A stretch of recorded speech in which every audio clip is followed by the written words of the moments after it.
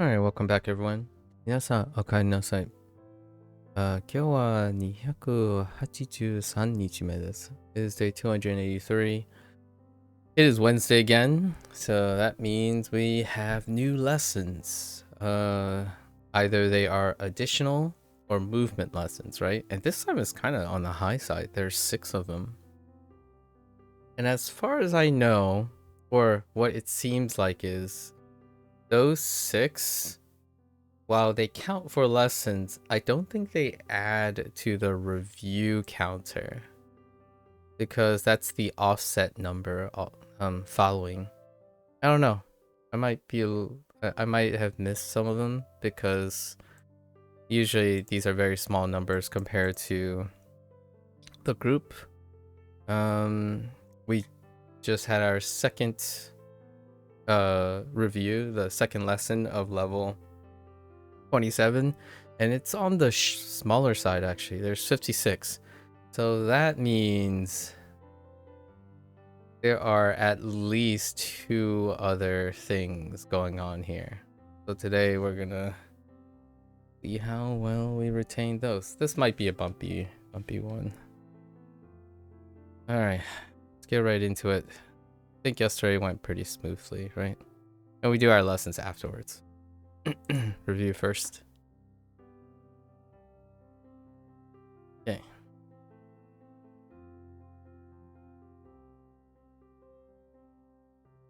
Rip. Wait, hold on. All right. I did this yesterday and I'm going to try to start to do this today. All right. So I see angry. And when I see angry,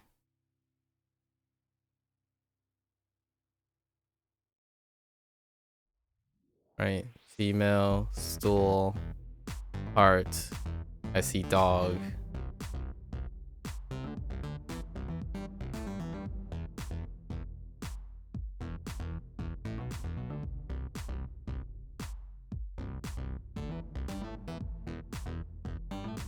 And I draw a complete blank. Okay. So where can I go from? I might have used she.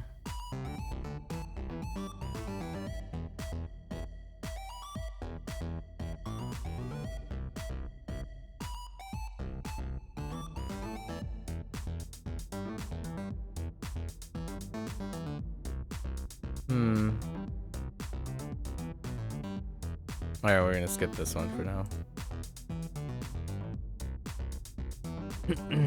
悩み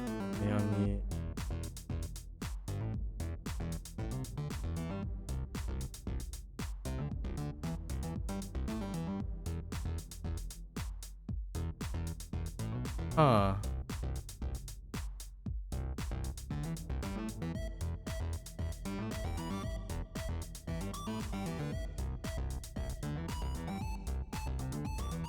This overlaps with something. I remember this overlaps with something.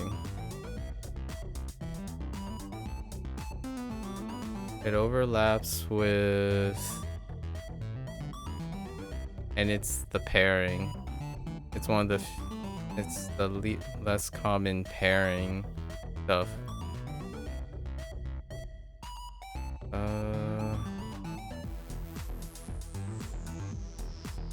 Oh, what is it? I had problems with this one.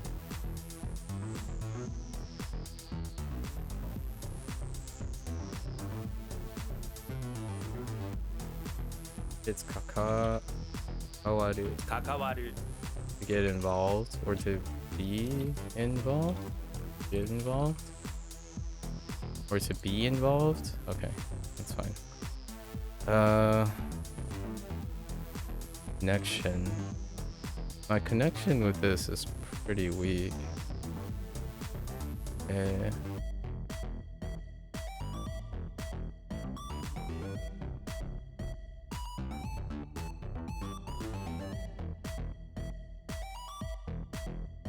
Hmm.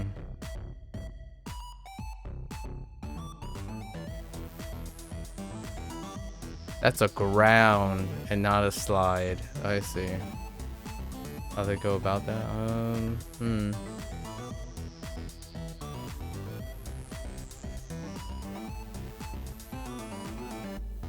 Okay. When I'm looking at that, I see the leader can find the connections of the thread. Those things slide into place.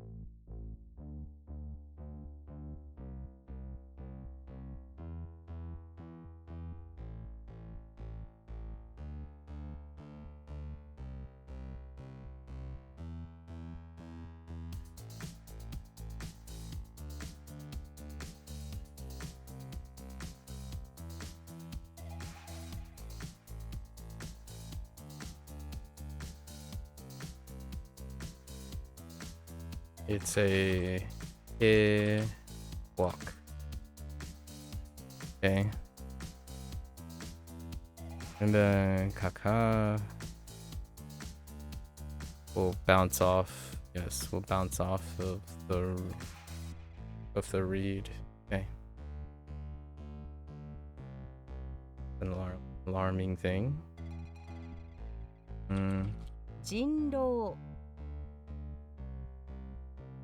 Oops. I mean, plural, not plural. Fine.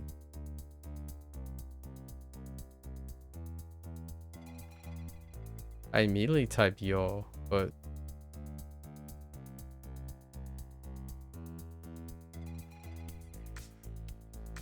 is it though?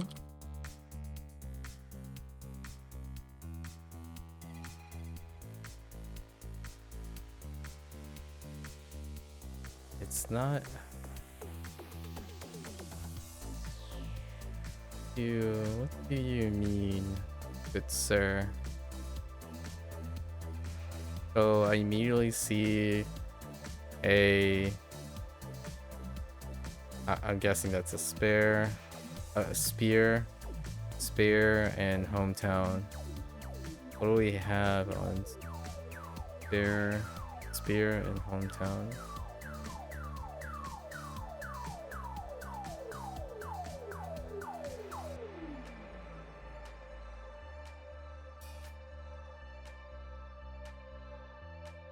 Context sentences good enough.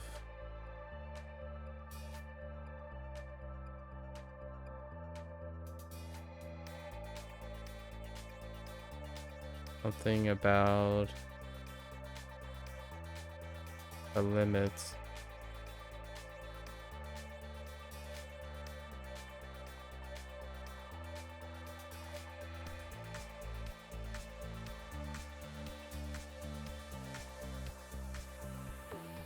Have character weaknesses.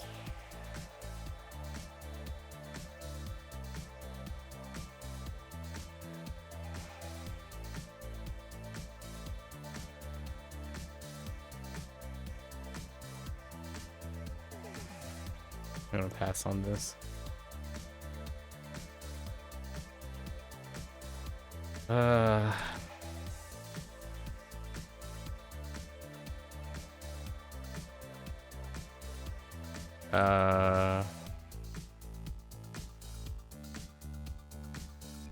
What?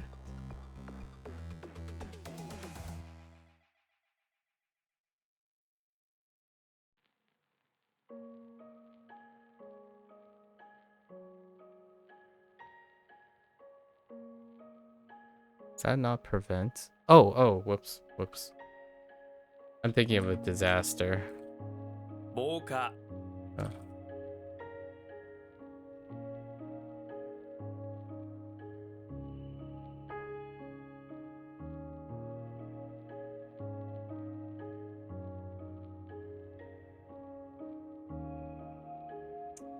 Heck.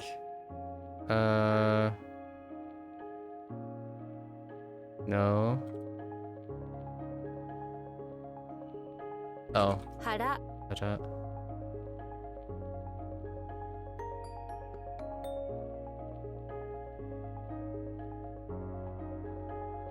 家庭教師 Kyoshi.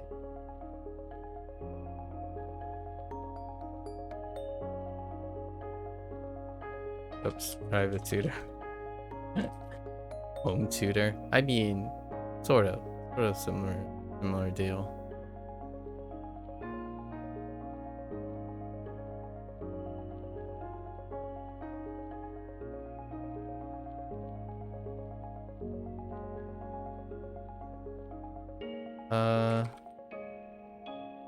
Ooh, wait.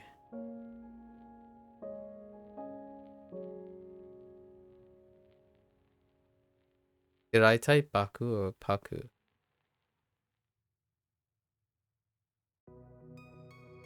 切迫 I typed Baku by accident.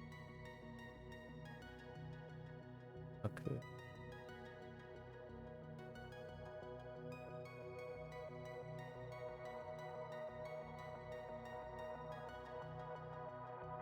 Wait, flood and retreat.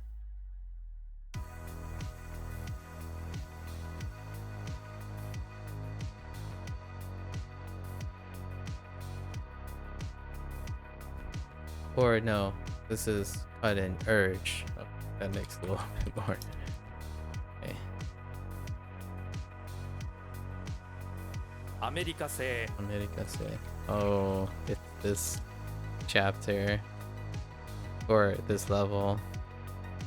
迫害 Nice.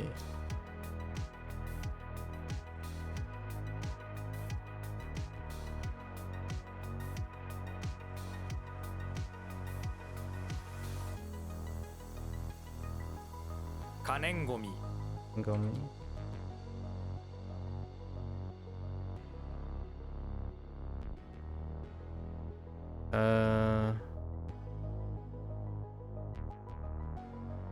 What?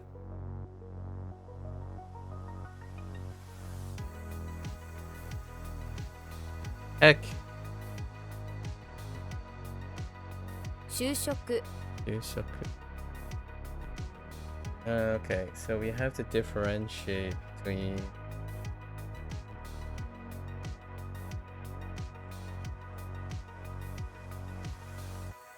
okay. Oh no, I don't have to think about this. 悩む Nayamu.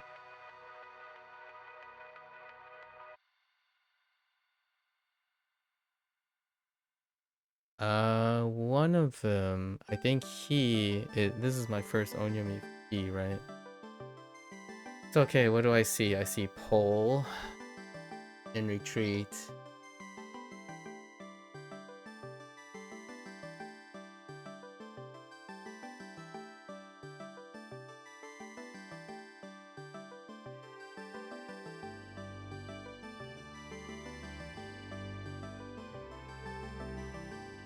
There was a lot of heat, so they decided to retire. It's something like in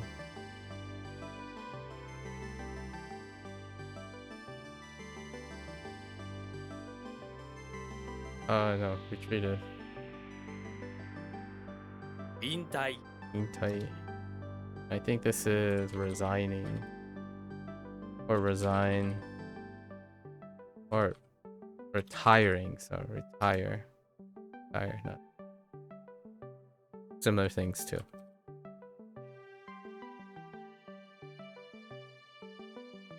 What? Oh, 制作 this.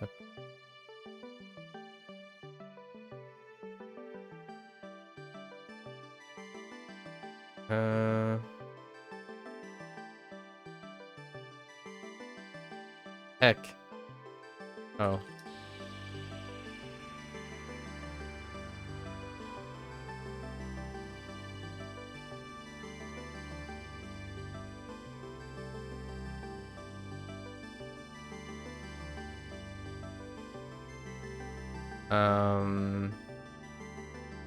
Yep.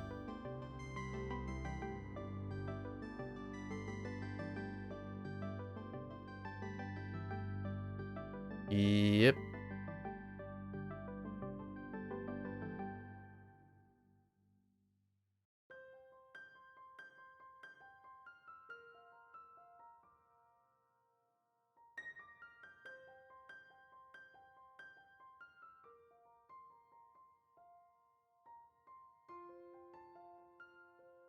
Alright.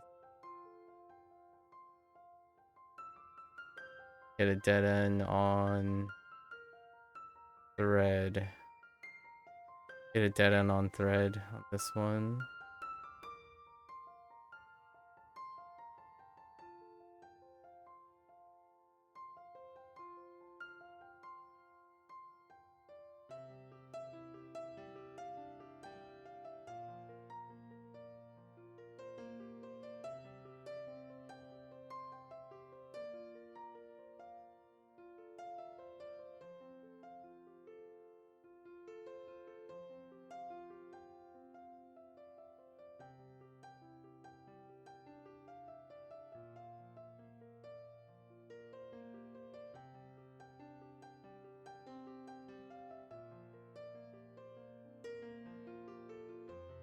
Oh, that's tightened. So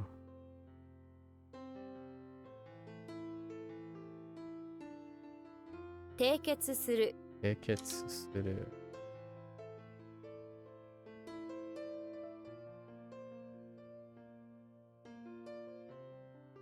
I like to solve, but to tie things up. How do you tie things up? To conclude? Okay.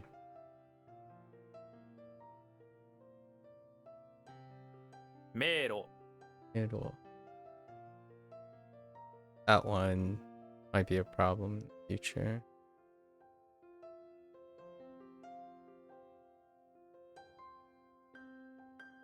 I recently learned the onyomi for that, and I'm not sure what it is at the moment. Or one of the onyomi.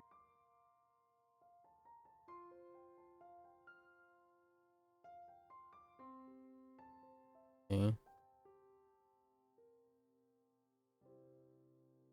Huh.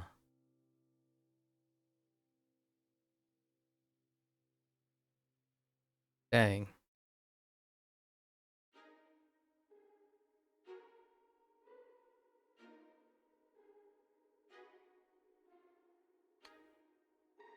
Hmm.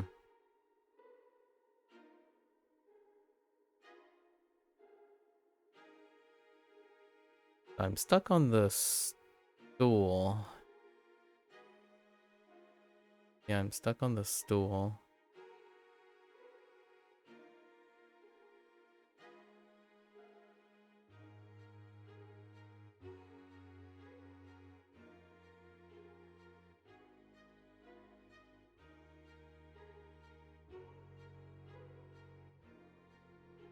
Don't think it's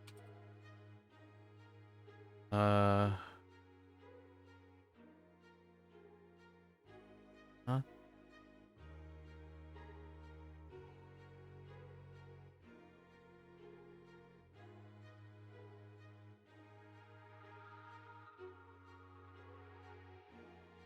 hmm.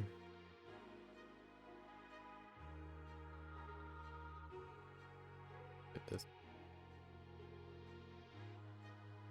日本製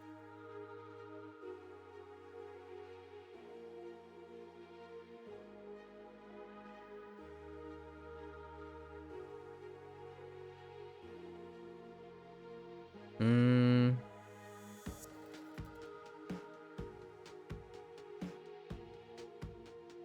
Oh man. The lost person. I mean, we're gonna write lost child, but oh, I think it's like 迷子 Michael.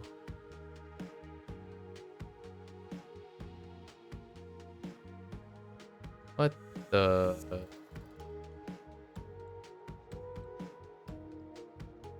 Oh, we're up to that for burning. Dang.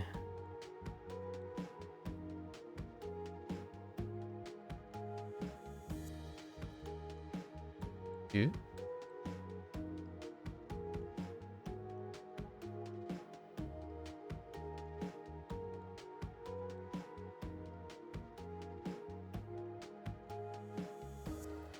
Studio show. Studio show.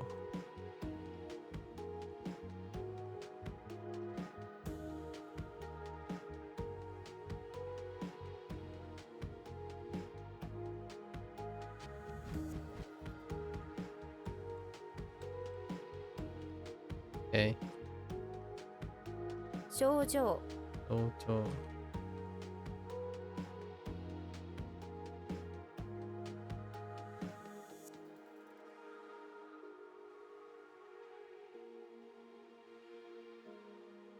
Oh, there, Danny. Hello, hello. The laughs, huh? How are you, Danny? What's on your mind today?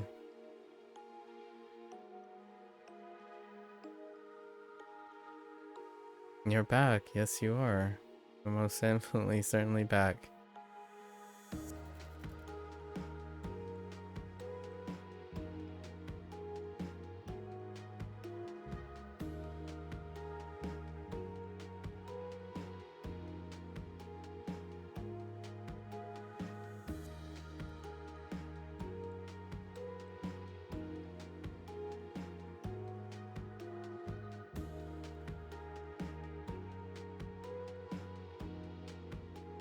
What am I doing today? Same thing I've been doing every day in the year of 2025, which is, I talked about that language learning thing before. That was before I started. I think you caught me when I was drawing. That's the month project. This is the year project. Now we're doing Japanese language learning with the cards, so to speak, the base rep thing. 迷う Oh, lost. Something about mayonnaise. You got lost in gorging. Oh, that doesn't work that well. Okay, I got lost in getting lost. Hmm.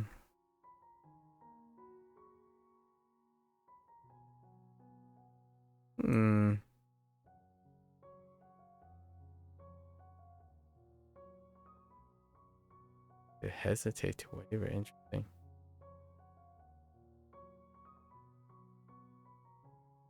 Okay.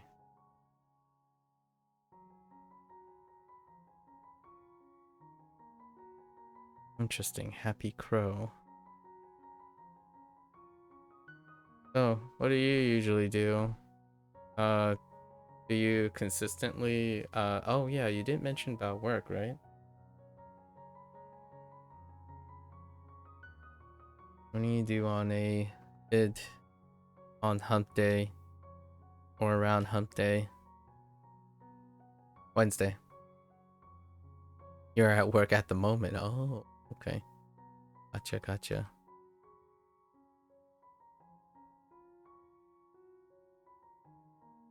I'm not sure if I ever got a response. Is your work related to what you're doing as a passion project?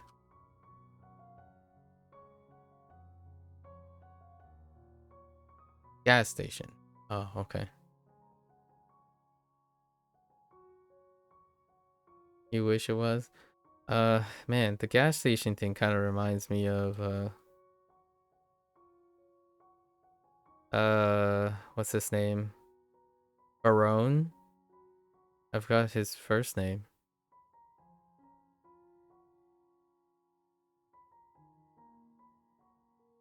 Concerned Ape. Eric. Eric is his first name. Eric Barone's story, where he like on the side worked while he worked on his Stardew Valley thing, but I think he was more like working and studying and doing that too while he was working on Stardew Valley. I remember reading the interview on him.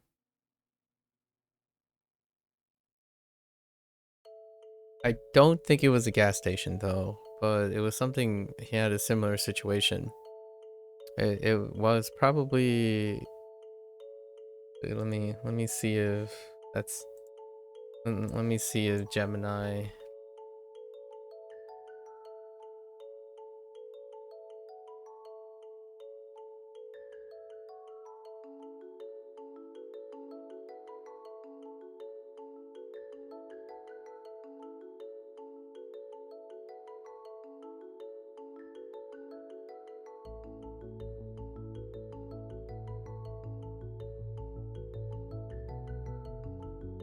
Yeah, he was a computer science graduate. He pursued that, and he balanced the.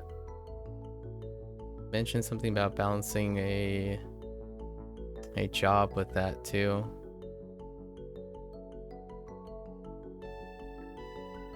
Beginnings, humble beginnings, right? Humble beginnings. My first job outside of my parents' restaurant was the bowling alley. No art today, it's afterwards. So you're a bit early for that. It goes in sequences. So when I was doing artwork, I already did this. I already finished this.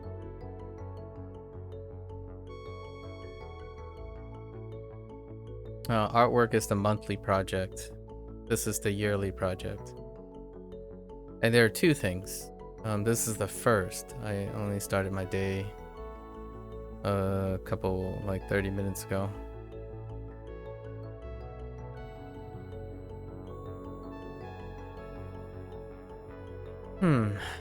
Oh. Moyasu. 燃やす Moyasu. Yeah, this is the main focus. Hey, how you doing? How you doing today? Daniel? 今日は元気ですか? Or Daniel. Oh. Daniel-san. 今日は元気ですか? Or 最近どうですか? Whichever one. Good enough. It's a formal way to ask like a stranger, right? Or 最近どう for something like casual. You don't really need the des. One was today. Daniel, how are you? How are you feeling today, formally? And then the other one was how are you doing, formally. However, they both kind of flex into each other.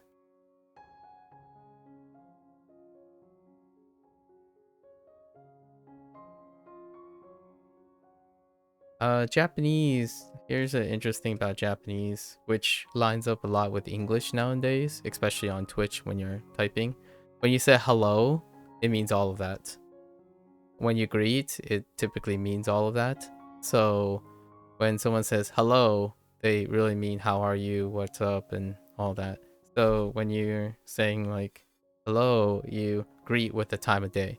So if it's in the afternoon, konbawa, right? Konbawa. And you address the person first. So Danyeru-san, konbawa, right? And then night morning will be ohayo, right? And that's it. That's what they do. They don't really exchange pleasantries. So asking the phrases that I used is when two people are already familiar with each other. But you can still use formalities to make it so that it's a little bit less casual. All of these things usually play in Japanese culture. In English would be lack of communication and lack of pleasantries to determine how strangers are. So when you say hello and you don't say anything else, then it's a lack of pleasantries that create casual or stranger danger kind of thing. Yeah, in Japanese, it's assumed. A lot of times when you're doing mannerisms and speaking, it's built into the way you behave. Keeping in mind that 99.9% of Japanese speakers and those who use that on a daily basis is in Japan. So despite there's variations in Japan itself, it's still far more homogenous than English speakers. Where English speakers, you're like, I don't know, we'll just say whatever I say and then we'll figure out later if you're willing to invest. Because English is, a lingua de franca. So whoever is behind the speaker of English has their cultural normities imbued into the language. So whenever I say, oh, hello is exchange, I'm referring to Twitch chat. Like very locally referring to Twitch chat. And even then there's variations in Twitch chat. In the world that I live in, the outside, if I go outside, it'll be hello, how are you? And there will be no response. It's exchanging, oh, how are you? Good, how are you? And then the conversation ends. That's where the pleasantries are, right?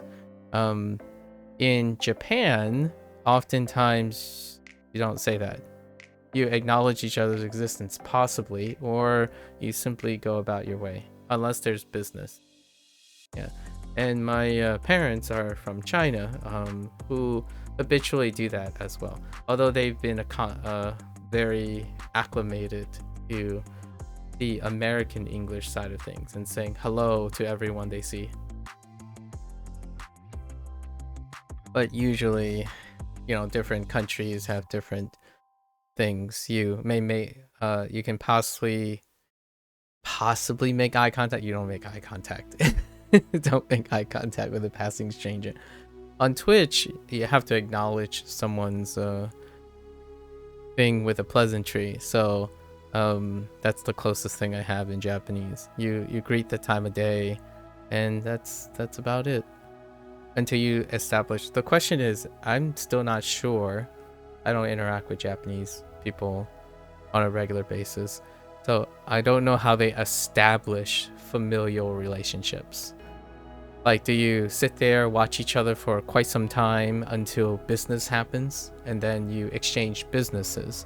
And what I mean by businesses is not like we're paying each other to do something, but like if something similar happens, like, oh, you played a video game, that person played the same video game, and the business is to talk about the video game, and then that brings those two people together, which is very much like other people on Twitch, right? So the Japanese lifestyle and culture, like the pop culture of Japanese style, has trended really well with the increasing behavior online, which makes Japanese very trendy.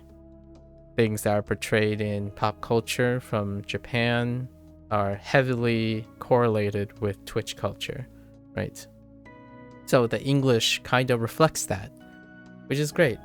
Saying interesting is something that I inherited from being like Chinese, and my interest in Japanese culture.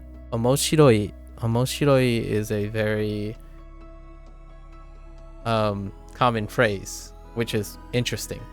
You can use that as a response to many things.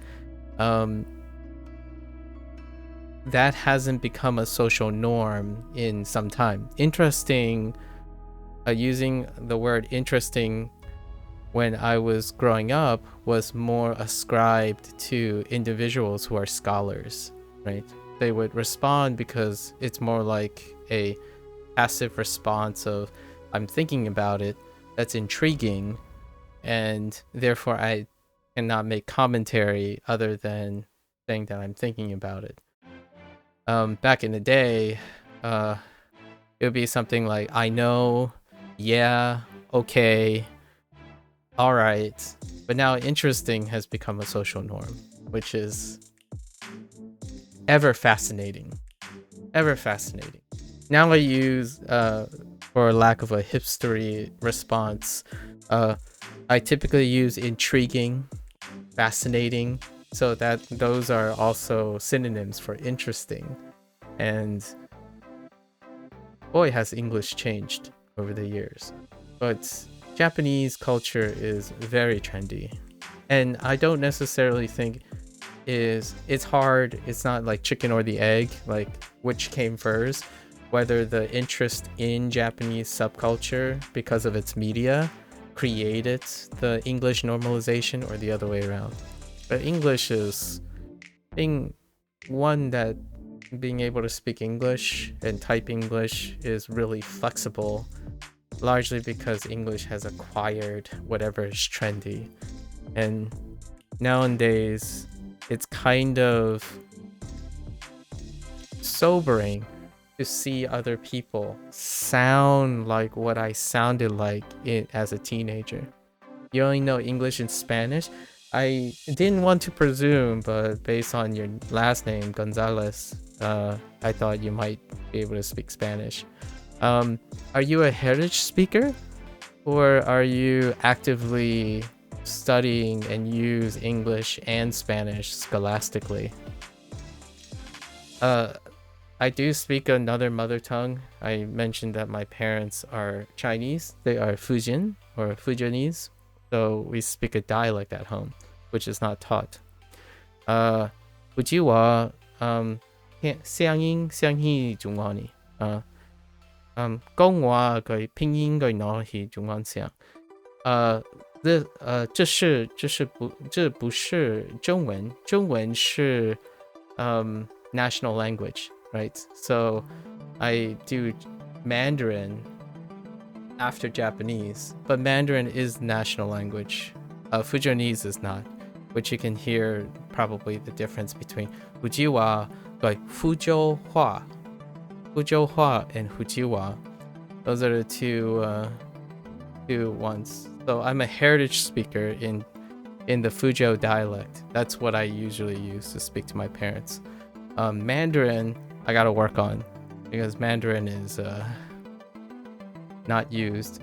And I grew up in most of my life, maybe 80 to 90% of my life, I grew up using English as the common language. However, it's obligatory to speak in my family in Fujianese because, except for my sister, I do have a slightly younger sister. We are English speakers. You grew up with it because of family. Okay. That's what I refer to as heritage speaking. I don't know if you plan on, say, for example, we talked about your work, right? With flowers. For example, what I mean by a non-heritage speaker is that maybe you want your show to also be in Spanish and have a Spanish cast because you use Spanish as a common language as well, which in the United States, for me personally, I'm not sure if you're in the United States, but for me, that's a very common thing. Spanish was my first learned language. It's kind of humorous to say that because I do have a mother tongue. You're in California? Oh, okay. I get it. Yeah. By any chance, are you around the San Diego area, perhaps, or Los Angeles? Posible, probablemente.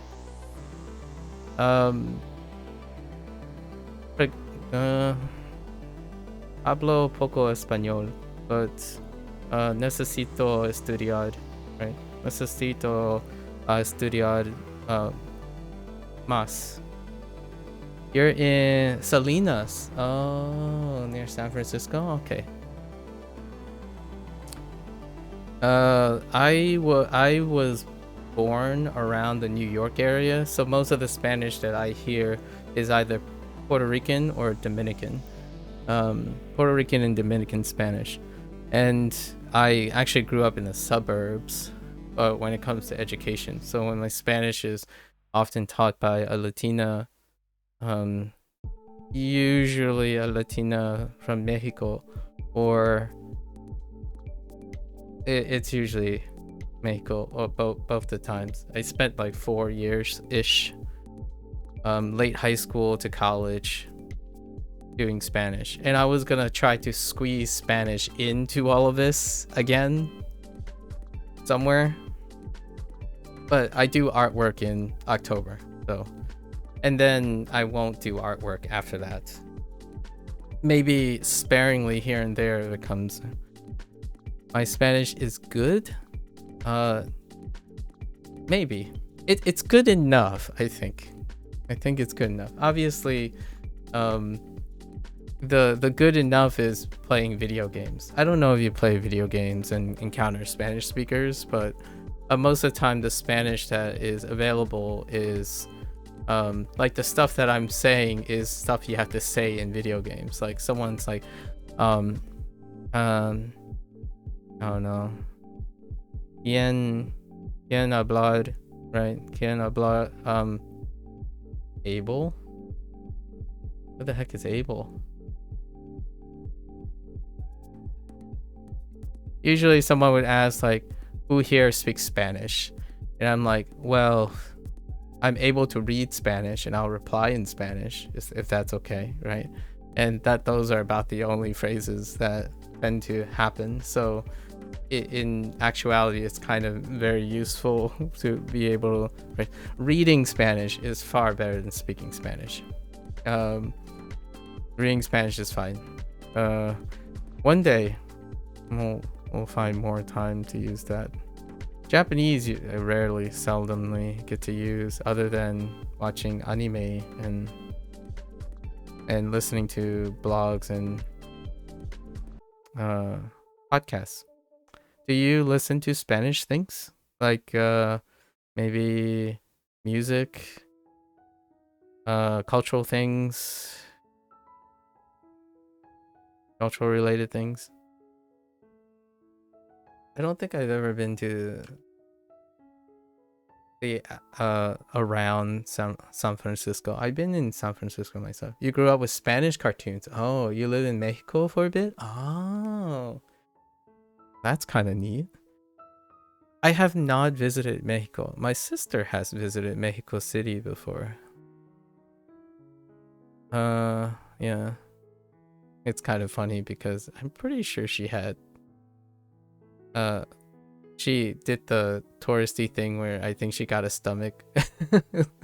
she had eaten something disagreeable, which is one of your like memeable situations.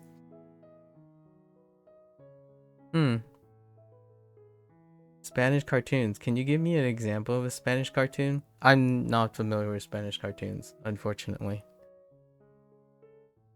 I do want to, actually, I wouldn't mind watching a Spanish cartoon. The closest thing are often Spanish American cartoons. So they would be like, they would throw Spanish phrases into the show. Like, for example, hear me out.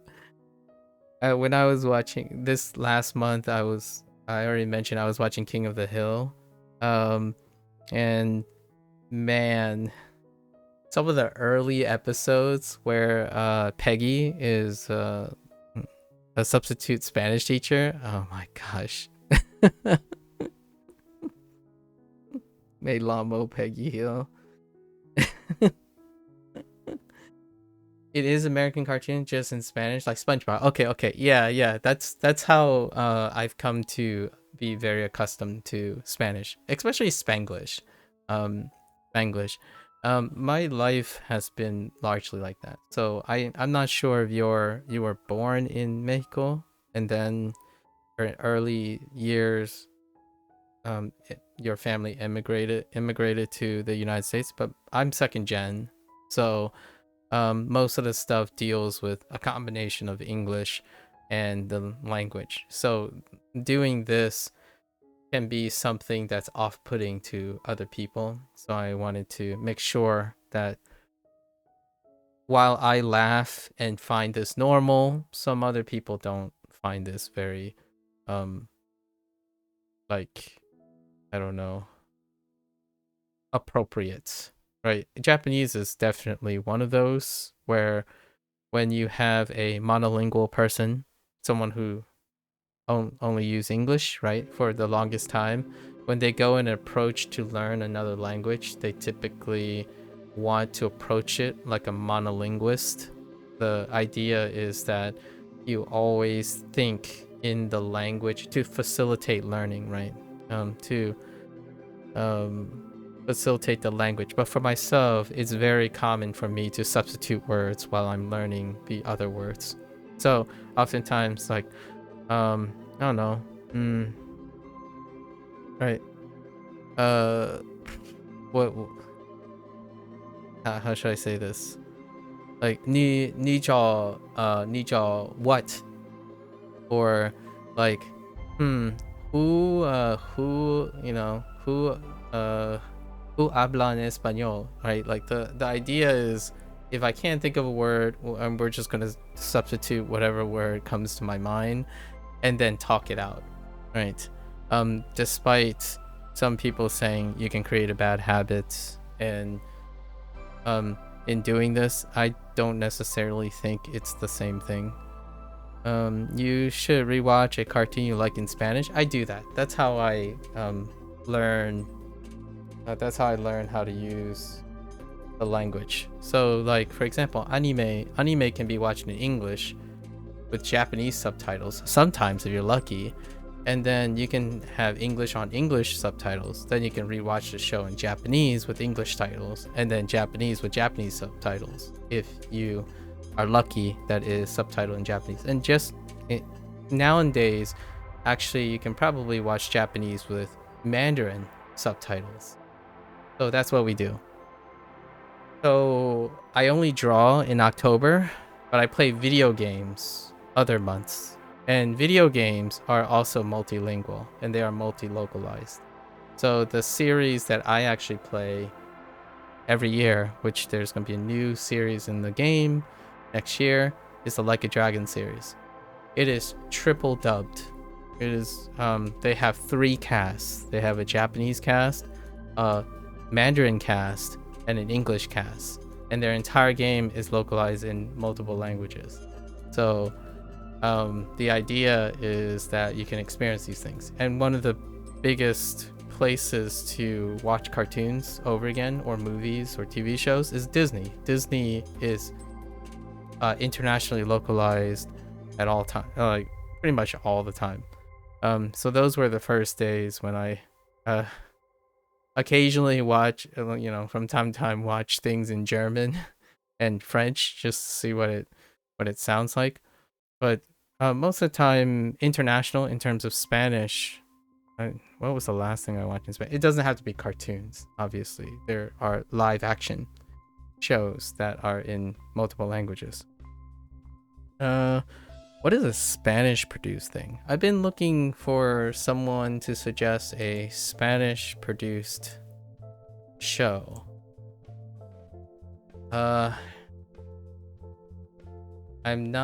It's not coming to me right now, so it's been a while since I have watched a Spanish show. The closest is Portuguese, which is 3%. El Chavo animado. El Chivo. Not sure, but I'll give that a watch. Oh, El Chavo. Sorry, El Chavo animado. Oh, that's kind of cute. Uncultured. Listen, fictitious. Oh, that's kind of cute. Interesting. First episode 2006, final episode 2014. Huh. I'll give it a watch.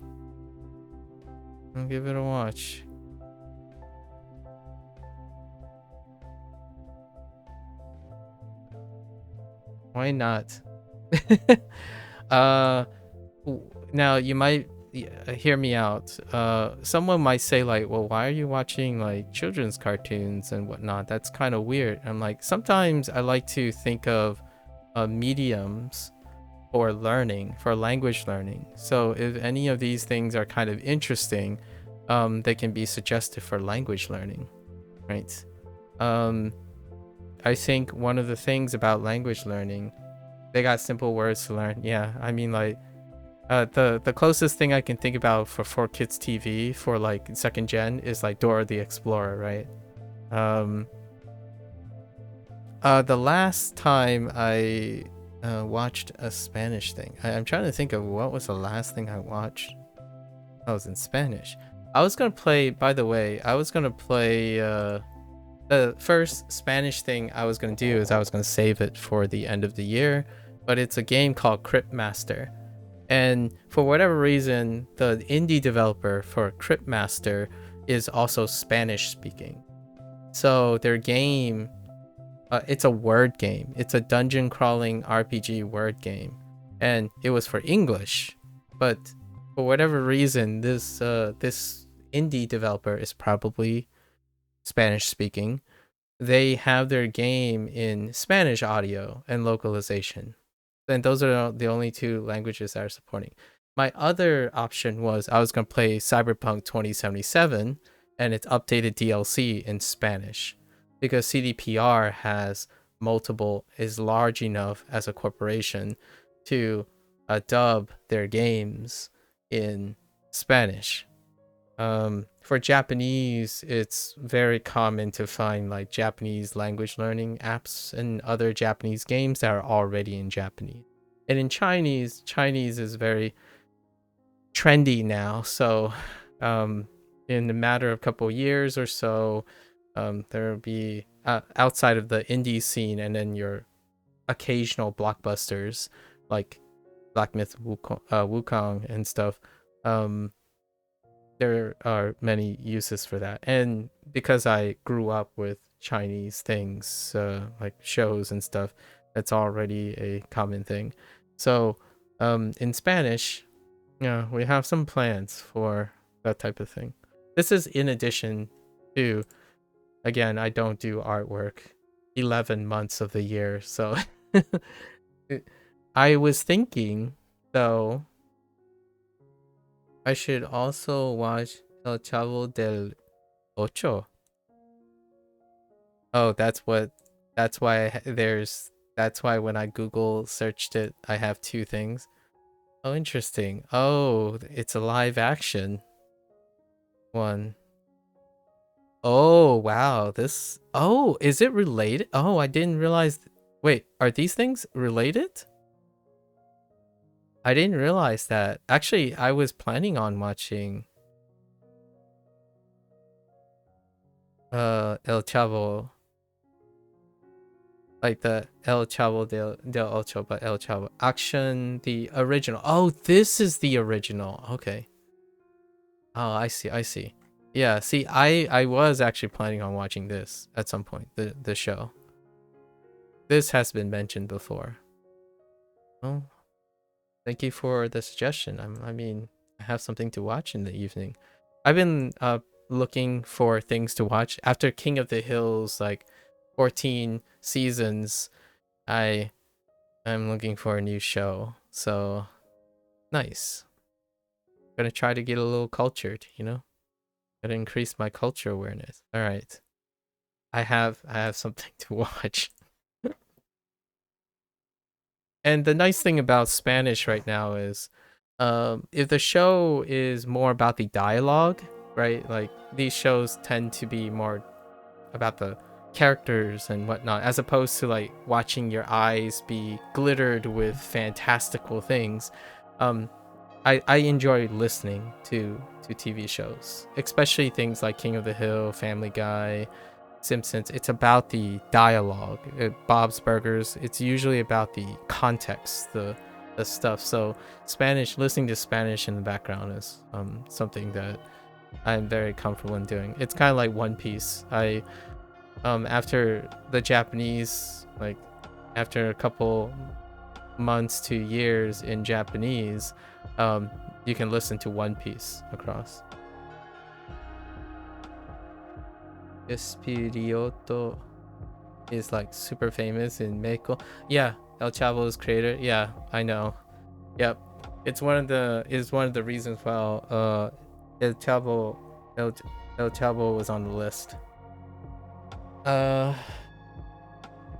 I try to at least watch like one thing from someone else, right? Like from other things, from other countries. I try to watch maybe one or two things to expand my culture, right?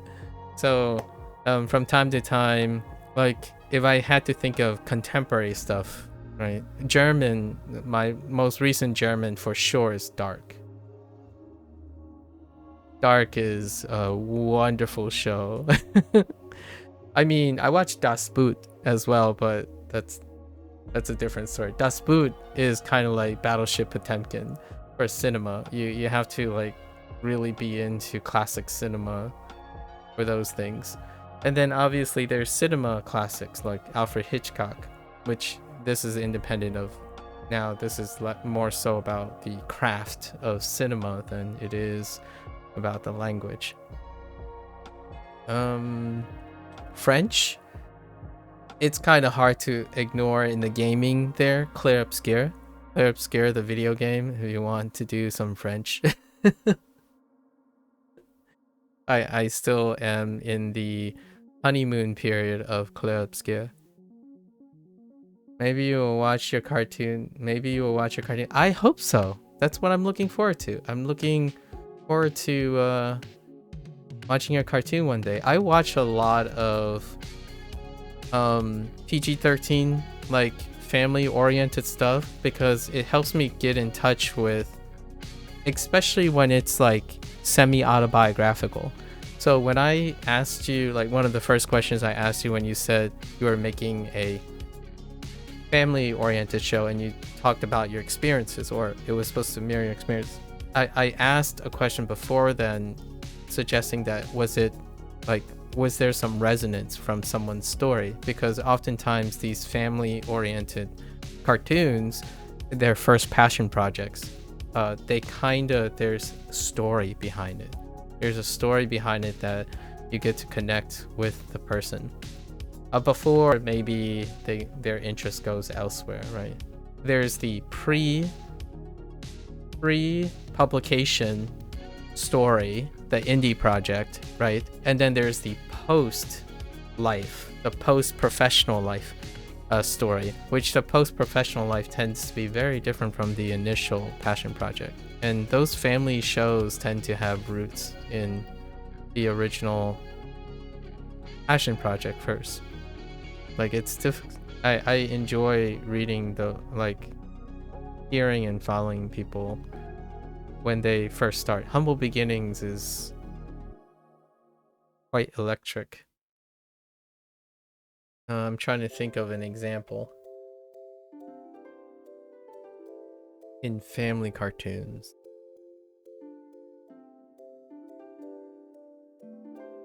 Oh, I'll have to get back to you on that if there has been a recent one. I think there's been a lot of revivals lately in it, which is what I mentioned 2 days ago, or when we first talked. There's an uptrend in family cartoons, just a lot of wholesome, overcoming adversity, coming of age stuff. Fetishes and I talk about coming of age stuff all the time. I watch a lot of movies that deal with coming of age. Like, just recently I watched regardless of what media said, I watched a Lilo and Stitch live action movie. I thought it was fine. Most of the criticisms is geared towards not doing enough, but I wasn't looking for not doing enough. I was just looking for that message that the movie communicated. It was interesting. There were some very interesting directions they took. And then I watched Blade Runner 2049, which was someone mentioned it because it's one of their favorite movies and whatnot, so I watched that. And then yesterday I watched The Naked Gun, which that has a different type of history. And wow, The Naked Gun was interesting. It's kind of like a slapstick. It's a slapstick comedy that was based on another historical. It's a reference to kind of a spiritual sequel to a very early comedian, American comedian actor. There was another kid that I know. We talked about watched this really interesting movie, 12 Angry Men, classic, 1957. Really, really interesting. And then we have, K-pop Demon Hunters. I don't know if you've seen K-pop Demon Hunters, but that would be like your current social standing, right? Computer graphics. A W movie, yeah, K-pop Demon Hunters. And then we watch a bunch of biopics because Fictitious also watches biopics. So watch a bunch of biopics. Biopics is also on the uptrend. I think it goes with the sentiments of biopics, goes along with family-oriented uptrend in cartoons, because they're talking about the current society and stable life. We're trying to find stability, and biopics tend to be about people from that era, like 40-ish years ago. You even saw it in Spanish? Yeah. Those are the movies that I would watch in different. I watched it in Korean. I don't know any Korean. I just wanted to watch it in Korean. Language, I'm not sure if you find similar aspects, but language, for the longest time, since I use more than one language most of the time, and the language that I speak at home, it's dealing with only listening. You can only listen for the things. I've always seen or hear language as forms of sound, like musicality of sound. So when I watch other shows and stuff, that is first before reading and writing and trying to make sense of it. It's more for the association of sound. So the musicality of language is one of the things. So when I listen to different languages, while I may not understand the language, it gives me different feelings. Like there's different accents and expression in the voice actors. The language itself inherently have some sort of cadence. While Spanish might not necessarily be a tonal language, there are tones in Spanish, and English has tones as well, but they're not used functionally for pronunciation, like of words and stuff. In Chinese, though, I've always thought, I've shared this a couple times already. When I'm listening to music, when I hear lyrics, sometimes lyrics can be very difficult to understand and whatnot, where despite knowing the language, like I still have a terrible time understanding English lyrics, because oftentimes lyrics are also a reflection of their time. So like, for example, if you listen to the lyrics of this day and age, like obviously we belong to different generations, but when you are listening to a music with lyrics that are of your generation, you can have contextual clues that can help you discern them and feel them out. But when you become out of touch with the lyrics and composition of the culture, musicality can unify that, like the idea of how the song sways and stuff. But I often thought that there's one that is seemingly everything sounds like gibberish, and that's Chinese music, especially Mandarin music. And the reason why I mention tones is there's a reason for it. There's a really practical reason. Chinese tonality affects pitch. So instead of like completely writing a song to pitch to the pronunciation of the words, they abandoned that.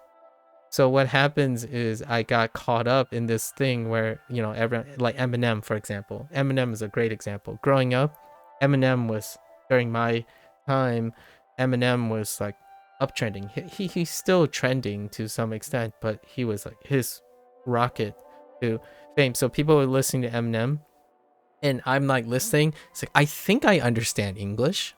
Like, and then all these kids, when they're like listening to the track, they immediately can like sing 2 or 3 tracks back, like the lyrics back, right? And I didn't get a single sentence or like a single thing. I'm like, okay, I think he said like yes and money a couple times. Like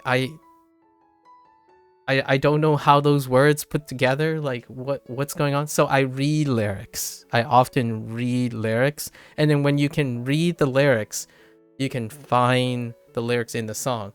But there are so many things that people do when they're like listening to lyrics, and they can do it so well. I can't, obviously, and that's one of the like the fun things about learning a language. And hear me out. How's this related to my Chinese thing? Because that's how I treat Chinese music and German and Spanish music. I can tell you how the song feels, what type of pitches are in the song. Like, did it pitch up? Was there a meter change? Did the speed, the cadence change? Did the percussion and the different tracks change? And did the person sing louder and softer and faster and more rapid, or their dynamic pitches? That's what I hear first. I didn't hear the language first. So ultimately, because of my way of focusing on songs, it takes me absolutely forever to figure out what people are singing in their lyrics. I bring this up because when people learn language, and they learn based on listening to songs, like one of their passion projects is that, oh yeah, they absolutely love anime music. So their encouragement and motivation to learn Japanese is to translate Japanese songs into English, like poetically in their own way, right? And my first thought is, I can't even I don't think there's any amount of studying, like I will try, obviously, but I think there's a very rare chance that regardless of how much I understand language, I can't orient myself to, or like it's difficult for me to orient myself into lyrics. Like to this day, when people like listen to a track and they just sing back the chorus, I'm like, I forgot all the words. Like maybe if the same 3 words were repeated next to each other, like I love you, like 6 times over in the song, I might remember that. Or the easiest way I can remember something is if the song lyric is the title of the song and I know what the title of the song I'm listening to, then I'll be listening for that in the song, so then I'll remember the song, like where it is in the song. But other than that, like We Are Old. Oh, so you feel the same. That's pretty good. I often feel like the other person that I'm speaking to are so much better at that because they focus on the context, like the song itself, like the actual words. People talk about how, oh yeah, this song, when that person said this, it felt good, and I'm like, ay, ¿dónde? ¿Dónde está? ¿Dónde está, mi amor? In the song, right? Like, I don't know. Anyways, I still feel the same about listening as well. Dialogue is a whole different story though. Like when you're watching a show, like a family show, and you're hearing conversation, that's where I thrive. But music, music still got nothing on that. Uh, here's one related to the Eminem thing. During Eminem's rise, maybe like a year or two later, what's his name? Sean Paul trended after Eminem, like sometime a couple years after Eminem, and when kids were singing along to Sean Paul, I swear they're just making up words.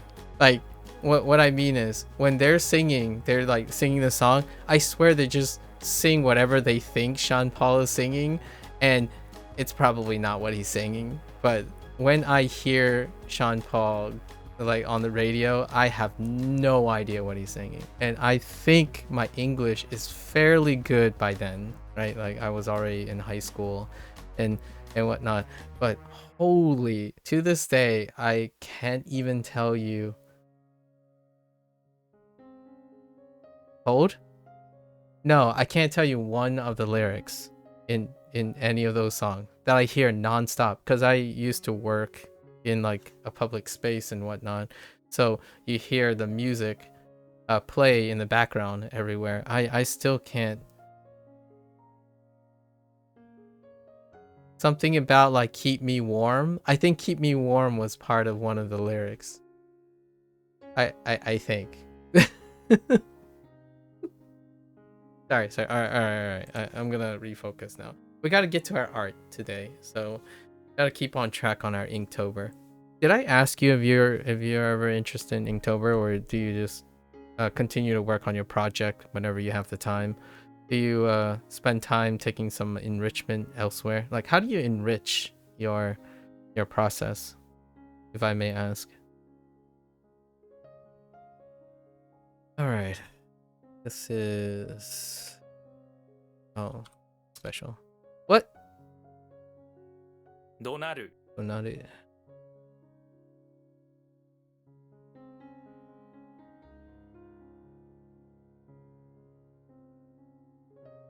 Okay.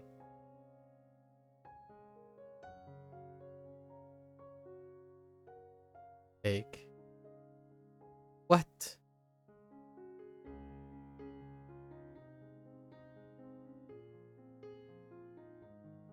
Okay. What do I see? I see I can use Meru. I probably did. And then that's accept. But it's a Jew. It's probably Jew.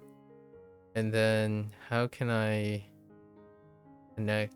Did I connect Jew? Meru.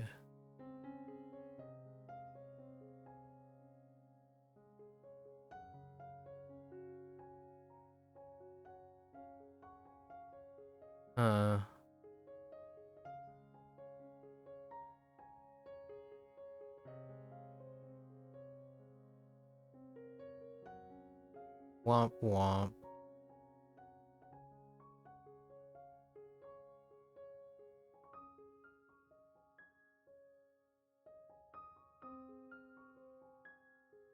Oh, wait. This is off of...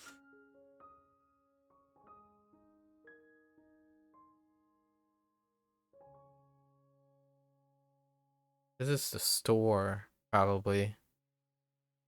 So to store it, something like Osa? Osameru. 収める Osameru. Osameru. Pretty sure it's store. Okay. All right. Let's do like our blank memory exercise. So, okay. I immediately see accept and meru. So, and then I see Jew. Oh no, it's Shu. Okay. That would explain it. The missing link is Shu.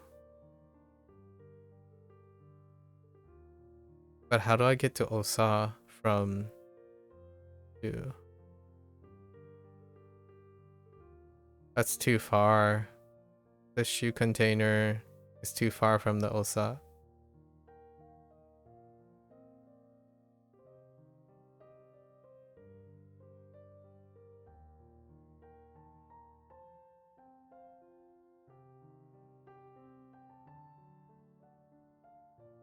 Imeru the osa in a shoe container. I think that's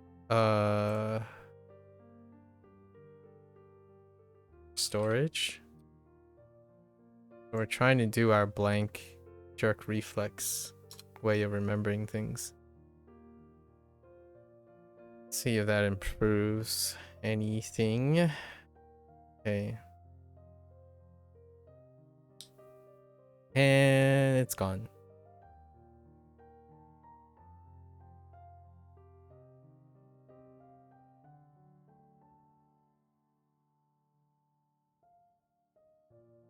Excuse me? No. Oh, no. It's just... Oh, what? Wait. Kenbutsu? Kenbutsu. Kenbutsu. What the? Kenbutsu? Discovery? Adventure? Oh, no. It's like seeing things for the first time. How do you, like, sightseeing? Okay. I mean, discovery and sightseeing are kind of similar. Koyo. Oh, yo. What? Oh, no, wait.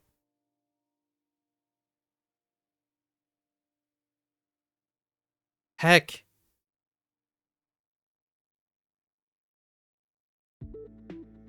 It's like public run or government business. Oh, government business. They're all very similar. Publicly run, the public is the government. The government run. And then government business is something that is government run.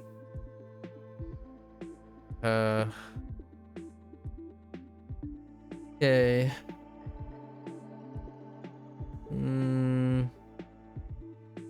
Oh man. Shokyu. So cute. Okay.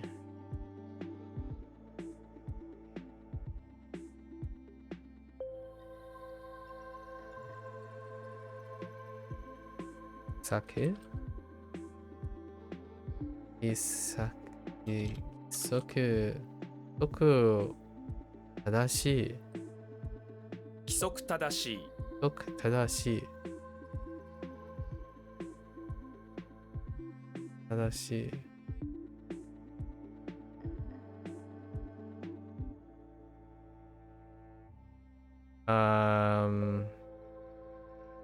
Standard, typical, rule, normal, ordinary. Oh, tadashi.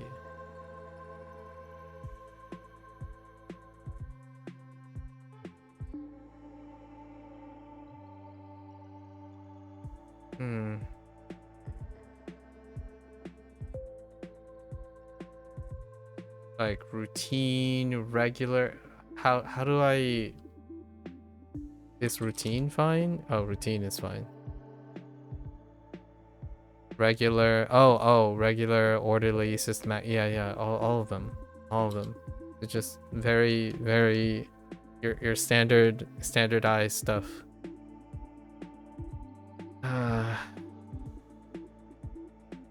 What the public say? What in the...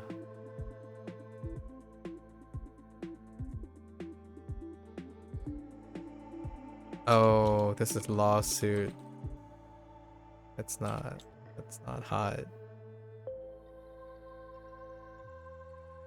Something changed about this one. I think it's the first onyomi for kumi. So something about organization, right? We did something about an organization. Soap.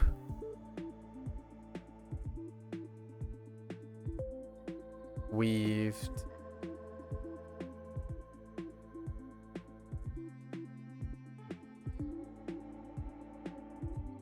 Oh, I remember the thing that we skipped. Yaro. It's actually rude. So, that's why I don't remember. Yaro is the thing, one of the first thing we skipped. Now that I think about it. Negative words.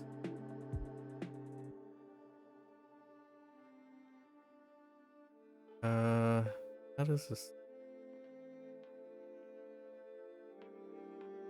Something about Kumi. I know.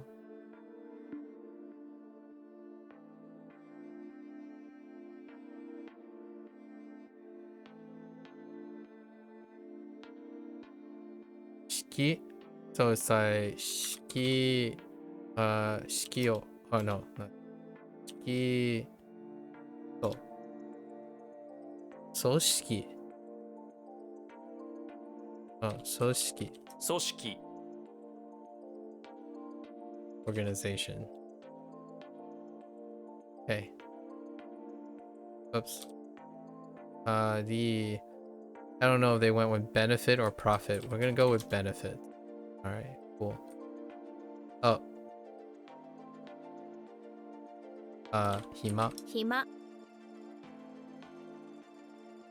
Okay. What? 製品 I thought it was gonna be pin. Dehi. I still don't got the pin and the H row, the ha row with the rendaku. Still kind of a mixed bag. What in the world? It's not me.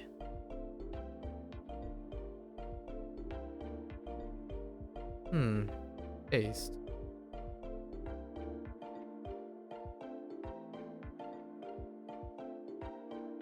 Okay.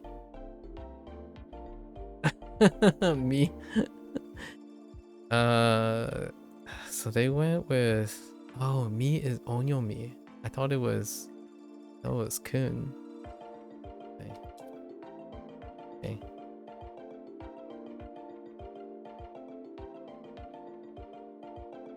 Oh no.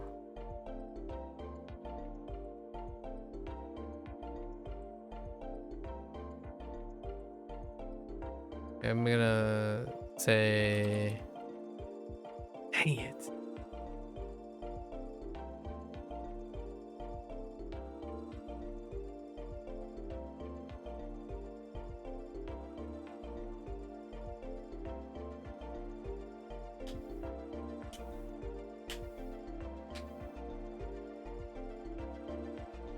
Pretty sure that's yaku.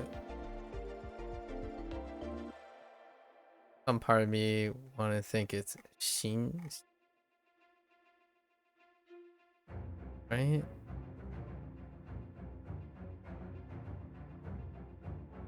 I wrote Ken right away.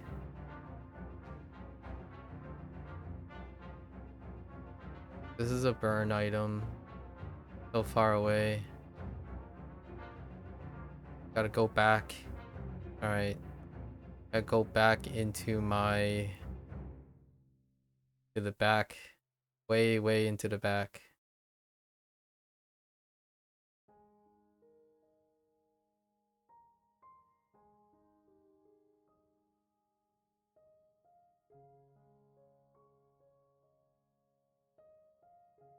Back.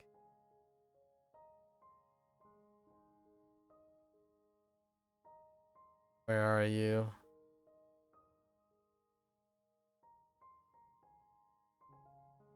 Shinyaku sounds...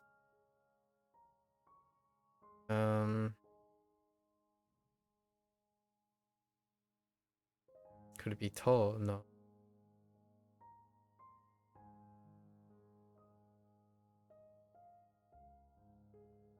Yeah, we have to go back to the... 呼ばれる 呼ばれる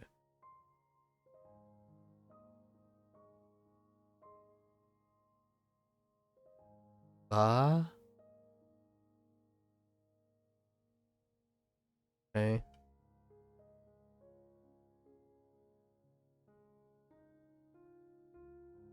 Yeah.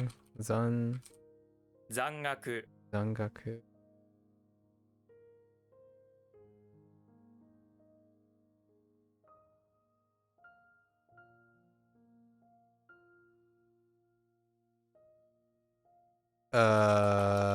Nope. That is not it.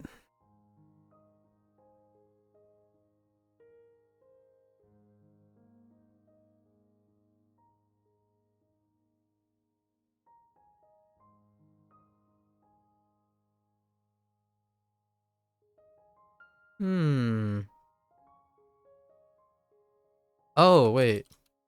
Oh, this is I wrote Atsu for dense, but dense. What the dense?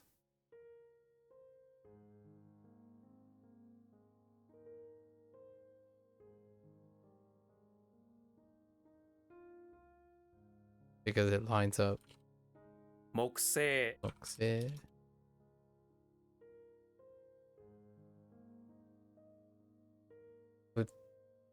Fudan. Futan. 負担 Dan. What the fudan? Fudan burden? Okay.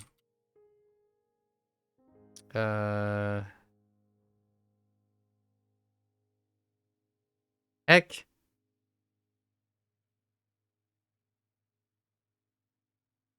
気持ちいい。 Chi.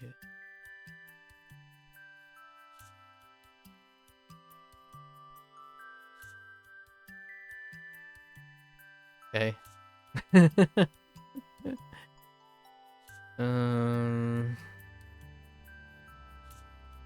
Heck. Heck. What the?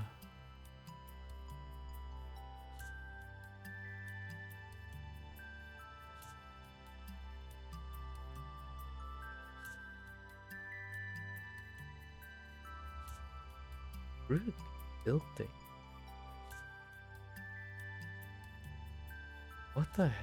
What the heck is it? How do I have root building?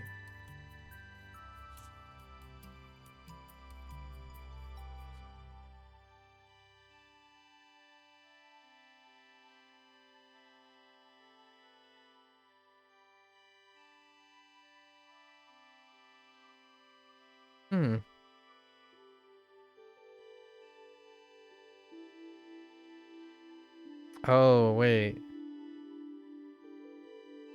This is Gen. So what did I think was Gen before? Yeah, this is Gen.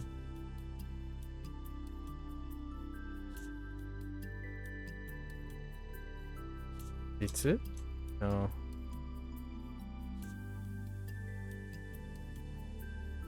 Dang you.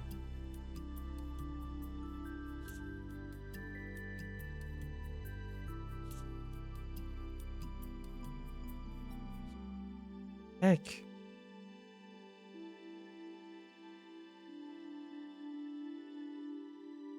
It's, this is definitely a burn character. Something about reserve. So standing, right? Standing. It's not the same as probably rank.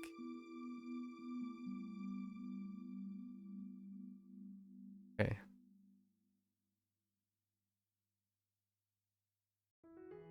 Okay. I see tie-in. Tater tots. See Meru.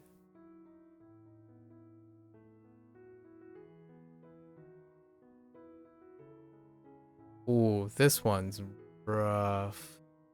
Something about making sure the tie-in it.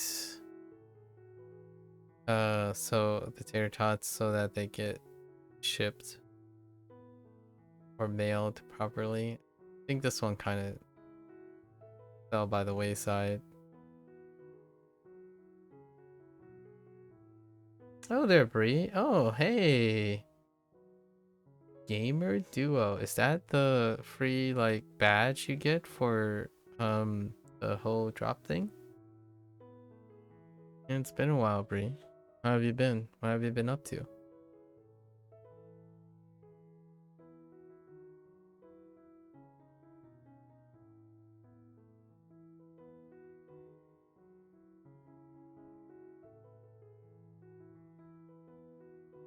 Oh, she. 閉める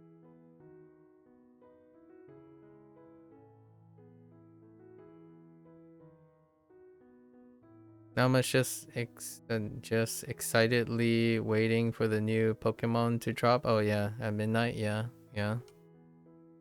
It looks like it did pretty okay. Yeah. The pre-release stuff.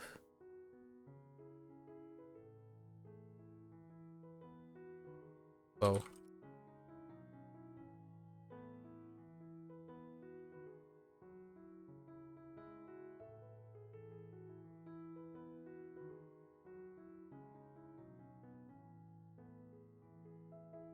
長崎県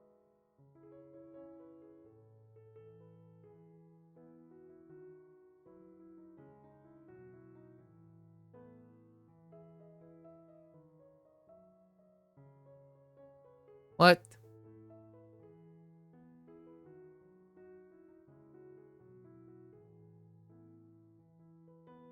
不規則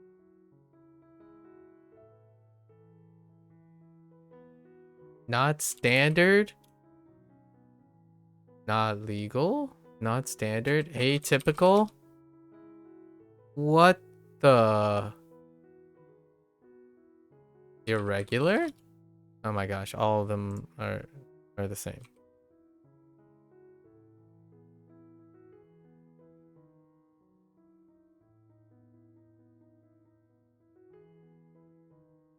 You watched a couple Australian streamers play the intro of it when it came out for them. Hopefully it's as fun as it looks.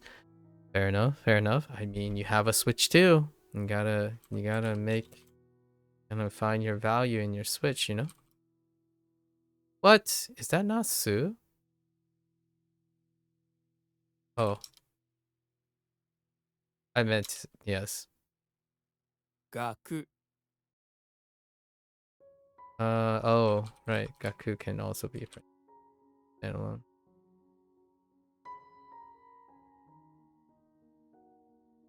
Paku. 圧迫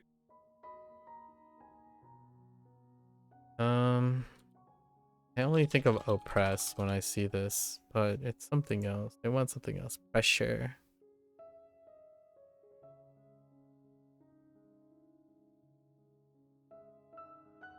Hmm.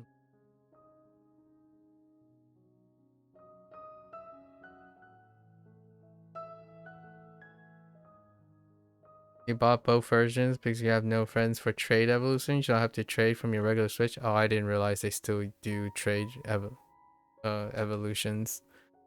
And yeah, Game Freak doing the double dip. Can you do that online though?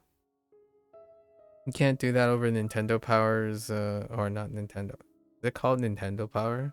I don't even know. Like the Nintendo Shop network thing. Like just business transaction stuff.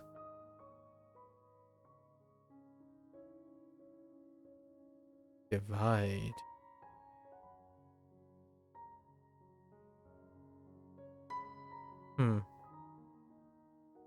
Yeah, I see divide. Divide is not doing it.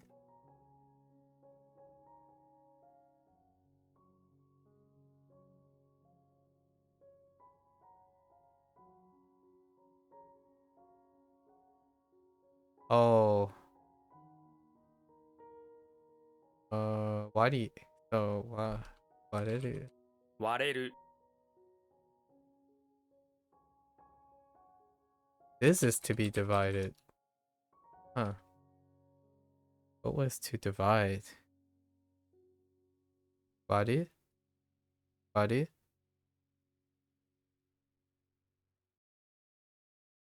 Yeah, probably. Nintendo Online you can trade, but if you don't know the person, you can't guarantee they'll send the... They have to... Yeah, there's no guarantee. You're already a bit miffed they disabled the ability to turn off autosave. Could potentially lead to a lot of shiny fails while shiny hunting. You mean like there's no agreed transaction for both ends? That's interesting. I figured there was like a... I'm not sure if you ever... I don't know. This is probably unfamiliar to you. But in Steam Marketplace, there is these types of transactions.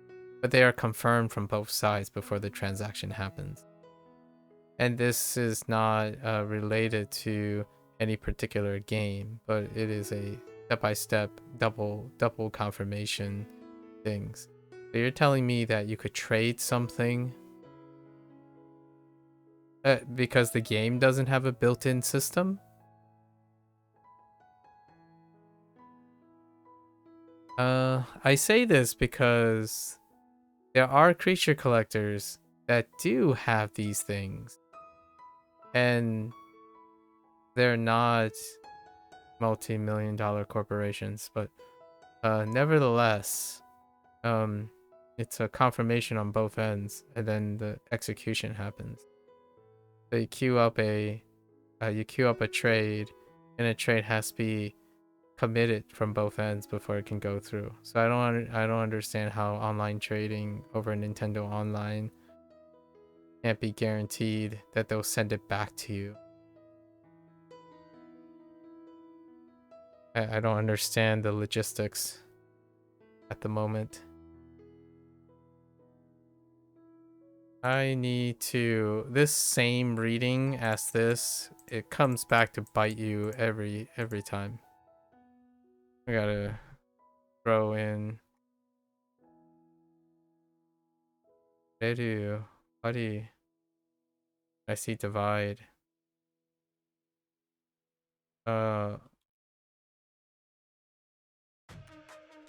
It's Redu to see Wario divide up the spoils.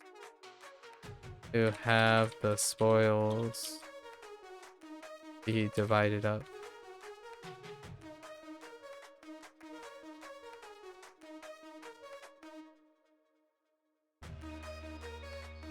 And hear me out. I'm not actually saying that Nintendo's incompetent. Or not, well, it's not Nintendo. Oh, you know what? That might be actually the reason. Because Game Freak isn't Nintendo. That's interesting. There might be some legalities involved in that. Now that I think about it. I hadn't considered the idea that there isn't a Nintendo Online trading infrastructure for Game Freak games.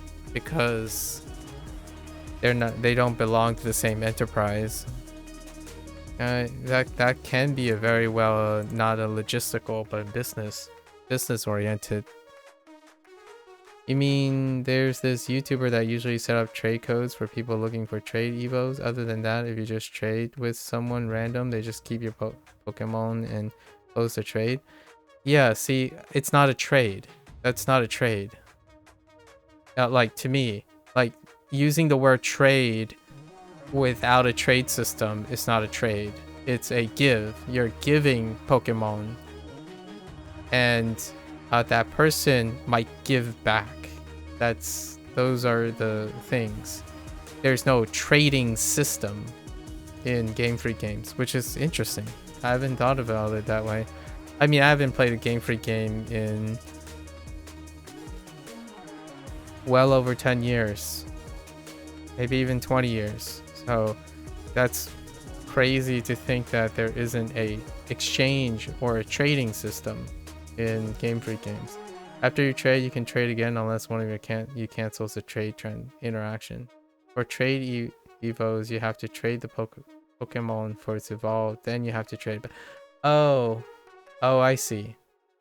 If they cancel after initial, you won't get it back. Okay, I see. So they still do that way. They still do that thing, the exclusivity, retention in terms of exclusivity of the versions. Man, 20 years and that hasn't changed. Double dipping. Sorry, there is a trade system. Like you were describing what's outside of it. I forgot that you want the thing that is having. So you're talking about trade evolutions specifically. So there is a trade system, but there's no trade back system for evolution trading, which is a business move by Game Freak, and still is, it seems. Wow, that thing still holds true, huh? Intriguing. 20 years and they still do the trade evolutions exclusive one way. That's intriguing. I guess at this point it's practically tradition. Huh. It certainly continues to work.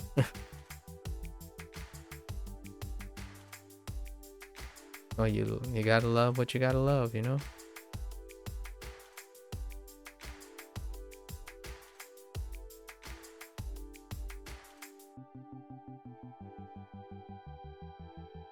Why do I want to type Kiseki? Kiseki. No.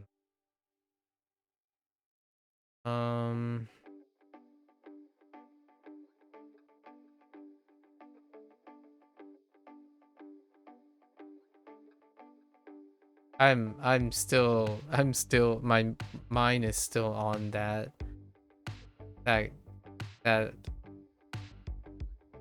trade evolution thing.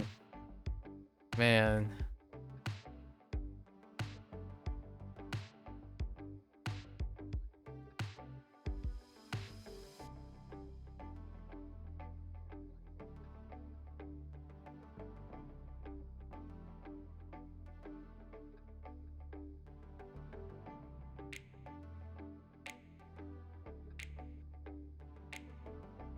I'm actually kind of in disbelief right now.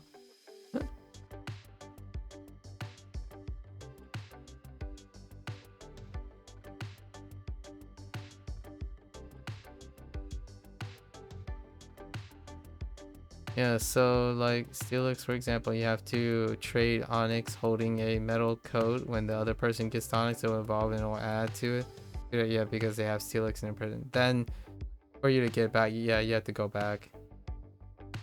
Yeah, I know. Yeah, it's the same deal. Same deal since red and blue. It baffles me to this day that still exists. I'm kind of curious what the developers' commentary on that is. Yeah, it's crazy. Wait, this is Junbi. Because that's not key. Junbi suru. So why did I think this was key? Junbi suru. Oh. Wonderful. We have to go back to Jun. Alright, so what was key? What am I looking at key? Oh, no. Shu. Oh, yeah, I was thinking. Okay. Oh. Oh, I see. Huh. I should keep mental note of that. Okay. I'll work on that in the future.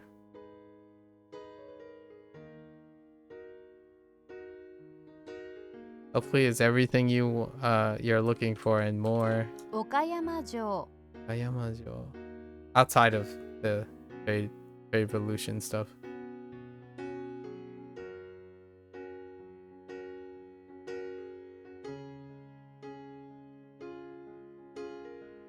Yeah, I genuinely have very very little interest in Game Freaks as a corporation and developer. I don't know if you are aware of this, but it's kind of like Milk and Hold Milk situation, or the MSG situation or something like that. But Game Freak is not part of Nintendo. I don't know if you're like someone who's come to that realization for some time. It's kind of like when people think of Coca-Cola, they think of Pepsi and Coca-Cola constantly being together because they're mentioned together all the time. But Game Freak and Nintendo are two separate things. Hence why Pokemon Go and all those other things are like negotiated differently. So whenever I think about Nintendo Online, the thought that I was having on Nintendo Online, I had to take it back because I was like, wait a minute. No, that would that can produce legal precedents that they have to sort out between Nintendo and Game Freak. So Nintendo Online is owned and run by Nintendo. Game Freak games are not solely run by Nintendo. Their investments and stuff can, like, having an online, like the Nintendo Online store facilitate something would be kind of silly. Not that I'm saying this will solve the trade revolution thing. Clearly there's a trade thing in the game. The idea is that you're circumventing having to double dip in using their double dipping strategy for multiple versions for collection. That's rough. To me, that's rough. Not that I'm engaged in most of that. That's kind of like playing a gacha game where you hope to collect all the characters. Honestly, if I had to think about it, not to downplay Pokemon. This is kind of downplaying Pokemon. Just for that very trade revolution thing, for collection things, I'd rather just gamble on gacha.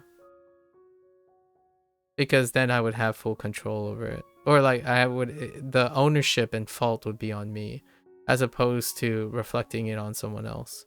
So if someone like cheats you out of a trade revolution, it will remind you of how cynical and greedy and selfish other people are. At least when I fail, this is like silver lining, very thin silver lining situations. At least when I fail gambling on something, or this is not an excuse to go and gamble on gacha. The idea is that someone isn't betraying me, a system is. And then the thing is, it would at least not pave poor expectations of humans. Like the system is unfeeling. Like gacha is unfeeling, right? It's a probabilistic thing. And then in order to make it blamable, people attack the people who set the system, right? But when I think of Pokemon, then it's even more personal when someone engages in a trade between people who like to play Pokemon, and you like to earnestly think there are generosities in gaming community, which is probably still true, but that one situation can completely pave the cynicism of a person. And I think it's probably even less so now than it was before, right? Like what I mean is, back in Red and Blue, I can see the times that was pretty cool. It was a camaraderie thing. Like it kind of, you have to be next to the person, have your Game Boys ready and whatnot. But nowadays, I almost seen this is again the cynical side of me. I almost see that it's probably more common for people to just run off with the Pokemon than anything. And that's not great because I don't play Pokemon games or Game Freak games, and I also don't want to cater myself to that cynicism. But at the same time, it's so difficult not to think about that. I had a conversation about this with someone yesterday, and I don't think I'm going to be that person I will ever be talking ever, like, in the near future, because I think that person is that type of person where they view only cynicism in other people, and that's to protect themselves, right? It's an excellent coping strategy, and I agree. It's an excellent coping strategy. It mitigates all sorts of loss. It also trades off the capacity to trust anymore as well. I was trying to say that yesterday, but instead, that person accused me of not empathizing and sidelining their own grief and abuse, while also constantly sidelining my perspective, but saying that they're not trying to. That's kind of how I feel about the situation regarding trade evolutions and what you said about, they can cancel the trade transaction. It certainly speaks volumes about a community when you have to consider these things. You don't want to, in my opinion. Like, I don't want to hear that, but I also know that it's true. Like, it's bound to happen at some point. See, the other Pokemon Legends game added a very useful item. You think it was called the link cable or linking cable, and basically if you used it on a Pokemon that needed a trade evolution, it would evolve them without needing to trade. Oh, and then they would remove that item in this new Legends game, which is very oh my. So they did experiments with a workaround. You're not making a great case for me to want to be interested. No, I'm kidding. I don't own a Switch 2, so I haven't been invested in Nintendo things I haven't ever been invested in Nintendo things. I know a lot about Nintendo, but wow. They removed wasn't it a success? I imagine the link cable or the linking cable thing was a success, right? Imagine removing, devolving features is incredibly unpopular. But then again, Nintendo, like, Game Freak isn't Game Freak, so wow.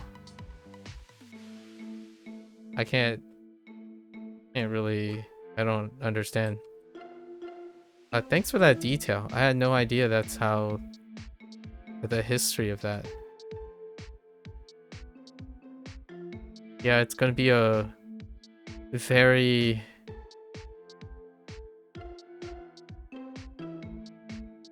commercial open opportunity if you'll ever see me stream or share content that's owned by Nintendo. That's I feel like it's kind of already fairly tough when you hit like Sega, Capcom and stuff, but Nintendo is like an entirely different monster. And what I mean by monster, not in a bad way, but like it's very complicated. When it comes to commercialism and stuff, anything tangentially related to Nintendo, Game Freak again is still a separate company from Nintendo, but those things are very difficult, like business-wise, legality-wise. It was very popular, but then again, it was only available in that one game. Okay, they'll release other Pokemon games since then, 2022, and none of them had it. People were just holding out hope that they added back because it was another Legends game. I see. I wonder what the developers' commentary is on that. Like, I imagine then eventually the developers are gonna have to answer that question, right? So it'll be interesting. When the game is released, maybe a week down the line, the developers will obviously get asked that question, and it would be really interesting to me if I was invested, right, in the Pokemon games to see what the interviews say about it. Like, what was their idea behind removing something that was already in a game series?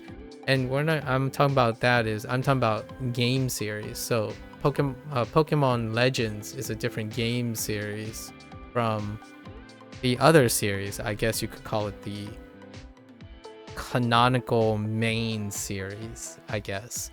That's kind of like One Day Like a Dragon, right? There is a essay on this. It's called like, what is it?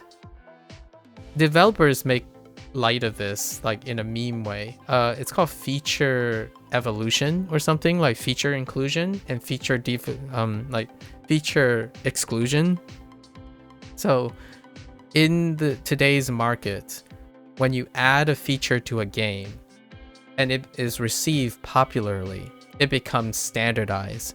So when your next game in a franchise, in a series of a franchise, if that feature is removed, it's often seen as an unpopular move. Now, the one way to negotiate that to your community is that, oh guys, the feature's coming later. We didn't have enough resources. We want the game to be released in this state. Hopefully the feature will come out in the future with more interest, right? But generally speaking, it's I forgot what it's called now. There's like internet lingo now for it, or industry lingo for it, where when a franchise, if you're starting a franchise, and then if that franchise also have different series of that franchise, they have standardized features. All the good ones tend to stay, the ones that are received, so they are the minimum expectations moving forward, unless there's a very great reason of substituting, like they introduce another feature that became redundant with the previous feature. Otherwise, bad features, if they experiment, they don't have to, persist in the game. So, like for example, Sega, if Like a Dragon, the next Like a Dragon game, if it suddenly loses, here's one that's kind of contentious. Like a Dragon series added an English voice cast a couple years back, right? It was met with mixed feelings, but it also exploded half of its audience. Like, what I mean is it recruited another like 30 or 40% of people, because there are people who don't understand Japanese and prefer to listen to English, right? And then the Japanese people are a little bit miffed. The English speakers who only prefer Japanese are a little bit miffed, but they still have it. That feature still exists, right? And there's contention in which like, oh, but if they separate their resources, then that means maybe the Japanese will suffer for including the English, or resources could have gone to other things. But the thing is, Sega, in my opinion, was successful because they still managed all the expected features while adding on a new feature. So now, if they ever take away the English audio, which did happen, it happened for Persona 5, the Phantom X, because it was being developed and managed largely by a Chinese group. And the Chinese group decided not to add English audio to the Phantom X. And Persona games are the reason why this is related to the Sega thing is because Sega Atlas owns Persona. Persona games are commonly double dubbed. They have an English cast, which are incredible, as well as the Japanese cast, and it is missing. Like I almost like did a bad thing. It is missing. So that's how I feel about what this is happening here. It might seem like a minor thing, but the idea is that if they can do that, they can unilaterally do other things. Like, oh, instead of having trade revolution, they can remove the whole idea of trading altogether and make it so that in order to get things, you have to sync up the two versions, as in you have to buy the two versions, sync them up and do exactly what you do. If they find out that most people just buy both versions anyways, I feel like that would be how the marketing worked for Game Freak. Like they're looking at it and say, huh, actually most of our audience, when we survey them or something, they just say they buy both versions anyways, even if they have friends or don't have friends. So I guess it wouldn't matter if we added this anyways. That's how I feel business would go about to lead to a decision like that, to overlook a decision like that. And to me, that's very sus. It's kind of sus. However, it's not necessarily pointing fingers right at the business. It's also pointing fingers at, like, it's a collaborative thing. It's both the consumer and the consumer demonstrating that, well, we gotta have more Pokemon. And it's negligible if there's trade revolution or not in a system, right? Interesting. Or at least that's my thought about it. Well, this legend game is much different than the other one. This one heavily focused on battling trainers and battling others, so maybe they just figured since it's much more people-centric that the link cable wasn't necessary.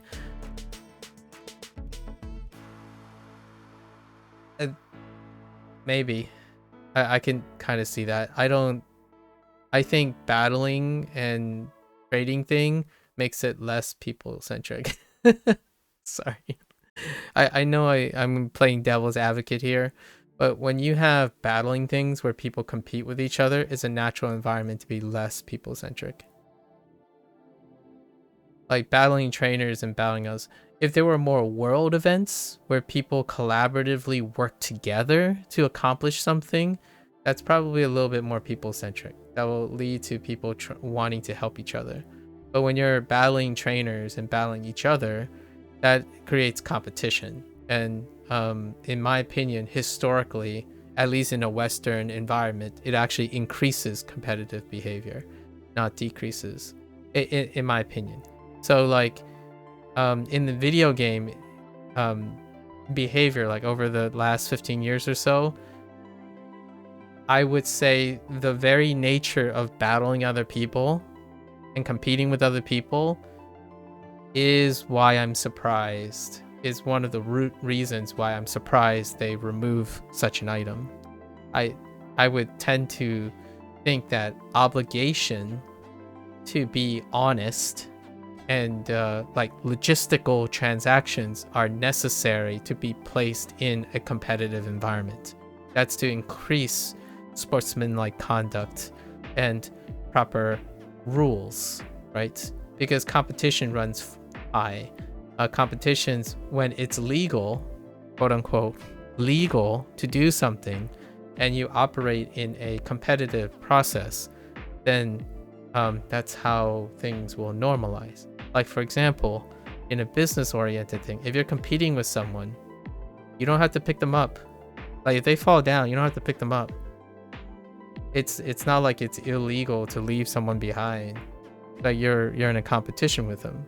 So to me, I think the whole battling PvP thing is one of the reasons why video games have become less people-centric. I think there are exceptions to the rule, though. There are places where exceptions to the rule. I think I don't necessarily think they're in video games. But if I had to choose one, FGC, the fighting game community, possibly would be a great example where maybe battling others and battling trainers fostered a more people-centric thing. But the FGC is outside of the games themselves. I think the games themselves foster toxicity.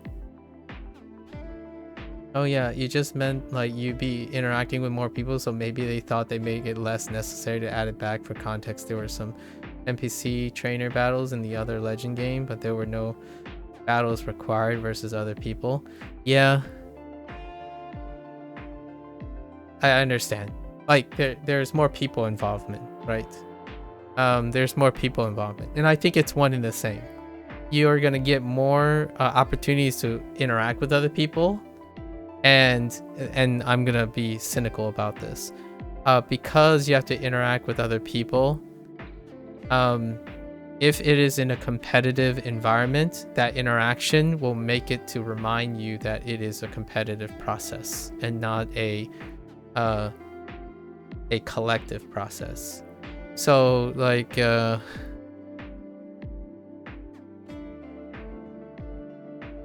Overwatch is a great example. So Overwatch is a team game, right? That's what you want to think. Or Team Fortress, for example, is a team game. But over time, the team aspect, it still occurs. So you might be able, hopefully, you might be able to find pockets of community that through the interaction of battling other people or competing with other people, that you'll find those groups. And I hope you do. Like streamers, vlogs, discords, I think they coexist. So I'm not saying it's one or the other. It's not zeros and ones. Like everyone's going to do this, everyone's going to increase it. But we're talking about rarity, like how the frequency. I think the trends overall is that when in a competitive process, oftentimes people who play video games, the vast majority of individuals would choose themselves in a competitive process, like solo queuing and stuff, and thinking that they're the best and carry, despite an entire game built around team-oriented competition. So hopefully I'm completely off the mark, and this new game makes it incredibly people-centric, right? Or camaraderie. I don't people-centric. Both things are people-centric. Competitive games is people-centric, and non-competitive games are people-centric too, right? Yeah, that's my thought. Like Overwatch, for example, despite all the toxic, despite it being a team-based game, the people who play in the teams, the vast majority of individuals would go at it for their own glory than like focus on an objective, right? If the objective is to get a payload to the end to win the battle as a team, the vast majority of individuals actually choose to act on their own because they are competing for something. They're competing for their own individualism outside of it. Here's one that I think is probably going to think of it this way. Maybe they're thinking about the Japanese audience. And I feel like potentially I don't know the Japanese audience, but I feel if it was in a communal environment, right? Like, so we're not talking about Americans and Western environment. Maybe outside the other worlds, you know, the other cultures, other colossal groups, large groups of players like Chinese, the Chinese audience or something, perhaps that's not true. Since I don't play among Chinese audience, like for example, League of Legends. League of Legends is a team-oriented game. And despite always in that environment, there's a really maybe contrasting difference. I don't know. I haven't played in like the Korean side, the Korean servers or the Japanese servers, but in the Western servers and even the European servers, regardless of how much team-oriented it is, even in despite of victory, they often choose to individualize. And I think that's both good and bad. for whatever your purpose is, right? So it's neither good or bad right now. I don't think trading evolution is necessarily a good or bad thing because I don't really know how it impacts people's experiences. Like, my first thought is if I play a Legends game, I would, if I'm like say streaming a Legends game, my first thing was like, I'm not doing any trade evolutions because that's already autocomplete. So thank you, Game Freak, for your wonderful game, but I can't use these things because you're asking me to buy the game twice. And I don't believe in that marketing. That would be like how I would rationalize it. You know, Occam's razor. Just cut it at the bud. Like this is already complete. Those trade evolutions, they don't exist.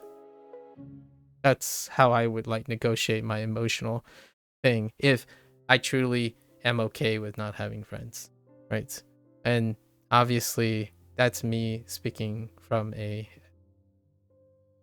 not a Pokemon fan per se. So a Pokemon fan may say, oh, well, I need to collect everything. So then you buy both the games. And I think that's where they're going for it. I'm not entirely sure they were going for the idea of camaraderie at the moment. I look forward to hearing, if you like keep your ears peeled, Bree, I would love to hear what the interviewers like. I have to imagine people who interview the developers are going to ask, so why did you remove this? And I would love to hear what the response is from the developer. They could give you any response, but if it's your response, then we'll just have to accept it as truth, right? Like, oh, you know, we believe that our community are filled with loving people who are incredibly communal, and that's what you want to believe in. And I do. I genuinely do want to believe in that too. Yesterday I had a very abrasive interaction with someone who's doing exactly what I'm doing. And I was in your position where you try to look at the bright side of things, the positive rationalization, and I hope that is true. That's what I hope. And then I'm offering like a different counter example, right? Yesterday didn't go that way. That person suggested that I was telling them how to live and how to think when I'm offering my alternative perspective. I didn't actually tell them what I believed in. I was trying to tell them what happens, right? When I played Overwatch, that's what happened.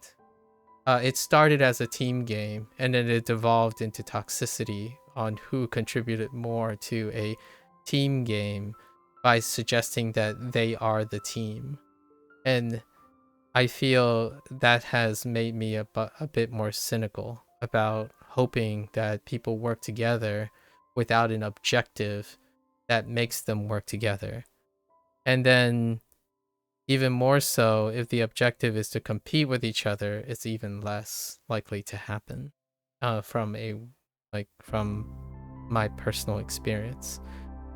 Games like Subnautica, Terraria, Stardew Valley still can experience competitive, suspicious, deviant, not like competitive behavior, despite having no components or very little components of competitiveness. So interesting. Let me know how you ended up so how do you do it on one platform? Bree, do you like put in one version of the game and then you queue it up from your save file of one version of the game, and then you log into your other game? Like, then you put in the other game, and then you take that, and then you just swap games? you boot up separate games, and then they just take the code. Is that how you do it? I'm a little bit out of the woods on how one person with one account. I'm guessing the two games have two different accounts, or like the games aren't attached to a profile, so you can use one switch and you can queue up something and then just swap the game title and then do that. Is that how you go about it? I don't actually know how Nintendo works. The closest thing I can think of is switching profiles or something. But I imagine Game Freak's games are like just save files, different save files, and then you can use the Switch 2 as a vehicle to asynchronously trade. I thought maybe you need both things to be active at once. Like back in the day, you would need two devices as well. I doubt that's the case now, right? You don't need two devices to execute a trade. I can only imagine how crazy that would be. Have people to need two switches and two versions of the game. That would be a little preposterous, considering how rare Switch 2s are.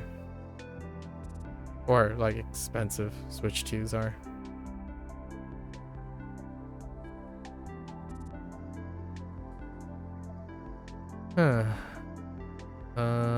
This is different. You're different. How are you different? Early retreat. So like leaving early, that had something to do with... No, I think that's still the same. 相対 Okay.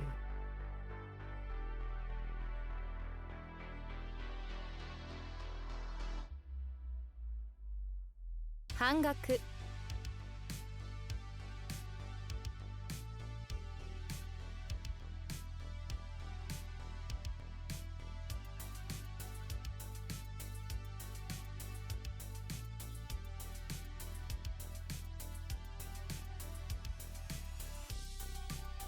Why are you a blank?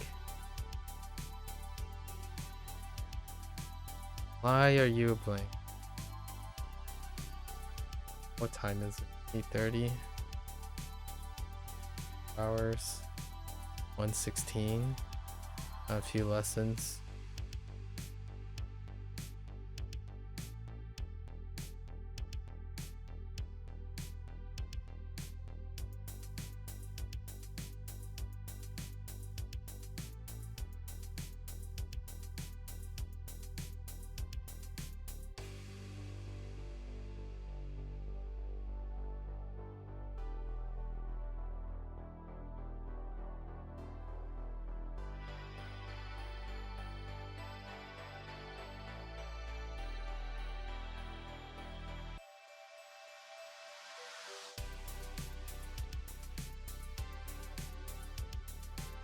Body.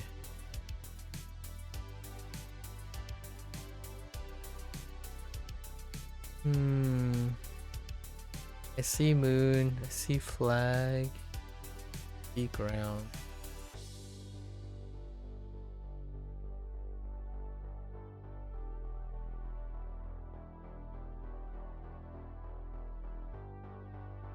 This is shoulder, right? Shoulder.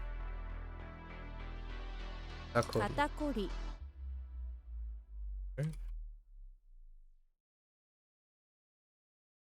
Stiff shoulders.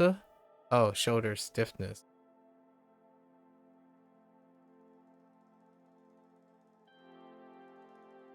How am I losing kata?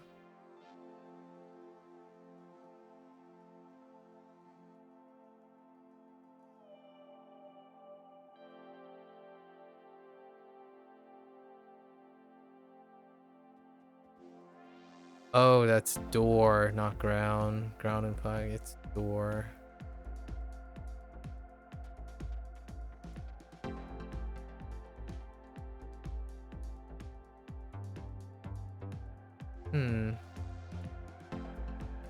Don't like it.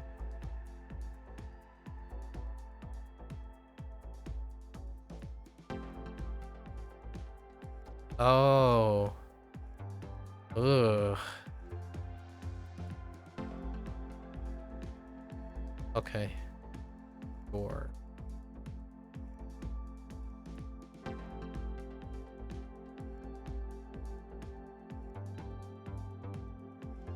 Gambaru.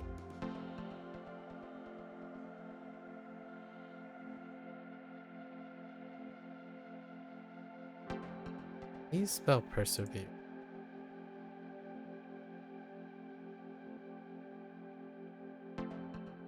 Oh, no, R after the.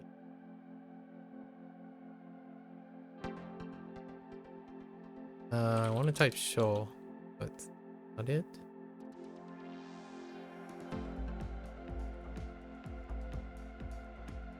Custom. Or no, wait. No, that is a custom.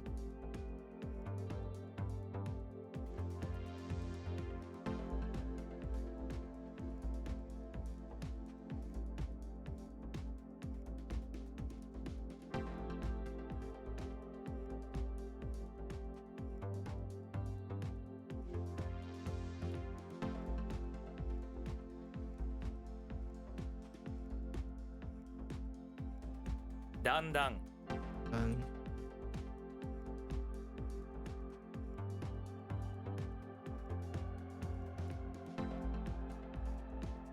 the other amount.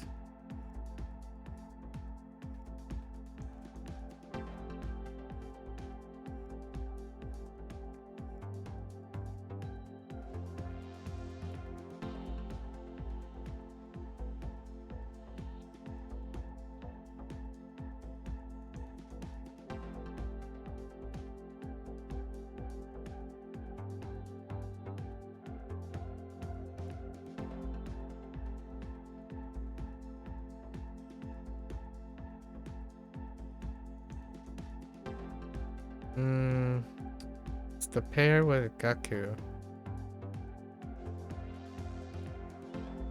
量 Yo.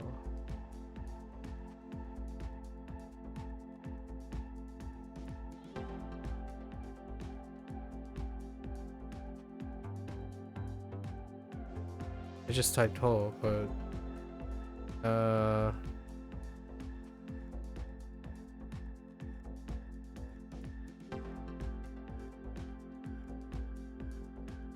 oh, way, travel.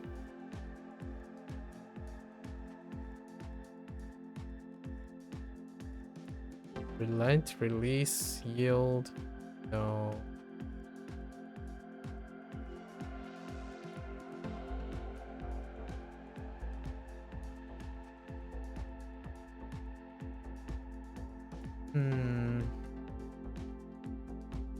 This is a burn.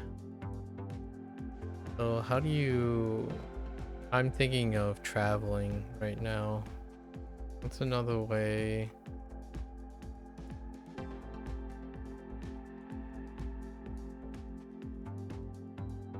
Could be yield, right? Yield, release. Sounds fine.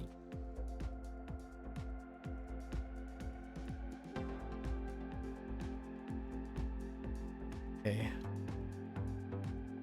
Oops. Oh wait, that's climate.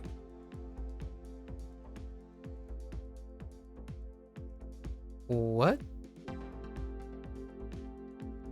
気づく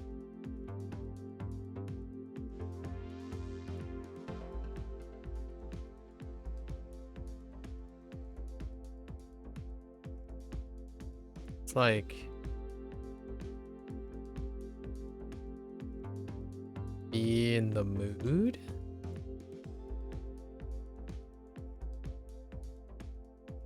Match energy to stimulate to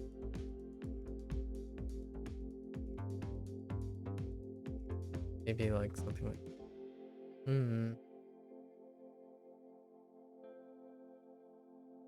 Definitely a burn. To be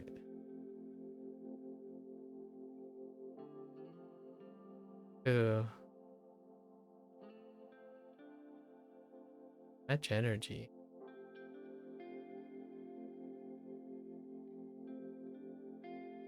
Maybe it's to find, to realize, to notice like you're putting energy into the thing you're attaching to. Like to notice, probably. Let's see. その女が自分の母だ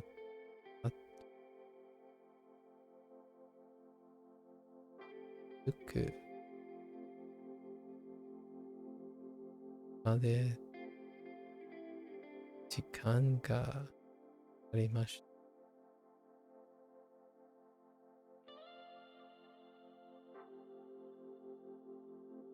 I had time to notice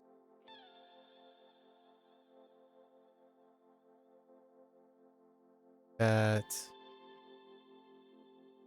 women was my mother.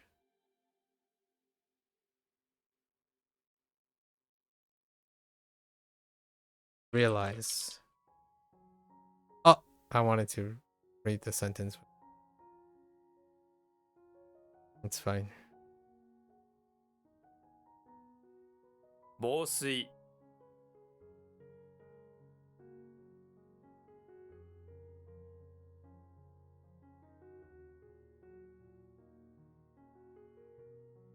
I don't think it.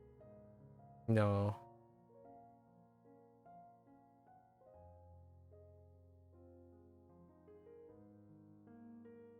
I'm gonna say Hime. Dang it!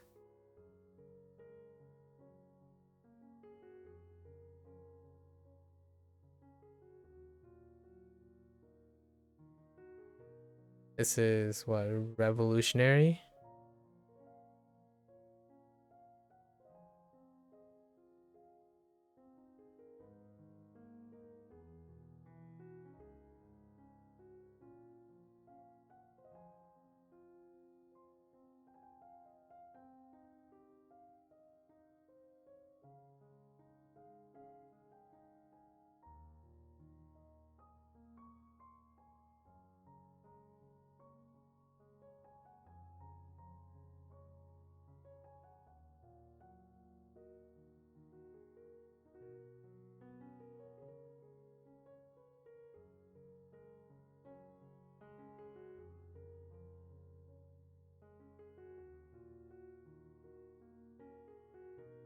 Revolutionary.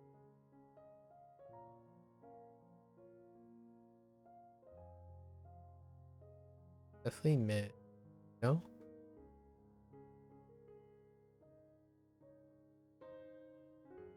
E for sure. What is the ka part? Sure if it's issue.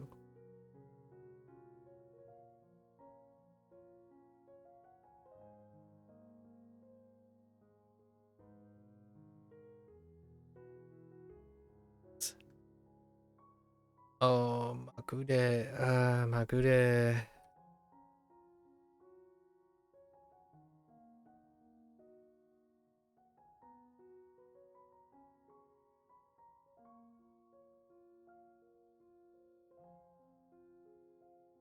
「究極」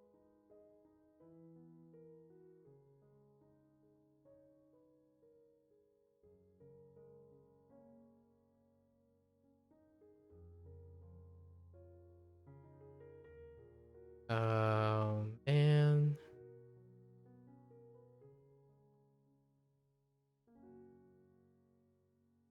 Harry.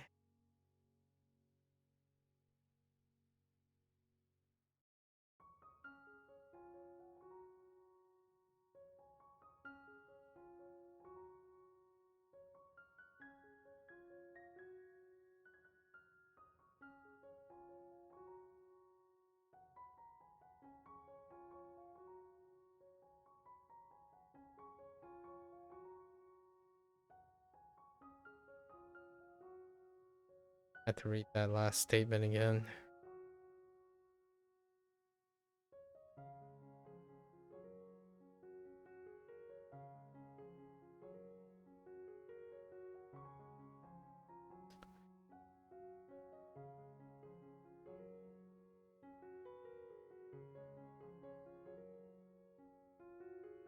Not quite carry. I don't think carry, maybe.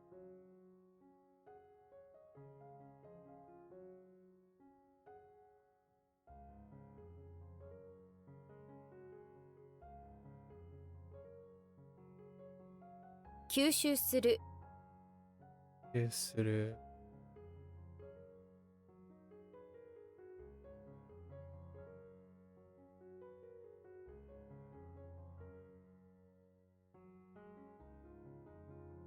What?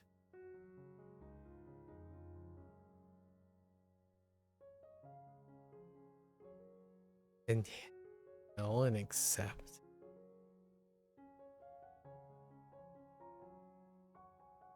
I didn't think so. Yusuru.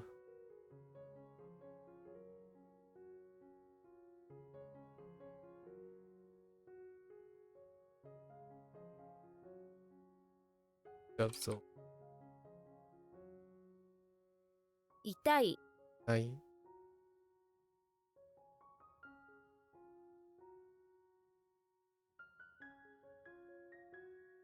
自家製 that's it.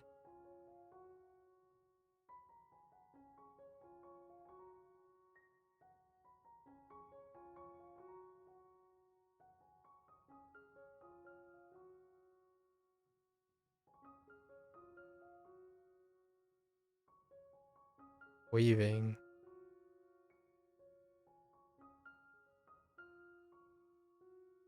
Don't actually know if this is to weave.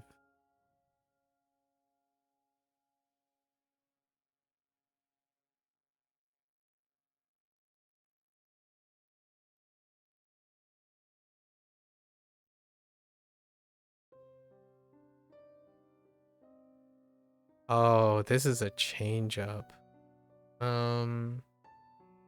Right. I kind of learned this first. Something makes me think it 折る is to weave.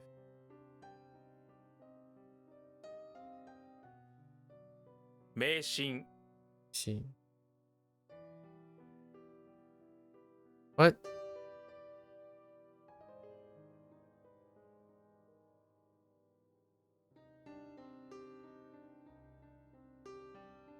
Spelling issue.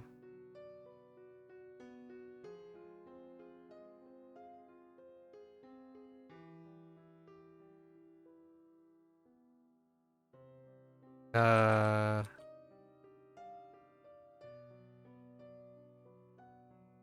Ayorosu?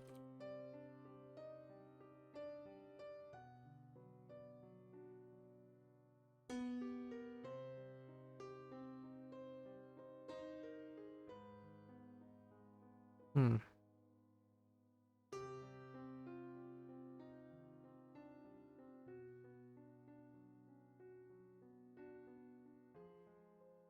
Oh, this is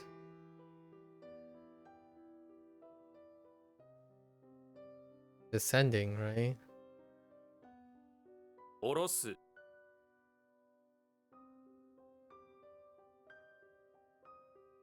To lower. Wait, the fall?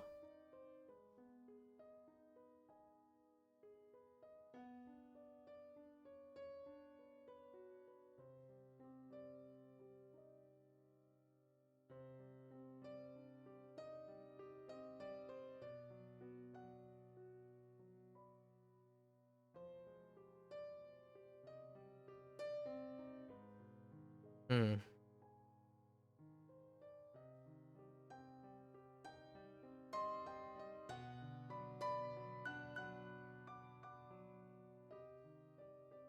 Context.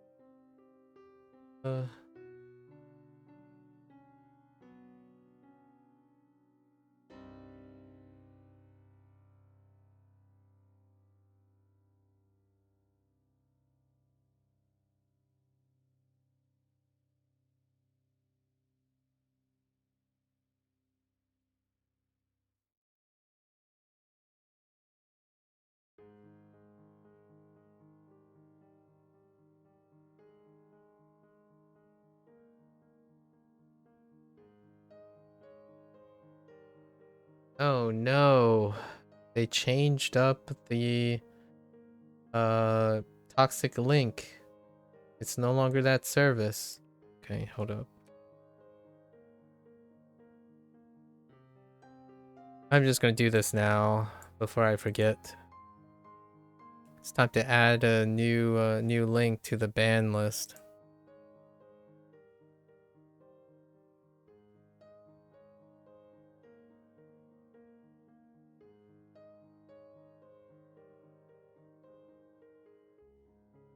Looks like they changed domains.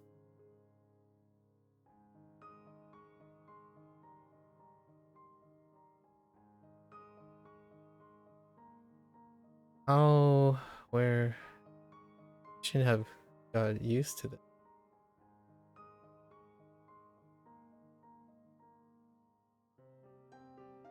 Where is the ban list?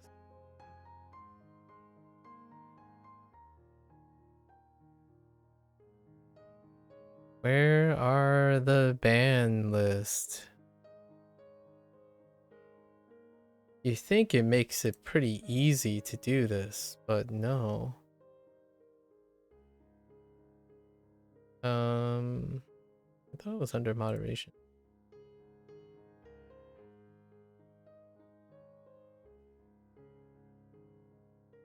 Here it is. Auto mod. Oh, they simplified it, so you have to go and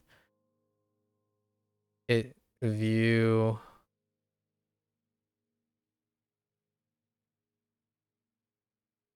What?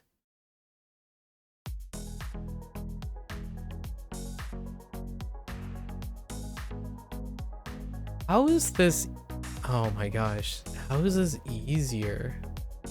Here it is. Yeah, block terms and phrases. On top of Stream Boo, we got a new one. There you go.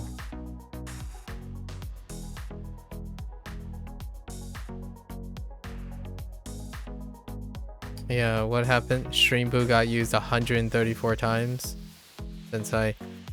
And consider this the first one, you low effort person who just created an account yesterday. Like, good job. You are the first one. Thank you for informing me of the new URL.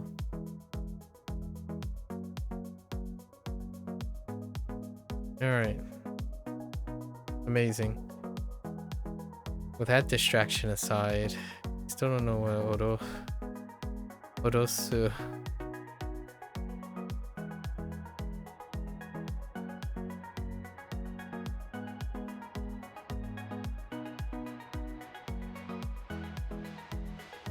Yeah, I'm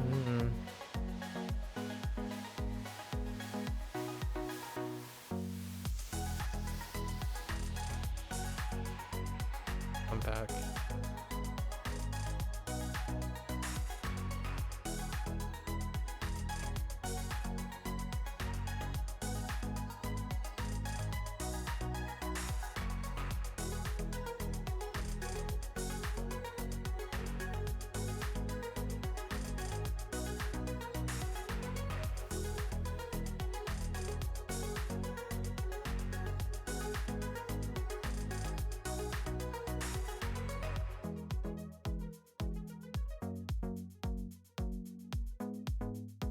Like something about being super sugureru.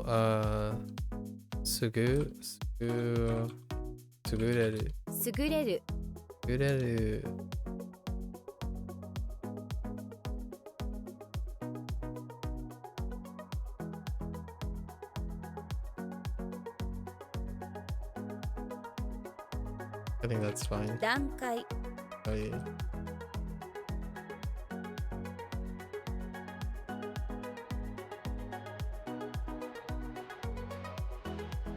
Whoops, Carl. Wait. Wait.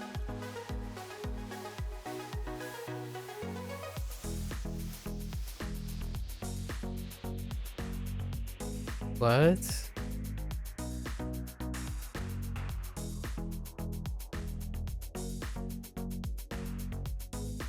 Wait a minute. It's what?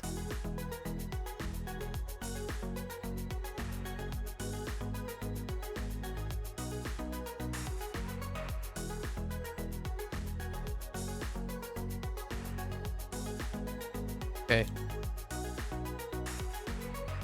Depends on which direction. I thought I typed Len already.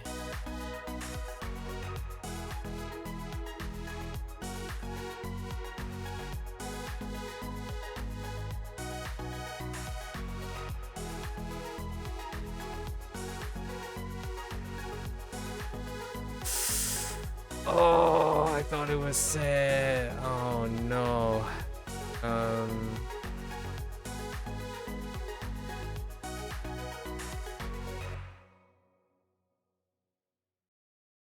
It's new, right? So what is new? Is it still new? No. New is yo labor. What? What's another way to say labor? Oil.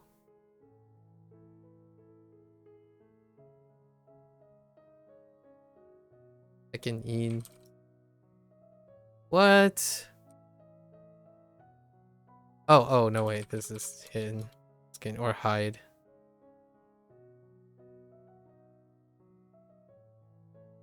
測る How do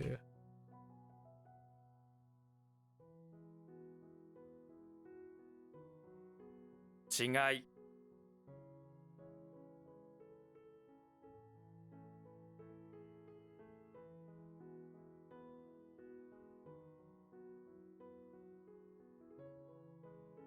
what the 月額 okay.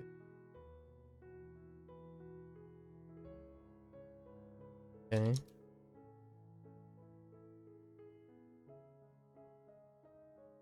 Heck, onyomi? Okay. 変 And that's correct in compound, but what about the standalone?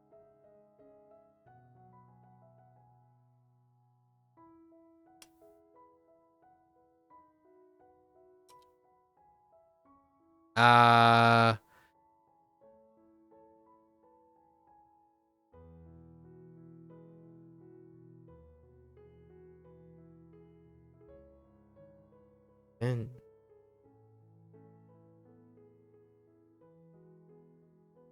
it's not area, so what? Standalone for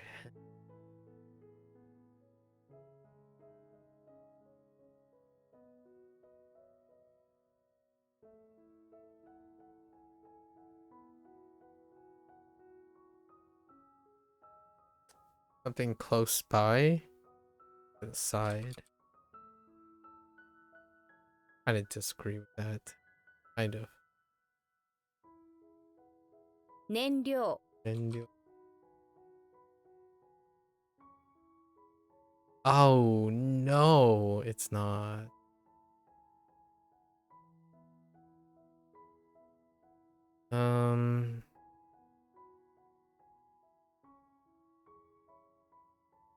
Something about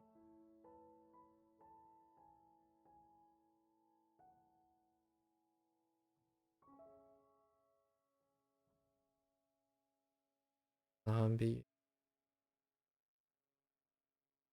increase in zombie.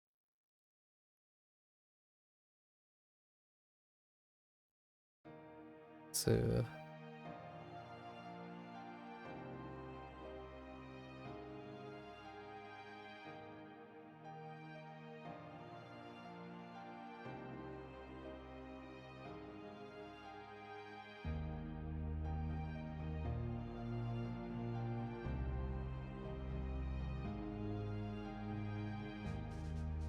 I'm starting to understand the weaknesses of the ones that I have written. Oh, I see Su more prominently, and zo. So incorporating more doesn't really help.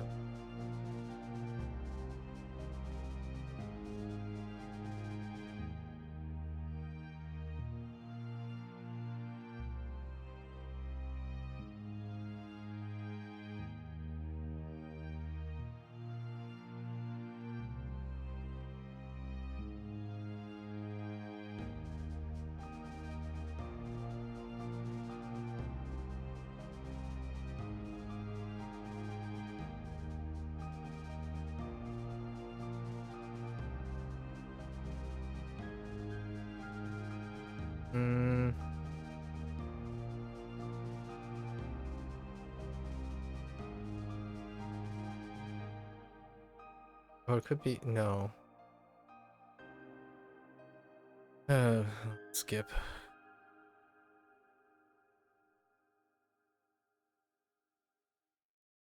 退院する。退院する。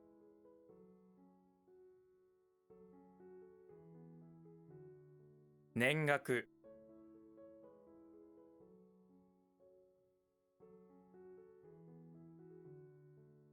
年配。はい。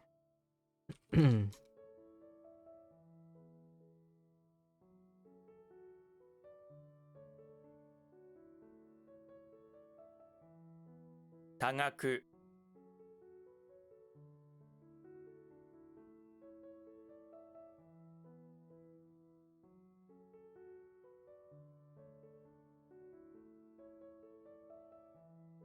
定量。定量。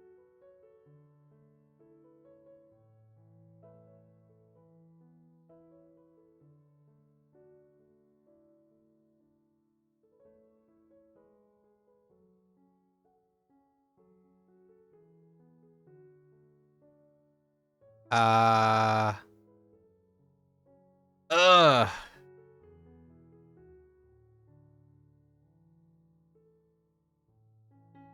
Did I use Ema? What does that say? Now.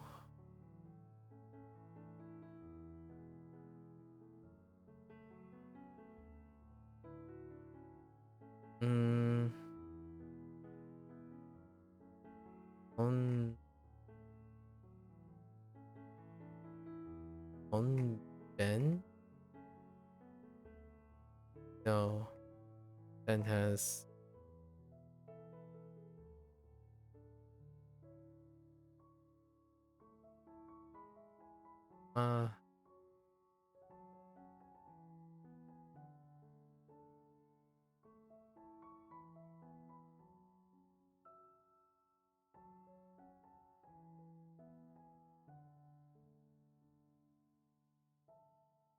we're skipping this. 担当。担当。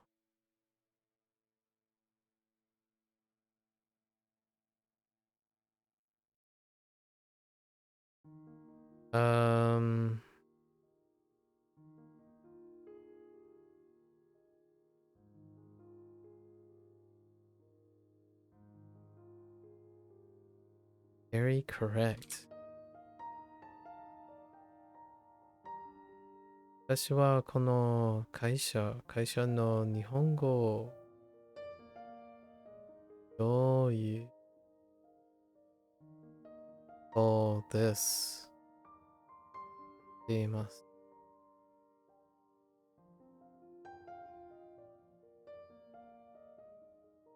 Oh.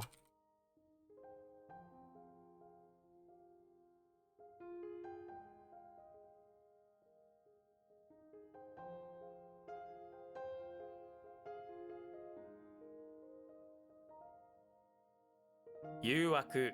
誘惑。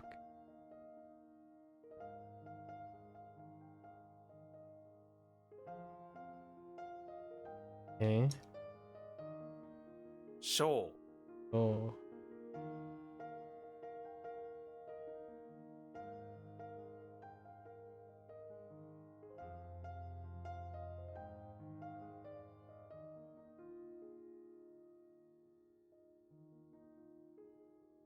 Dang it.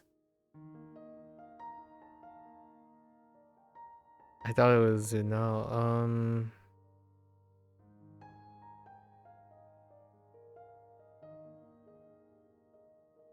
Yeah, pretty sure.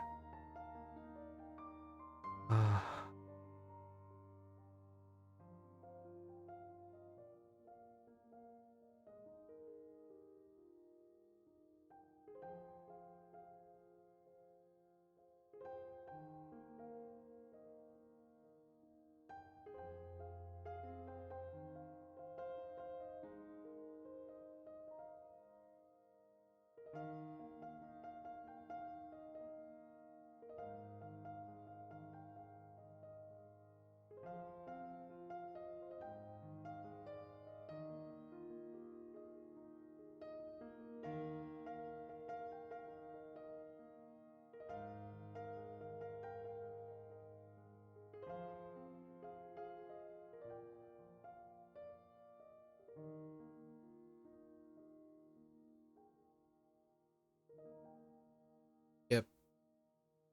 Don't know.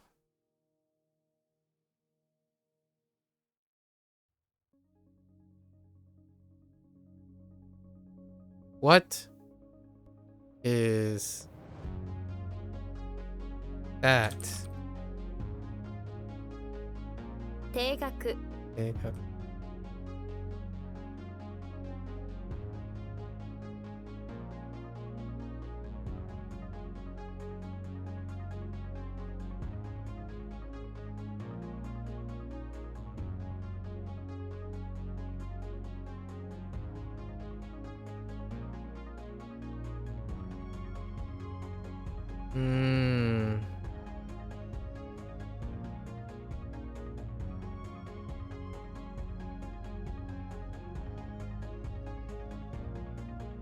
The Death Star.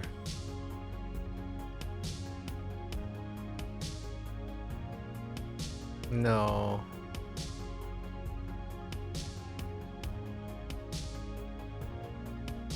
Is it?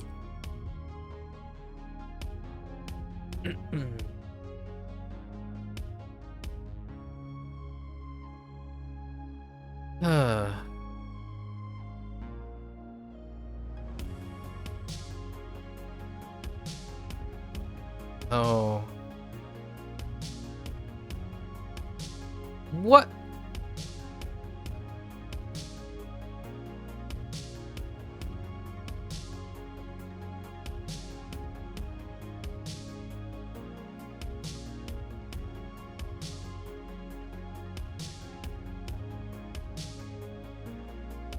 Oh no, wait. That's not correct.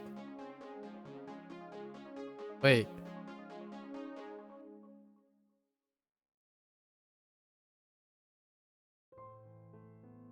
Oh, I added. Yeah, 輸血 you kids.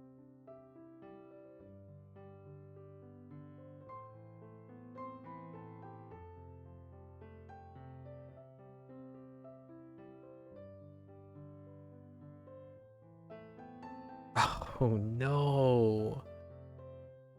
Oh no. Helicopters and jackhammers.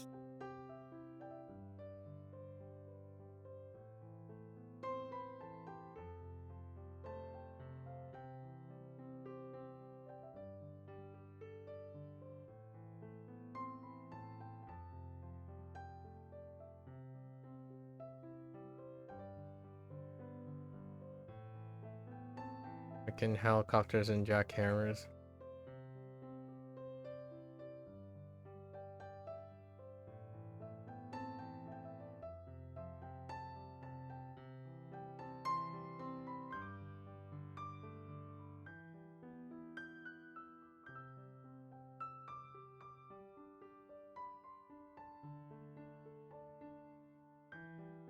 I don't know this famous ticket. And they use ticket? I don't know if it's ticket.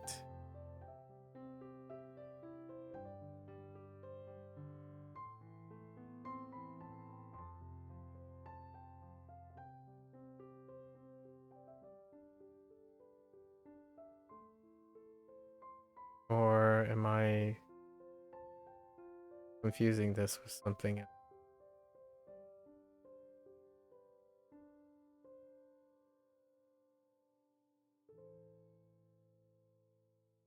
Yo.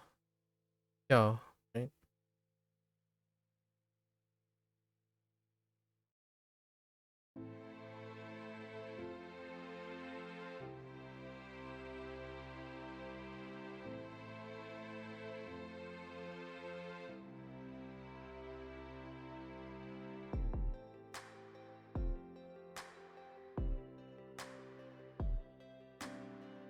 Um.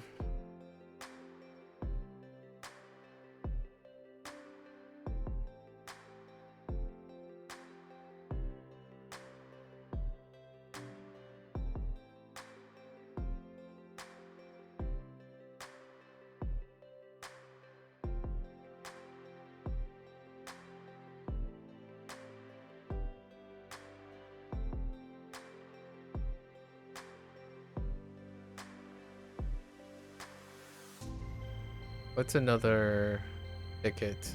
A ballad?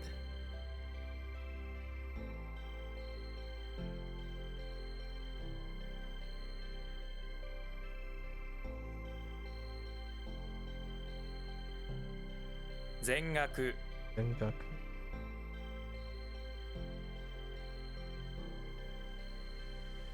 Meiwaku. Meiwaku.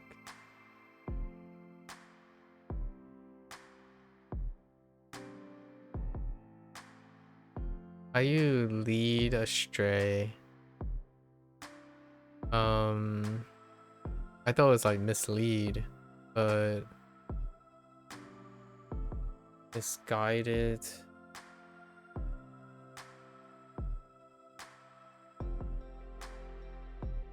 Misguided and lost put together.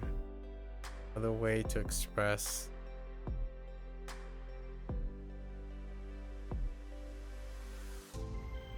It's trouble, maybe troublesome. Oh no, it's just, oh no, it is troublesome. I just misspelled it. Inconvenience, maybe. Nuisance. Trouble in general.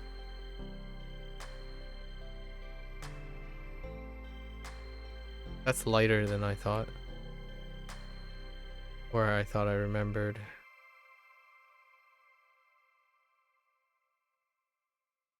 At a greenhouse.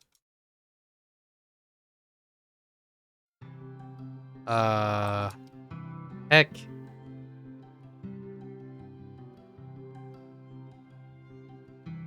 Heck. Yes.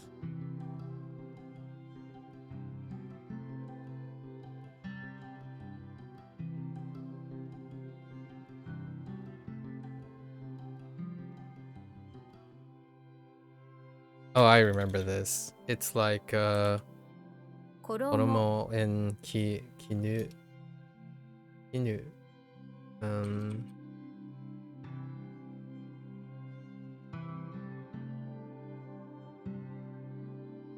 第1弾第1弾。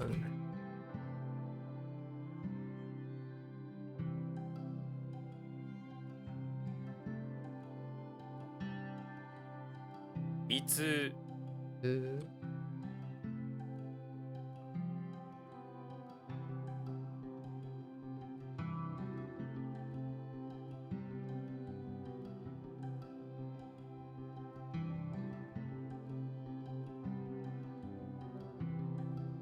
Heck.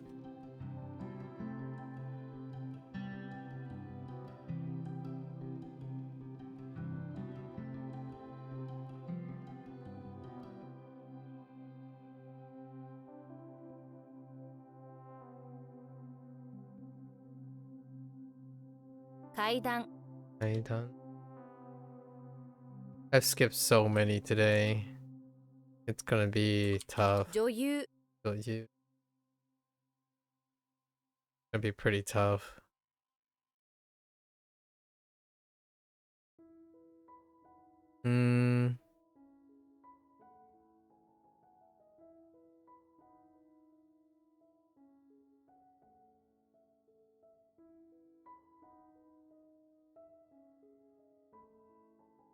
Something about I put in life haku.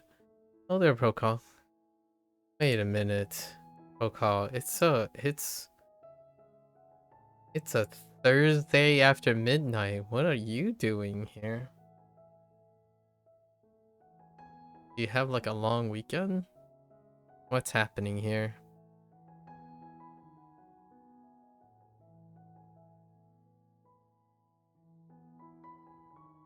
You fell asleep at about 5 p.m. and have only just woken up. Oh, I see. That definitely explains it. Who's having the poor hygiene now, Procon? I'm kidding. So you're just gonna stay up for the rest of the day until you wrap back around? No sacrifice to hygiene. To sleep hygiene. 迫る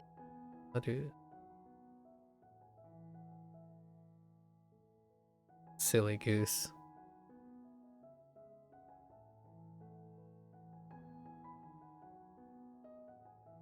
School going alright? Like all of the university stuff going alright? Despite sleeping, hopefully you didn't have anything to like need to do during the evening. Real talk though, I most definitely had those type of days where like, yeah, I'm turning in at 7 p.m. But you know what? Having roommates kind of makes you go the whole 9 yards. Don't tell me you have like an after midnight party sesh. I mean, that sounds really cool. Do your like buddies have anything going on after midnight?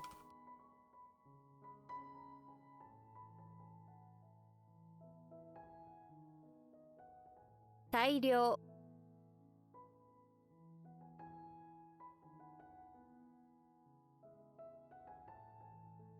I'll try my best to keep on task.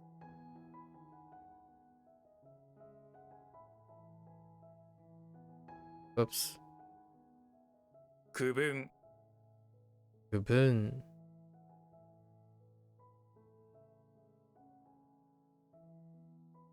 Excuse me.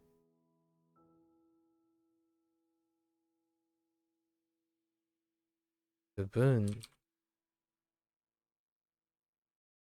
Okay. No, not today.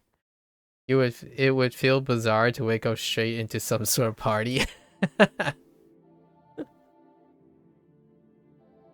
Hey. The night is still young for the university goer. Hey, you know who said it first. If in 30 minutes you're like, "Oh wait, hang on." I have a mate who decided to have an after hours party. Like now you're in that deliberation, you know?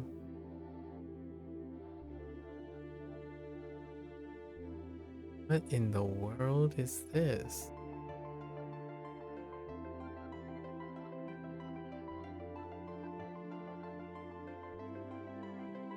Okay.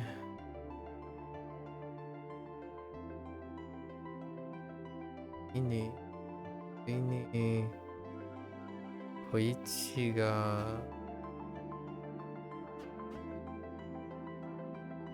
あと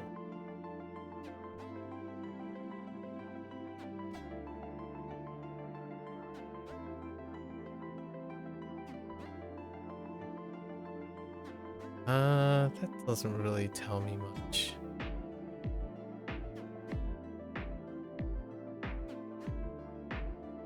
And like being present. How do you be present? Got a long day today.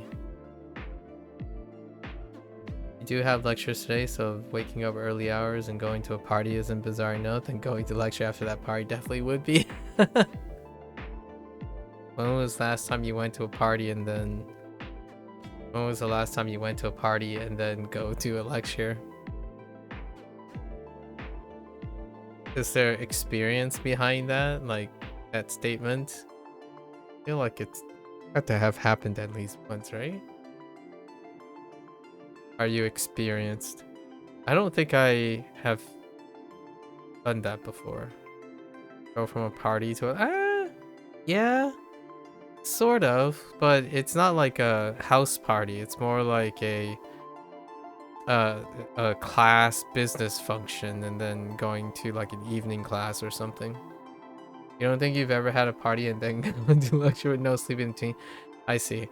Yeah, there are a lot of at least in grad school, there was a lot of situations where you go to like a party function, like a social function, and then immediately afterwards there's something that happens in the evening. Or those weird things where you like celebrate something and then you go right back to work. That's kind of a thing. That's the closest thing I can think of. But not like a personal party. You've gone to the pub for a few during the day and then gone to the evening lecture. That's the closest. Yeah, that's pretty much the closest thing I can think of too. Imagine partying and then heading straight into lecture. Boy, howdy. That's a lot of energy. Hard to regulate. You know, it's one of those things. Imagine, you can probably pick it out in the party. Like you're looking around and you scan, right? You scan the party and you see someone who's clearly pacing themselves, and you're like, they have something after this. They have to have something they have to do after this. You just look around and there's one person that just sticks out, you know, like the rare one. It's like, oh, they're not letting loose. Their day isn't over yet. It's the beginning of their day. I don't think I've ever like I imagine it would like stick out like a sore thumb, you know, like someone comes in and they'd be like dressed up to go to class. It's like, hey guys, I'm just chilling for the party right now, but right after this I gotta go to class. So they like do half or barely anything at the party. They just wanted to vibe a little and then like leave. I think that would stick out like a sore thumb. In business functions, you can tell when someone's like loosening up versus someone who's like still on point. Like they would say something like they wouldn't participate in the libation or chilling out or long conversations, and then they would a lot of times check the time and keep track of time so that they would have to leave at a specific time. Pretty standard tells. And obviously they're not trying to hide it or anything. It's fairly obvious. They want it to be obvious so that it wouldn't be trouble. Hey, I don't have time, but I just want to hang out when I can and then go back to work. That weirdo. Oh, here's the, in my opinion, the graduate example. When there's free food, right? Oh, this happens so classically. I'm not sure if it happens with you in a different place, but when there's free food, you can tell the difference between people who are just starting their day and not starting their day. They would come in, food would disappear, and they would be gone. You would not even see them come in and leave at the same time. It's like, oh yeah, all right, hi, gone. That's as party oriented as possible. Like, yeah, no, gone. Yeah, the freebie Fred. Oh, that's what you call it. Oh, I see. The freebie Fred, huh? Yeah, classic function archetype. Yep. You come in functionally, it's like, dude, this will save me some time from eating later. Let's just go, say hi, out. I like that. Freebie Fred. Huh. I wonder where the Fred part come from. Like why Fred? That's part of like graduate life. One of the graduate life. Free food. Oh, you just made that up? Oh, it sounds good. I like the alliteration. The attention to alliteration is nice. Definitely in my wheelhouse. His first name with an F that came to mind. Oh, I see. So you're more of a Fred guy instead of a Frank. Actually, What would be my first F? Oh man, my first F is not good. My first F is Frodo. That's because Frodo is one of the mnemonics that are being used. So that, yeah. Other than that is Frankenstein. Like Frankenstein and Frodo. Yeah, send help. Those are my first Fs. I do use F though. I do use Fred though. When someone says F, you know, like when you're trying to spell things, I would say F as in Fred, right? That's sounds about right. F as in Fred. In before F as in Frodo. It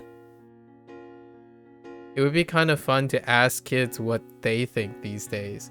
Like, if you needed to differentiate, you know, like alpha, beta, you know, the alpha, beta, gamma, kappa, all that stuff, right?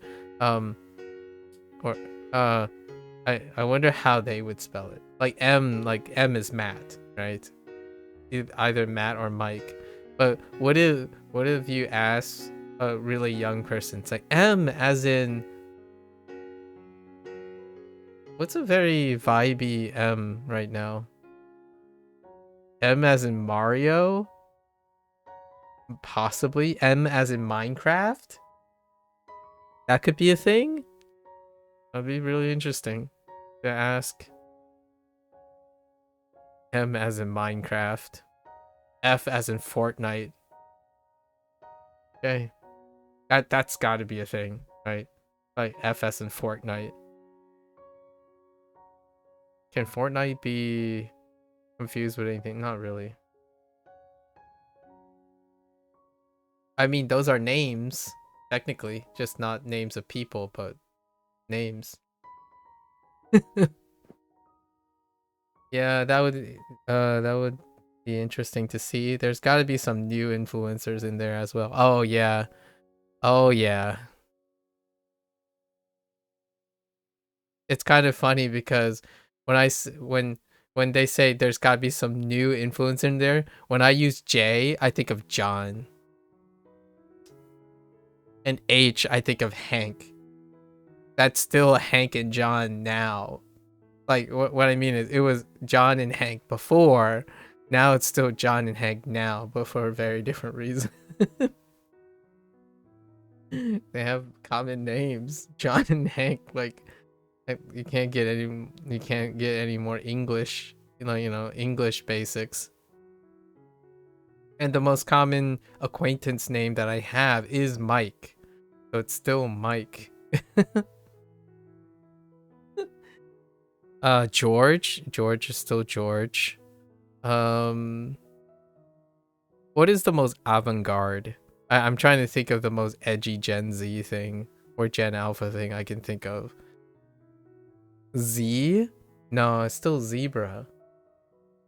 What would the kids say for Z? What's a Z? Oh, wait, that's really fun, actually. Okay, I'm saying Z for a different reason. Prokal, hear me out. And I think this is already past Gen Z. I don't think Z is a Gen Z thing anymore. But Z ends up coincidentally being very British appropriate. You know what I mean? Like Z as in ZEDD. The music producer, Zed. Yeah. So Zed, I actually say Zed quite a bit. Actually, when I'm spelling, I actually don't say Z as much as I say Zed, actually. Largely because Z sounds like B, D, G, you know, it has a lot of confusions. So saying Z is very functionally appropriate. When you say Z, which letter are you saying? Like if you're on the phone or something, like you would have to clarify every single time. So I typically say Z for the convenience. If I'm spelling something, I wouldn't use Z. Z is just all over the place. I don't know if that was the original intent. What do you think was the original intent behind saying Z as Z for the English and British minded, you know. I feel like that was a very appropriate functional thing. I don't remember what this. Skipped so many today.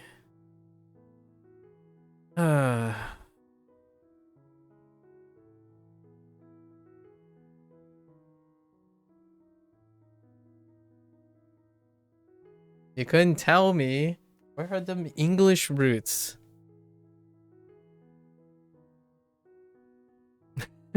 I'm kidding. I'm kidding. No pressure. Why am I suited?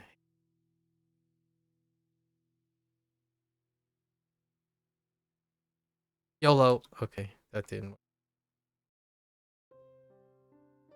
Oh, I am struggling today. Struggle plus struggle.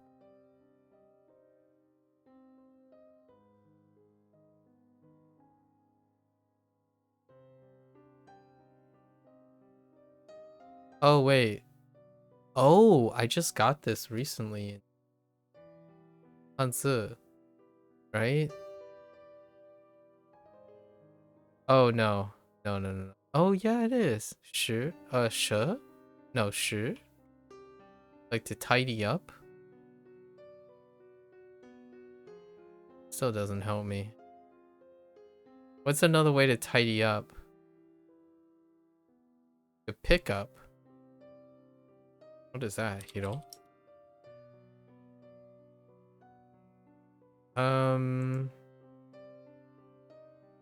This kind of sucks. The hero, right? Hiro.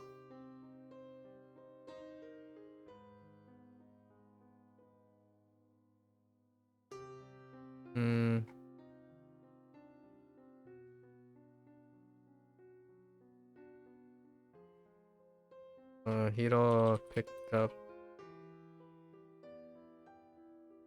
the suit with the special finger gloves. He picked up by the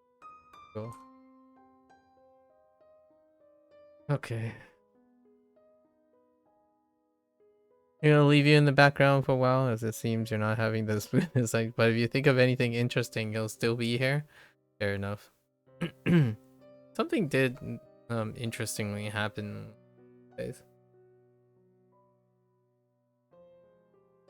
I met someone.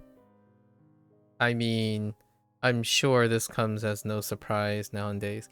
This person kind of shared a very similar thing you've mentioned, which is very understandable. And they talked about they talked about how the limitations of writing, like texting, and that was their platform or excuse to not try to explain something. And I thought about it again and again. This came after a comment about how they have different skills than I do. But you see, the problem I'm having with that is that that doesn't necessarily mean that they want to try. So my comment was, they talked about how text can only be read literally. And this brought us something that relates to what we're talking about, like the things that we're talking about. Because you are experienced in the way I also type, which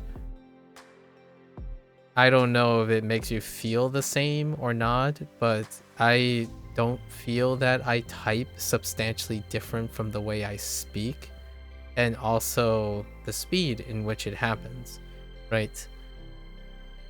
So the question is, there is a bit of a lack of empathy. And I admitted that to this person, and I said that we've reached an impasse, right? This person chose to constantly say how different we are, and that somehow me expressing something that is different from them is diminishing and being unempathetic to them. And my first thought was like, well, it's true. It is unempathetic because we've reached an impasse. Right. However, one of the big distinctions between my interaction with this person over the course of 2 days versus you is that we continue to try and do that. And not only that, I was given the opportunity to text to demonstrate how my texting was elevated in a different way, right? Or how it was presented differently, but it possibly could capture the same energy as my talking, right? This person decided instead that it would be a lot easier to say that I'm different and I'll never suggest that I'll never understand by saying that it's because they don't get to choose the medium that they are best at.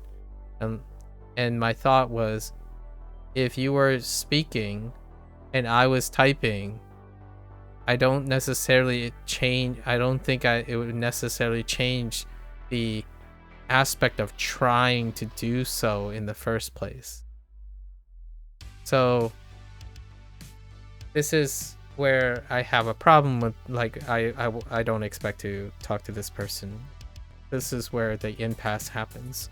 While I tried to share my opinions about things, that person specifically thought I was trying to illustrate why they should listen to or embrace what I have to say.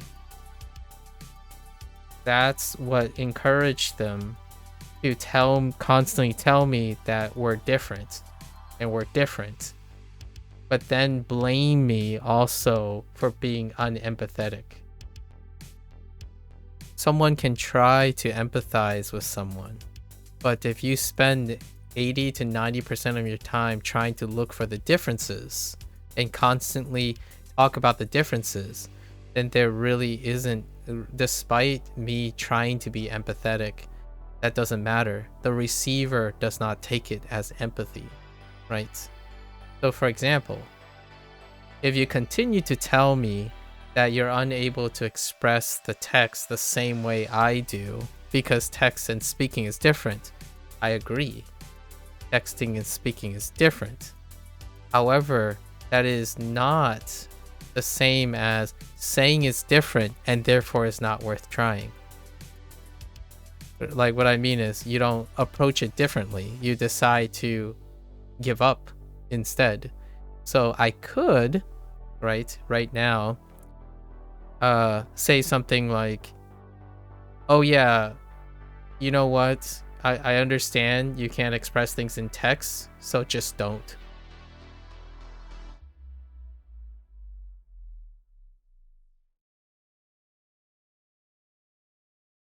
The conversation just ends there. Right. And hear me out. I did add a volunteer. I told the person, all right, well, if you think I'm speaking too quickly and you have a lot of things, start with the first thing. Start with the thing that's on your mind. Start with the thing that you can express in text. So then I'm not the person leading the conversation, right? Tell me something you can express in text form. And the person responded, and this is where the conversation ended. The person responded, okay, so just so you know, text only can be read literally. It can only be interpreted in a certain way. And I know you're a good guy, but this would take a really long time to type all this out, so I'm just not going to try and do any of it.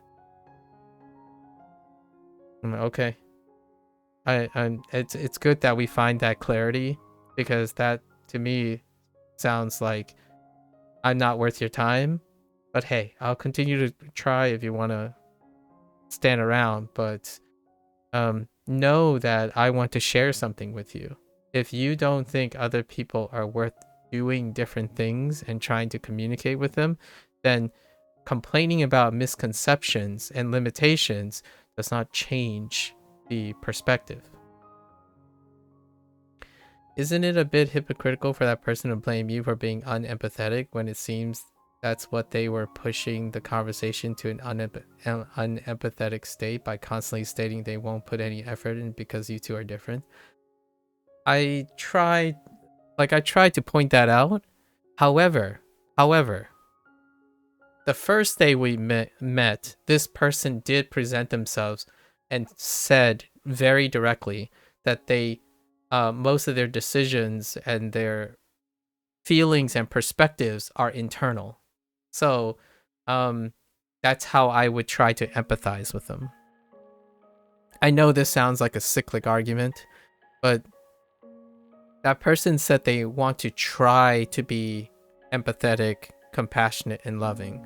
But they said truly, though, most of their lives, they like to be internal. So they're trying to go through the act of self-discovery and worry and concern about all the things that they want to do. So that's the route that I took. I try to cater to that type of mentality. So instead of accusing them of being unempathetic as well, that I don't think that needs to be said, because I think they understand that they are unempathetic when they're talking to the things. My critique, or the things that I talked about, is when someone says different strokes, our life, or different strokes, different lives, different skills, there are also similar skills, similar strokes, and relatability and similarities. So the whole time I was talking about when people are destructive and you need to protect from all the destructive people, I was sharing, well, there are supportive people, and you should try to cherish the supportive people as well. That's how different people share comments. But my commentary on trying to state something that is different from their perspective insisted that I was being unempathetic because I was pushing my ideals onto them, which I can kind of see that's how that would be interpreted if someone is looking specifically from their own perspective, right? So then I told them we've reached an impasse, as in this is where empathy involves two people or two organizations, involve a back and forth. So an impasse occurs when one rejects what another gives. So instead, I decided to say, so we can stay professional. That's how, people who worry about themselves as a coping strategy versus people who worry about others as a not coping strategy. Like they don't have to cope with anything at the moment. So when we reached an impasse, that's when they accused me of being unempathetic. So immediately after, when they suggested that I was unempathetic and I kept sidelining their abuse because they wanted to talk about abuse, right? My first thought was I did make an attempt to share abuse. We talked about overcoming adversity, so I shared my anecdotes, but those anecdotes suggested that I'm a different person, I'm a different life, so that's why they continue to peddle that. My thought was, well, it's an irrefutable statement. What's also irrefutable is that there are similarities between people. Not only are people similar, they are also different. So if we're using irrefutable statements, try to introduce other concepts of irrefutableness. You can choose to focus on the differences if you want, or you can choose to focus on similarities. I chose to focus on similarities. But that came off as unempathetic because that person only believes in people being different. It was a very heavy challenge, and I still think about it today. It was a conversation from yesterday, actually. And then the day before yesterday was the first time I met them. And We talked about how like you still try, whether it's, or at least I still try, whether if it's going down the same patterns and same difference, there's always a possibility, in my opinion, that it can work out differently. But that's pretty close to the reason why eventually there will be a fallout between me and the person over extended time. I'm telling you this, Procol, because it's going to be relevant in the future. I think there will be a point in which a relationship, like however mediated online, sort of, can drift apart at some point, because to get to whatever the next level is would be to circumvent these impasse, like to reduce the amount of impasse and have mutual acceptance of the impasse in order to continue, right? Because there are parts we can't communicate. This person believes that if they were speaking, all of this miscommunication would somehow disappear, because they, according to them, believe they can express and speak better than they type in like this format. And that's what it reminded me of you at the same time. However, I didn't want to press even further and say that the stuff that we are disagreeing about now, if they were spoken, they still exist. Just because you're more skilled at a specific expression, a value, right? Like expression ability, that doesn't necessarily mean that what you're telling me, the principles of the things you're telling me, are not in a conflict of interest. If you only care about yourself because you're hurting and you need to be protective and pragmatic about it, I respect that. I do not empathize with that. And then they accuse me of being unempathetic. It's like, yes, because I don't empathize with that. I can give you some sympathy. There's a very difference between sympathy and empathy. But what I received back was apathy. Not being unempathetic, but just straight up apathy. Like, oh, I'm sorry, like, you'll never understand, like, this is too complicated, it's too hard to express, and I'm sorry that it feels like it's too, like, that's what I sound like when there's an impasse. I can't do anything about that. I'm sorry. Like, I wish we like met under different circumstances. I highly doubt it would change the nature of this, where anytime I ask this person that they're doing something, they're suggesting that what they're going to do is they're going to suppress and compartmentalize. For the record, the thing that caused all of this discussion was when the person I was asking them, so what are you doing today and whatnot? And they want to be a fine arts professional. Eventually, one day, they're going to marketing, they're going to school for marketing in order to like find some sort of in on how to do fine arts. And they classified fine arts as where you do like you do like one piece and then move on. So like we're not talking about non-serialized art, right? So that's what they classified as fine arts versus a professional art is what they typed out. They put in quotes. These are the two quotes, and I understand what they mean by these things. So they want to do one piece non-serialized fine arts, like whatever suits their thing, right? And I told them that seems very appropriate for someone who is internalizing everything, right? They go. So most of the stuff that they're currently doing and what they seek and desire is concordant with their behavior. So then I thought maybe to empathize, I will try to state the stuff that I see that's associated with this type of behavior. And it's neither bad or good, but it turned out to be a very personal thing that they have that they're unwilling to share, which is fine. but they're accusing me of not understanding because they don't want to share. That's what the logic would dictate, but it's not that. They want me to understand without them expressing anything to me. And that's where we made an impasse. Like, you actually have to explain those things in order for people not to have a misconception of it. Your apprehension of not trying to explain something is the root of the misconception. Unless you want people to read you. So when they do this, I was talking about the workplace. They want to eventually get a job in which they can compartmentalize their art from their job.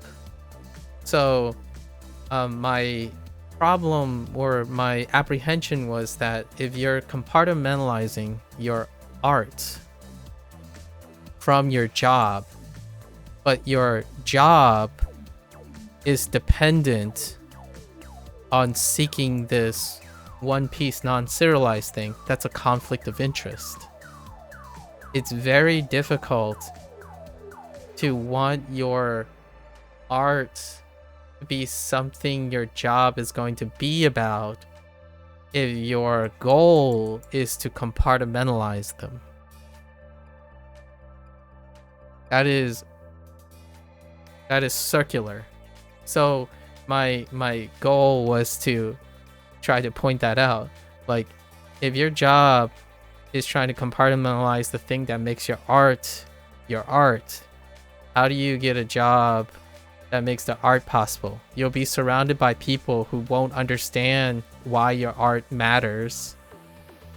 And that's why when you think of people who are destructive around you, like when they talk about compartmentalization, it's a coping strategy. I totally get it.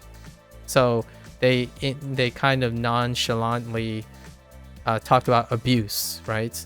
And yes, compartmentalization is a great temporary or balanced way of coping with that.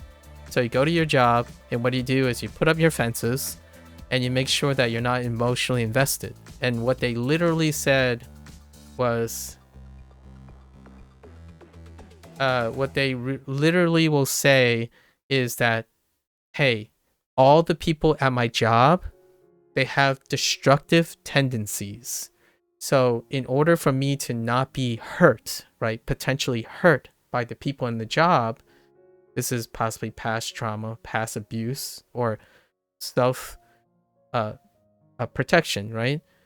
Then your job will also, and I said this like really vigorously, your job will likely, the jobs you'll get are also places where people compartmentalize their job, because people who don't won't want to work with people who do. So when you think of the world, and the first thing that comes out of your mouth to a stranger is that, oh, I'm only looking for a job that is just business only, and it's all full of compartmentalization, then know that the feeling is self-feeding. Like, if you only expect that of people, and you express that of other people, then the chances are the people around you and your work environment will be those people as well. Like, if you want a job where people don't use their emotions to care about the team, then the chances are most of those people are also self-centered, self-motivated, probably really successful and skilled people who are internalizing, right? And the propensity of having people to empathize with you, which I thought this person wanted some empathy, right? Like, I really thought they want to meet an empathetic person. You can't. Because no matter how hard, in my opinion, no matter how difficult you want to empathize with a person, if they choose to compartmentalize, it doesn't work. So I sit there and I try to say something, and ultimately it came down to, well, I'm a stranger online. If you don't want to talk about it, I respect that. So let's compartmentalize. So from now on to the future, if we ever talk again, it's business only. Like, we can't talk about sensitive stuff on public. I totally understand that. That doesn't necessarily mean that I won't try in other ways. When given the option for other ways, this person simply accused me of, "You're not worth my time." If I had to summarize their platitudes, is "You're not worth." And my thought was, okay, well, that's fair. That's checks out. It's self-fulfilling, right? Like, you get to choose when it's worth your time. I choose not to. There was one point in the conversation when the person literally told me, "I don't want to live like you." And my response was, "I never said you should."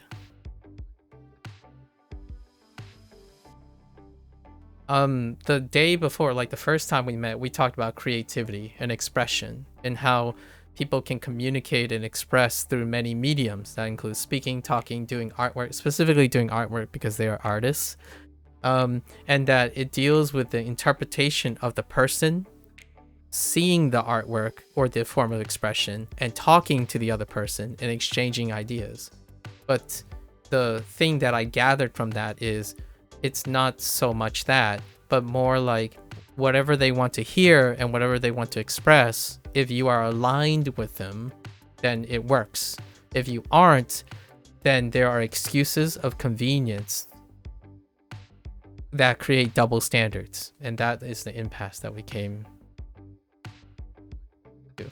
That's what happened in the past week, by the way. I also met a really, really friendly person. His name is Gonzalez. Paul? Was it Paul? No, Danny. Danny Gonzalez. Danny Gonzalez has spent the last 6 years, soon to be 6 years, working on a family cartoon that they shared their Instagram with, and it's a really cute looking character. It's going to be about a child who had to move and relocate, and what the growing, and it's somewhat a projected semi-autobiographical thing. And I look forward to seeing when they're gonna pitch it soon. Yeah, like they're gonna pitch it. I can't wait to watch it. They speak Spanish, so they suggested a show to watch today, which I'm gonna try to watch in the evening if I get to watching in the evening. And it's El Chavo. El Chavo. They suggested the kid cartoon. And then there's also the show. I totally forgot about the show, the live action, like the 1980s to 90s show. But we're gonna start watching that for Spanish. Like, they're in California. They're Californians. Pretty neat. So that's it's like startlingly different experiences. It seems that unfortunately they will likely reach an impasse with their job, similar to the impasse they reach with you. Yeah, that's what will happen, or what will most likely happen. And I don't know if that's going to be the thing that change. But what happens is usually it's a balance. It's a balance of compartmentalization and empathy. Yeah, it has to struck a balance. Like, without that, it's very difficult, especially very difficult to go into a medium that involves expression. Like, I could understand if you're doing labor work, right? Or a craft in which it is a production line, like you're mass producing a standardized thing, you can still compartmentalize that in a healthy way, like a potential way. Like, you go to the office, and the office has standards and procedures. You don't have to talk to anyone. You hear this a lot in the growing up among some millennials, and then a lot of Gen Z. They want to go get an office job or a factory job or something where it doesn't involve any form of expression. It's about getting the standardized tasks completed, and then everything is about keeping the standards. That I can see will eventually be allowed to have one then fund their artwork or fund their hobbies. And that's the life that that person is aiming for. I understand that, but they're accusing me I don't understand that because I'm offering an alternative. Or I'm offering an alternative perspective where, and they use this phrase specifically, and I use some of their phrases back with them, where they said that, oh, I see. Well, I can't live like you. You live a different life. That's a privilege. And when I was describing, oh, I bring some of myself into the work, right? The reason why I love my work and excelled at my work is that I learned to love it. I brought and imbued a lot of myself into my work. It's not the privilege that that person I think is referring to, but I think they say I have a misconception, is that when they said what I'm saying is a privilege, is that they think it's like the dream job where you happen to love to do something and the job just happens to want to do the thing you love, like artwork. And I'm like, I didn't do artwork, I did science. While there might be some chances you might get to pick a little of what you want to investigate, if you don't have money to do so, you can't. You have to negotiate these things. But I learned to love the things that I couldn't do and dislike at first because I had to empathize with the needs of the group. So you have to learn how to fund your research, talk like other people, write and speak like people before you, learn from them. That's where the love and the empathy comes from. But if you're gonna go around and avant-gardely say like, well, I hope that I get lucky and the job just wants me for me without compartmentalizing anything, and that's the dream, I'm not talking about that dream. And then I told that person in response, since we're different, what I see you wanting is also a privilege. The expectation that you can do a job well, excellent and consistent in a creative profession without ever using any of your personal emotional investment involved in that job. So you're telling me that somehow someone's going to hire you and be interested in you without you ever revealing how you feel about your work. And again, I would think maybe in construction work or something that you're trying to reproduce something, right? A goods, a service, goods and I mean, I don't want to say service because we talked about service as well. Like they asked me, have I worked in, it wasn't services per se, they picked a different type of occupation, and I'm like, yes, I have.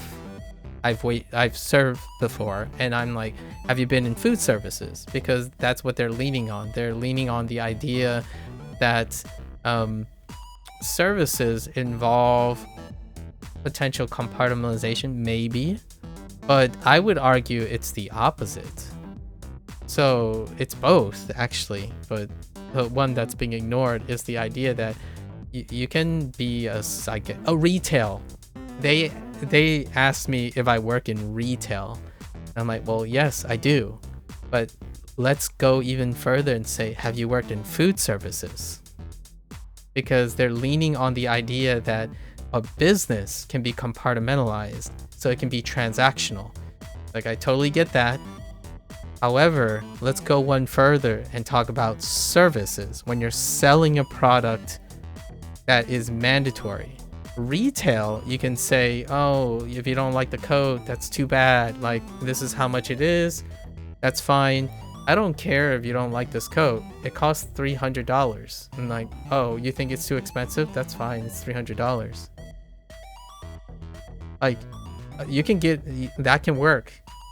I'm like, if you're selling a product, that's purely optional. In food services, you are also selling something, but you are also selling a service. So you could be as cold and as cold and apathetic as you want, and just do it for the paycheck.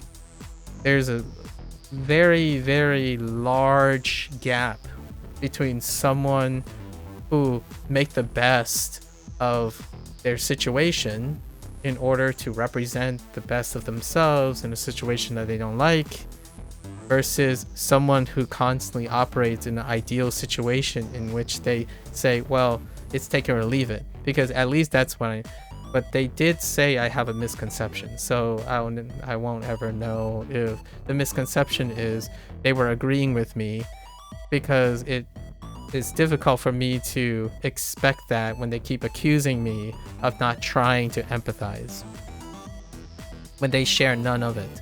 And their excuse, in my opinion, is that it's very hard to text. Which, by the way, they started with the classical thing. I'm not sure, Procol, if you have this problem. I don't think you do. This person introduced themselves because they believe it is more comfortable typing and texting online than having IRL conversations with other people. You know, the same dealy. Maybe I'm getting them mixed up with someone. Perhaps they introduce themselves as, oh, I'm better at socializing and speaking. I'm, extroverted, and I'm always like commuting with someone. That's incongruous with saying I only think about myself and I only have internals. They also said things like, oh, you think I'm immature. We spend hours talking about maturity and the pros and cons of maturity and immaturity, and then they advertise that, oh, I have a lot of old friends, like people in their 40s, 50s, and 60s, and I don't see what that has anything to do with maturity or immaturity, or the desiredness of immaturity and maturity. The thing you're talking about is you only care about what you think, and yet you keep telling me that you want to be empathetic. Like, the steps to being empathetic and compassionate is to take baby steps towards that. But if you're choosing to be very guarded because of past experiences and destructive nature, self-love is the way to go. Like self-love, coping, compartmentalization, and avoidant behavior. In the future, slowly you can address that, because I think compulsively compartmentalizing and compulsively avoidant doesn't necessarily make it any easier to address the problems that may come up. And then ultimately it negates any form of empathy or communication. So the impasse is that this person thinks that anything outside of themselves is not a big deal anymore over time. If they don't believe it now, over time they will at some point. So coping is really great. It's a plus, one of the plus of coping as a coping strategy, but it's not a plus when you have to work with other people. And one of the things about a creative profession is that you actually have to speak to other people and share and talk about it. That's kind of what we resonated on the first day. And going into the second day, it's more about saying what you want, but behaving in a different situation, or like behaving entirely different. And what they said, it seemed like they view compartment as a solely good or bad thing. Good thing. It's a good thing. It's a way of life. It's what makes their life different from mine. And it's the way that they want to view their ideal life. The thing is, they believe that I've misconstrued what they're doing. And that is very true. It could be very true, because I don't have a lot of information to work on. So when I offered them any chance to do so, their excuse is, well, this is where I would love to have a mic, because I talk much better than I type. Okay, that's fair. But let's start with a topic. You can, what can you type? And then ultimately, after like a 10 minutes, they type, well, it's not possible. Okay. And then they decided to explain to me how texting and writing has no subtext. I mean, I understand that art isn't a book, but the last time I checked, when people read books and read words, they imbue them with emotions. But if this person is saying that speaking is the only way to convey emotions, then that means that everything you said before, how could I empathize with it? It's like talking circles, in my opinion. That was a really, I would say it was a very challenging position. And in no way did I ever said or imply that they have to live a certain way. In fact, I actually said the opposite, where like it's not my place to gaslight anyone into thinking it, but I want to share my point of view, right? And they say something like, "Oh, I'm listening, but I hear you," and I'm like, "Okay. Do you have any to say about that?" Like, and then they share something, and I share something, but then it became, I shouldn't share something that is in contradiction to theirs, because it would sideline theirs. And then meanwhile, the thing that they're saying is, I'm never here to sideline you when I'm saying things that are contrast to you. It's like, I never said you did. Like, you're supposed to share opposite things or different things. If you keep thinking that everyone has different lives and no one can connect with you, then fair enough. Tell me how I can never connect with you. I think that's one of the scary little bits that I was concerned about, where the whole idea was we're trying to relate to each other, right? We're trying to be empathetic. So if someone keeps telling you that you're different, it's impossible to understand, and every different strokes, different lives, then how can you possibly think that anyone's going to empathize with you? And despite all of that, I tried anyways, only to be called unempathetic. So those are the tough moments, I think. I think it's very tough, especially if the person is upset or suffering or what have you. So we could have a pity party. I ended up not choosing that route on the account that this person suggested that they have a air of maturity conversing with people who are older. I'm not entirely sure if older means something entirely different. I believe they suggested that older means that they're more understanding. And to me, if being around very understanding people doesn't necessarily mean you learn anything from them, or be like them, or want to be like them. In fact, I kind of feel like it's not even the old people. It's more like the very specific old people. Like potentially old grumpy people who have lived a very comfortable life, who don't share that person's same conditions. It's so weird. Or at least maybe I'll have another opportunity.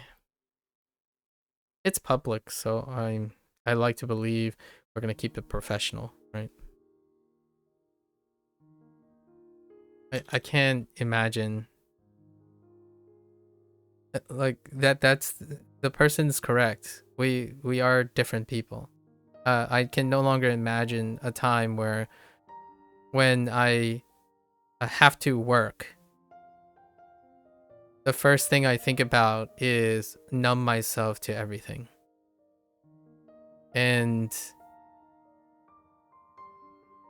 because I personally, in my opinion, would not take on a job that causes me to numb myself entirely, right? That is a privilege.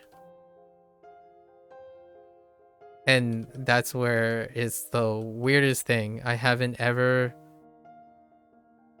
think it was very sobering and humbling when someone told me that it's a privilege to want to care about your work. I like to think it's the opposite a lot of times. So that's where we reach the true impasse.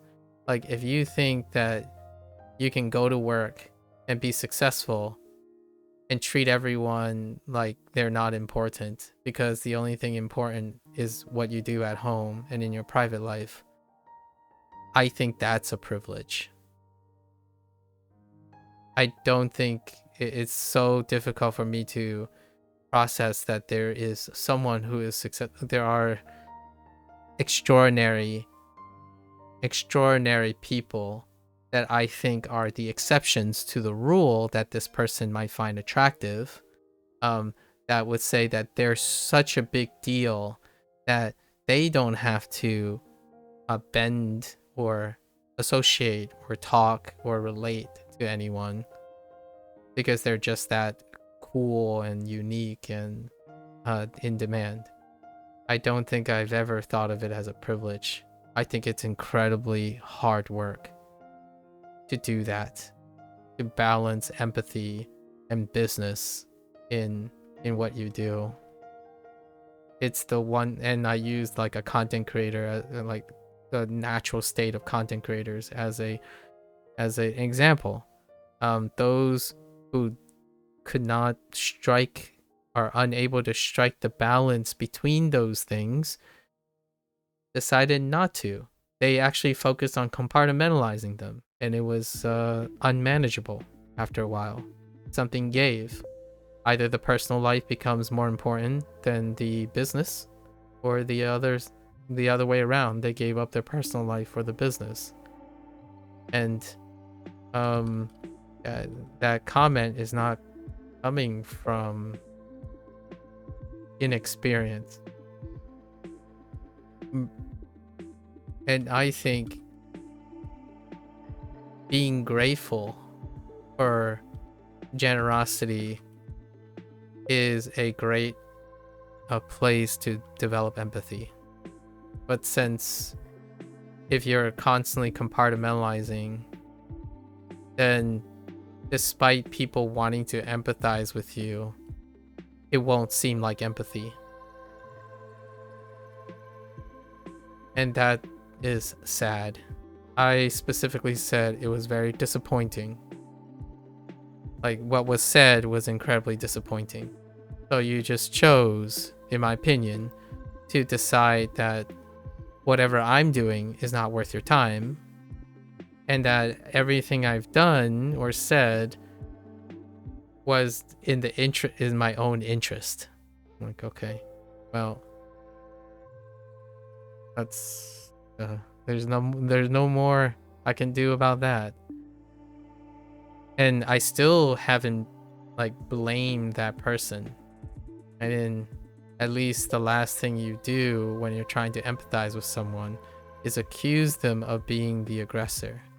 But it also means that they can easily make themselves out to be the victim, and then you the aggressor. And if you're not the aggressor, being painted as an aggressor, I still refuse to be the aggressor. So, tough times. That's something interesting I wanted to share with you, Brokaw.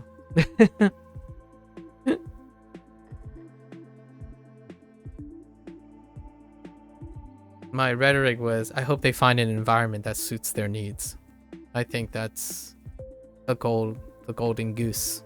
They find an environment of mutually like-minded people, and that will remove any form of communication or need for empathy. Get lucky, go out there, discover yourself the best you can, go look for that environment that suits you, capitalize on it. That's very reductive, but it brings clarity to everything. The privilege that I have is I play in a world that is filled with non-clarity. It's not clear. It is not clear how people feel. It's not clear if your boss or coworker will like you, but you make it work because you have empathy and you have compassion. You have to work through problems. It's messy. It's rewarding. And it's not a privilege. It's a must to me. It's an obligation. So going around slapping that word onto something that they avoid doing because it might be easier or it's different, that's not a description of a privilege.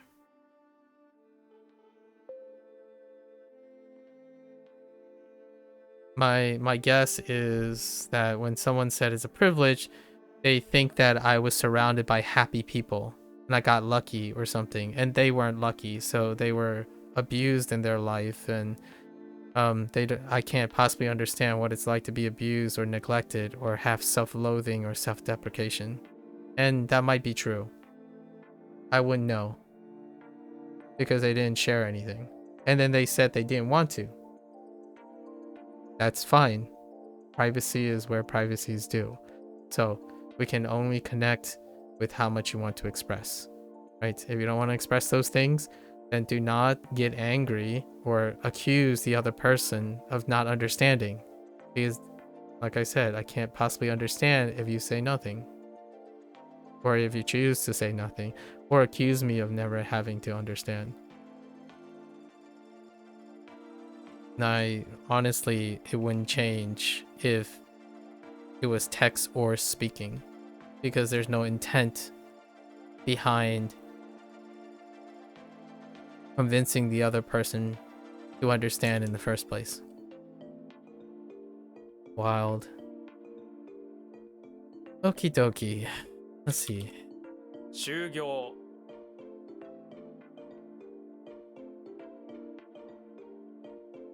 Oh,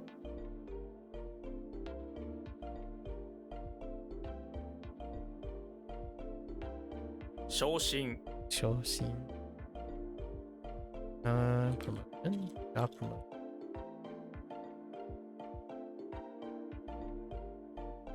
For every one of those, there's always a chance that you meet someone who's very hopeful. So I love that it was also coinciding with someone who's looking forward to sharing their story with the world. And I hope the best for them. I mean, I hope and wish the best for both the individuals. However, one I won't ever witness or have an opportunity to cross paths. Right. The other one, though, looking forward to it. I'm looking forward to what you'll make as well, Proko. If you're still in the background there. I look forward to seeing what you're going to do with your newfound zeal and motivation. Did I already tell you this? I want to be... Yeah, I might have already told you this. I want to be that guy who says, like, hey, you see that cool little thing that people are using right now? I know that guy. That's all I wanted to say. I want to be, like, I want to be the guy that knows the guy. Not like, oh, I'm their best buddy, or we like chill and exchange numbers and chat all the time. No, I just want to be the person that's like, one time I spoke with that person. You know, that cool show you're watching, I had the privilege of speaking with that person before. And boy howdy, do they have a story to tell you from where I met them to what they are now. I think that's cool. Yeah, I'll make sure to tell you if you create something of note. Yeah, you have to hit me up with that, because I'm no longer creating things like of note. Like for me, what Gonzalez, like Danny Gonzalez, represents is something that young people should be doing. Like, they should be ambitious, willing to share with the world, and not be like it hurts. It's so disappointing, disheartening when people are so hurt that they are unable to do that. So it does make me push down aggressively on someone who is young. They're 22, by the way, the other one. So cynical and jaded now that their first attempt to express themselves is to know that they're not going to ever express themselves through their work, right? So I don't know how successful that will be. Maybe I will be completely erroneous, but I am so waiting. I'm not in that anymore. Like, I think Peas and Carrots, someone else showed up after I haven't heard from a while, and they asked like, so what's my goal? Like, what's my goal in this? Oh no, Gonzalez actually asked me this, I think. What's my goal in like doing the artwork? When I was doing the artwork, I'm like, I don't know. The goal is to do something and see myself participate in it. I don't have a goal anymore. Like, I guess the goal is to make sure that despite not having goals, you can still enjoy what life has to offer. But to me, when I meet a young person, I love the idea that they have goals. They have things. They want to make it, right? Danny, the first thing they introduced is like, oh yeah, I've been working on this for 6 years, and I'm basically going to keep trying to pitch it until it goes off. And I'm like, I hope it happens. You know what? I'm not used to saying it will happen, but I feel like it will happen. Just think that it will happen. And one day, I'm like, dude, I had a conversation with the creator of this thing. Like, that's awesome. Like, my friend, like one of my best friends, I read their thing that they worked on that deal with policy. Like, one of the policies, like, it must be interesting to be in a position where when you create something, it has such large ripple effects. So I'm looking forward to seeing what you ended up doing. You would go on to do along with other people, but I haven't heard from, it hasn't been that long yet. The longest I've heard was 6 years ago. And they recently, like 4 years now, they are now head of like cybersecurity or something. But the thing is, I didn't get a chance to ask them like, is there something that I can like read about or see about? Because it would be really awesome to see like your name on it and stuff's like, oh yeah, that guy. Like oh man, it would be really cool to be like, hey, you know, those meta glasses you have? Yeah, I know someone that worked on that. I just that would be a fun flex. I'm very shameless in telling people what other people are doing, like the good, the stuff that they're doing, changing the world and all that. I mean, I talk about John and Hank all the time, but it's not like I know them, and it's not like they know me. And but the idea is you're on content creation, you're Twitch, YouTube. The idea is celebrate the people that are doing things. If you yourself are motivated to compete with them, I hope you have a healthy relationship with that. I am in a non-compete with pretty much anyone I meet. So whenever someone says, oh yeah, I'm learning Japanese way faster than you by doing this and this and this, I'm like, awesome, can you tell me a little bit about it? And I will try to consider it and get it into it. But I have no goals, no goals like that. I'm not here to be the fastest Japanese language learner. I'm not here to go around surprising people with being a polyglot, or there's no need for clout.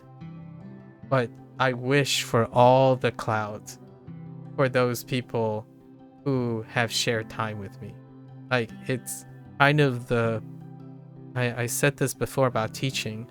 When someone asks me, yeah, you must find teaching very rewarding, or why do you teach? Why like, what is the reward for teaching? Seeing the success. of the people you've helped, like in any way possible. Like that is the most rewarding thing. And in a really deep, serious manner, that's why I like the idea of children, like having children, raising one of my own. Like I'm in that age. Like most of the people around me either decided not, actually most of the people around me have decided not to have children. Those who did though, their children are like about to go to middle school, right? And then they're gonna end up going to high school, then college, and that's all I think about. Like that's kind of maybe that's what midlife, having a midlife crisis is like, where you start thinking, it's like, well, I don't have a family of my own. Instead of having a midlife crisis, right? Instead of going around and looking at, oh man, I have weird needs and fascinations and stuff, and it's very difficult to find companionship. Where can I dedicate my energy to? Posterity. Let's dedicate posterity. Go and try to tell people, impart on young minds that, man, the next 20 years of your life, I'm talking to people in their 20s, of course. The next 20 years of life, by the time you become my age, you have created so much. At least I hope to be able to tell them, like, hey, you remember 20 years ago? We were talking about how, like, you're just really boring and dull and your life is kind of just passing you by. Like, you don't think anything interesting. And then when I'm 60, right? When I'm 60 and old and just want to hear stories now because I'm just old, or tell my own story, I suppose. Those kids, those same 20-year-olds who are then 40-year-olds will take my place. And what I mean by it is they're not going to replace me, but they will be the generation that will encourage the next generation that you're human. And there's something incredible about being human. And that's overcoming odds, being creative. I know this is overly optimistic, but I do feel that saying these things are underrepresented versus the overrepresentation of the oppressive force that is knowledge. When you have a lot of knowledge, it is incredibly oppressive. To, you're not good enough, other people are doing it better, you're never going to be successful. Like, it is incredibly oppressive. The more information you have, the smaller you become. So to me, that's how I would contribute. I like to think that maybe one day when I die from old age or die from cancer or something, my lasting posterity is the idea that we can still find meaning to life and pursuits without being inundated by the overwhelming oppressive force that is having knowledge. Because knowledge is incredibly self-oppressing. The more you learn about the world, the more you feel like you're missing out. The more you learn about the world, the tinier you become, right? I'm basically describing nihilism, but I feel like nihilism is felt very differently when you're a middle-aged person like me now, or soon to be middle-aged, versus a growing, budding person who is finally breaking out in the world and realizing that the world is gigantic and pretty much most of the things you're doing is inconsequential. That's rough. I didn't grow up thinking the world was that large. I grew up understanding that the world is large enough to make discoveries, and then it is intimate enough to make me feel important. And then that whole compartmentalization thing, that's, in my opinion, a symptom of trying to compensate for feeling insignificant. How do you combat constantly feeling insignificant, having to concern yourself with the bigger world and other people? You protect yourself. because all the other people, there can be bads and goods, and if you're unlucky and you've encountered the bads, then that paves the whole world in a darkness, right? We gotta balance the darkness with the light, however small it is. I even found myself constantly saying, like, sometimes it's like 80% darkness and 20% light, but that's a quantity of darkness and a quantity of light. 20% could be a high quality light and just 80% of poor quality darkness. That's how you tip the scales. So I'm excited. Like the last game I reviewed. Oh, by the way, I have one interesting thing to share with you, Protocol. The game that I reviewed, Kotoba Dash, I was like, huh. The person said that they really enjoyed my like critique, and they said in order to pay back the favor, right, they're gonna try to make it the best game they can. And I haven't heard from, like, I haven't seen any like changes or updates or something that was apparent. By sheer coincidence, I kid you not, I can't make this up. By sheer coincidence, yesterday evening, last night, I was like, maybe I should just check their YouTube channel to see if they have a new post of something they changed about the game. Because the day before, I noticed that their November launch window for the Steam store, it became TBA, so to be announced. So they decided they're going to change the game. Yesterday, when I searched for their channel, they posted a video 30 minutes ago talking about a change that they made to the game.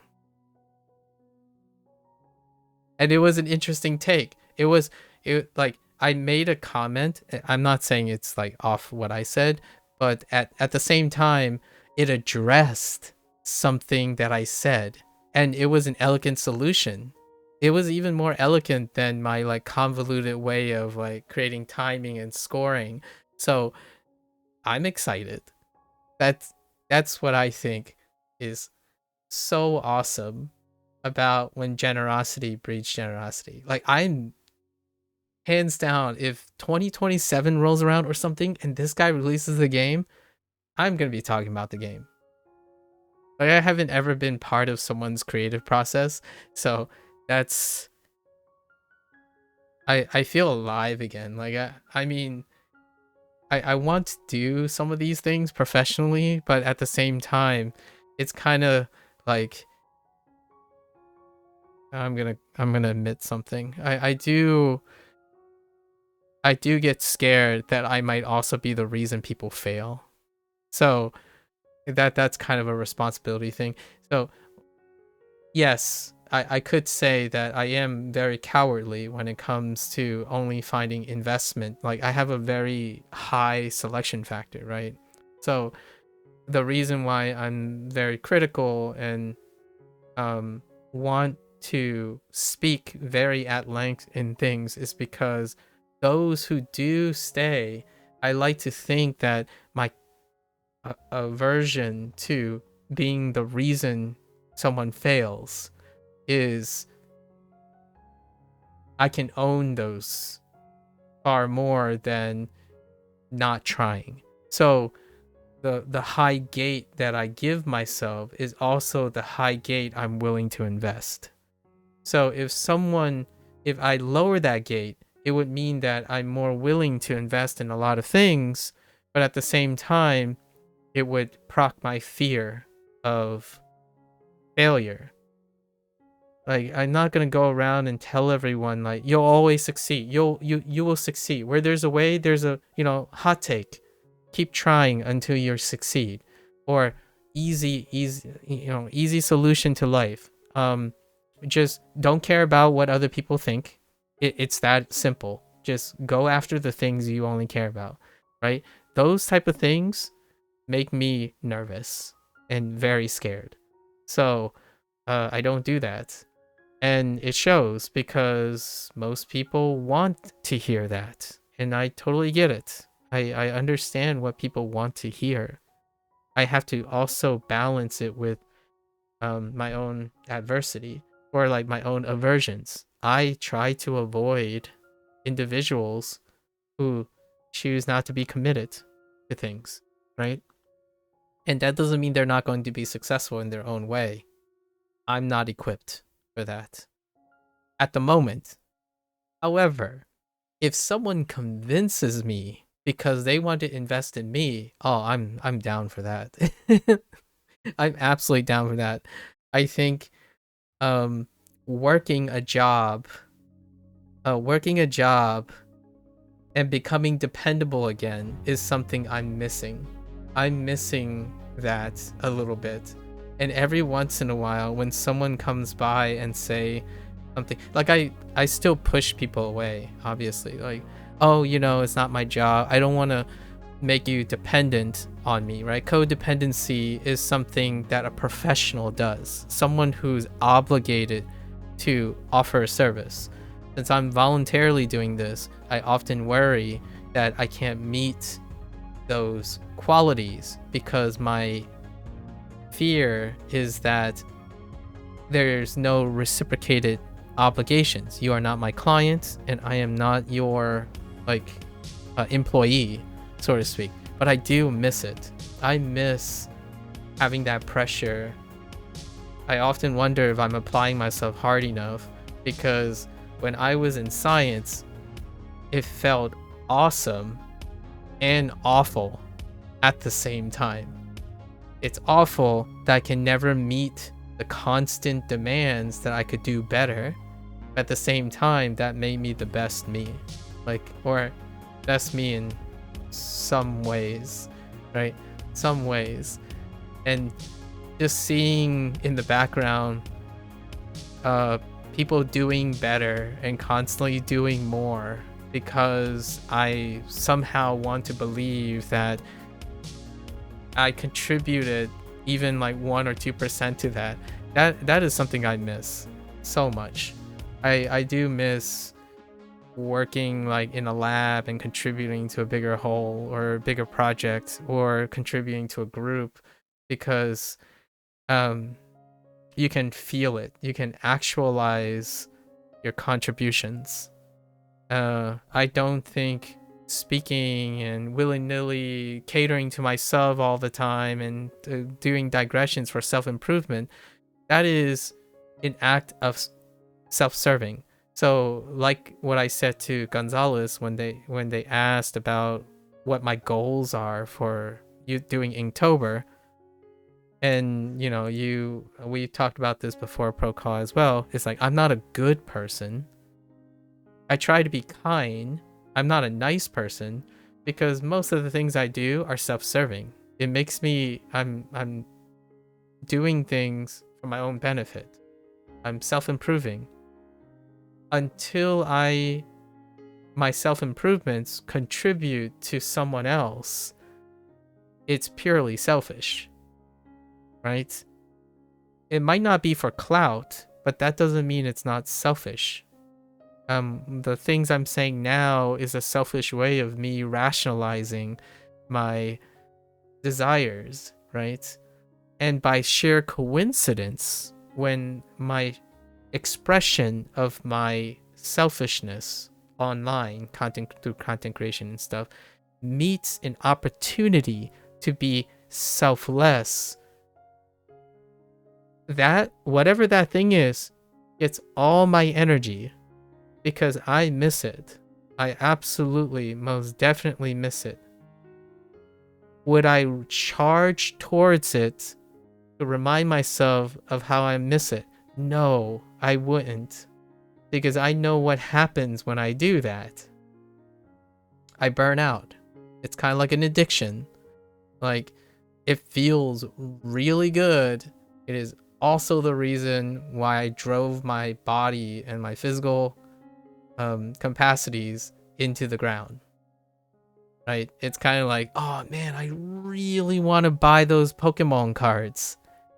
I really do. But the moment I buy one set of Pokemon cards, I'm probably going to buy like $50,000 more, complete the set, and try to turn it over to 100,000. Like, I don't want to get caught up in that. That was why I constantly say when people say, "Oh, do you collect anything?" or "Oh, that's a pretty healthy way to collect things," and I often say, I have a very unusual, like maybe a thing I'm trying to cope with, like a management of material gains, because when I think of materials, I try to turn over a profit. Like, I collect things for the reward of collecting them, but I also have to make it sustainable. So something will then, my life will be then, a bit of it will compulsively be done to collect things. I mean, gacha games. I play, the Phantom X, and I talk about gacha responsibly. It comes deeply from myself. Like, it is very, very easy for me to like say, oh, hey, all right, if I really want to collect everything, let's just drop $10,000 on this and call it a day. Get that quick dopamine spike, show people how much like edgier I can be, and then that's good enough, right? Nah, I think that becomes chronic for me personally. So it's like enough taste of all the vices that other people have, because I don't think humans are like, there are humans that are suddenly born without those particular vices. I don't speak from an idea where I'm free of these vices. I think how often I speak about particular vices is because I spend most of my time thinking about them. So when someone keeps saying I'm different, I spend most of my time seeing the commonalities in people. That's how you create empathy. So if you keep saying that we're different, I don't see that as much as the similarities. That brings people together. So I'm looking forward to the zeal. The one day, I wonder what your first product is going to be called, Prokal. Like, just thinking about, like, if you wrote a book, what is the title of the book? Or if you like decide to start a show, what are the characters in your show? If you like make a piece of software, what are you gonna call it? I'm just genuinely so interested in seeing what people I know create, right? It's another thing to have people around you who want to share these things, right? There's a lot of reservation and humility. I think I'm genuinely very privileged to have friends that they're very humble. So when they're humble, you have to take the extra investment to figure out what they're doing. So you have to involve yourself in their affairs to figure out what they're doing, because they don't like drawing attention to it. So I am often comfortable in realizing that, much like myself, I don't like celebrating the things I contribute to, but I sure as heck love hearing what other people are doing. You've never thought about what the name might be. You might start brainstorming some good ones. I know. It will be fun. It's hear me out. I know this is gonna sound super weird, but having a child, think about it.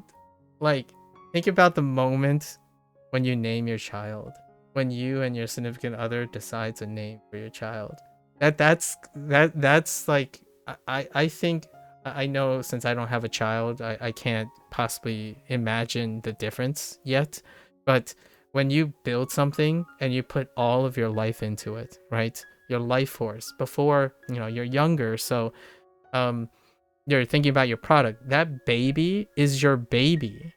It's your professional baby first. When I try to publish my work, or like help out with work, I try so much to make it important and impactful to my mentor. And that stuff can also get dangerous. That's how you get to the point where you're like, okay, this sounds very provocative, but that's very similar when you start having children as well, where like your child is your baby. Your child is perfect. They can do everything. Like when they get an A, you're gonna want an A plus plus from them, right? That's kind of how I feel about where I'm like deviating my efforts. I'm not doing my Inktober prompt, by the way. I feel like this is a repeated pattern, but no, don't worry, we'll get it done the next day. Anyways, I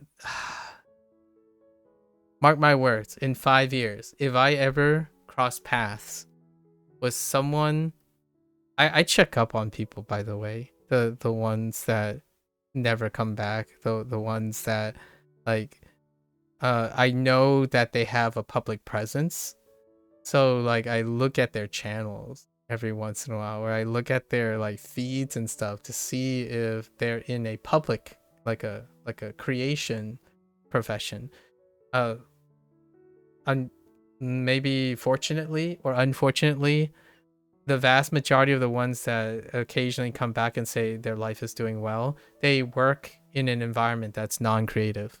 Like what I mean is non-publicly creative. They do things in a privacy, like a proprietary environment.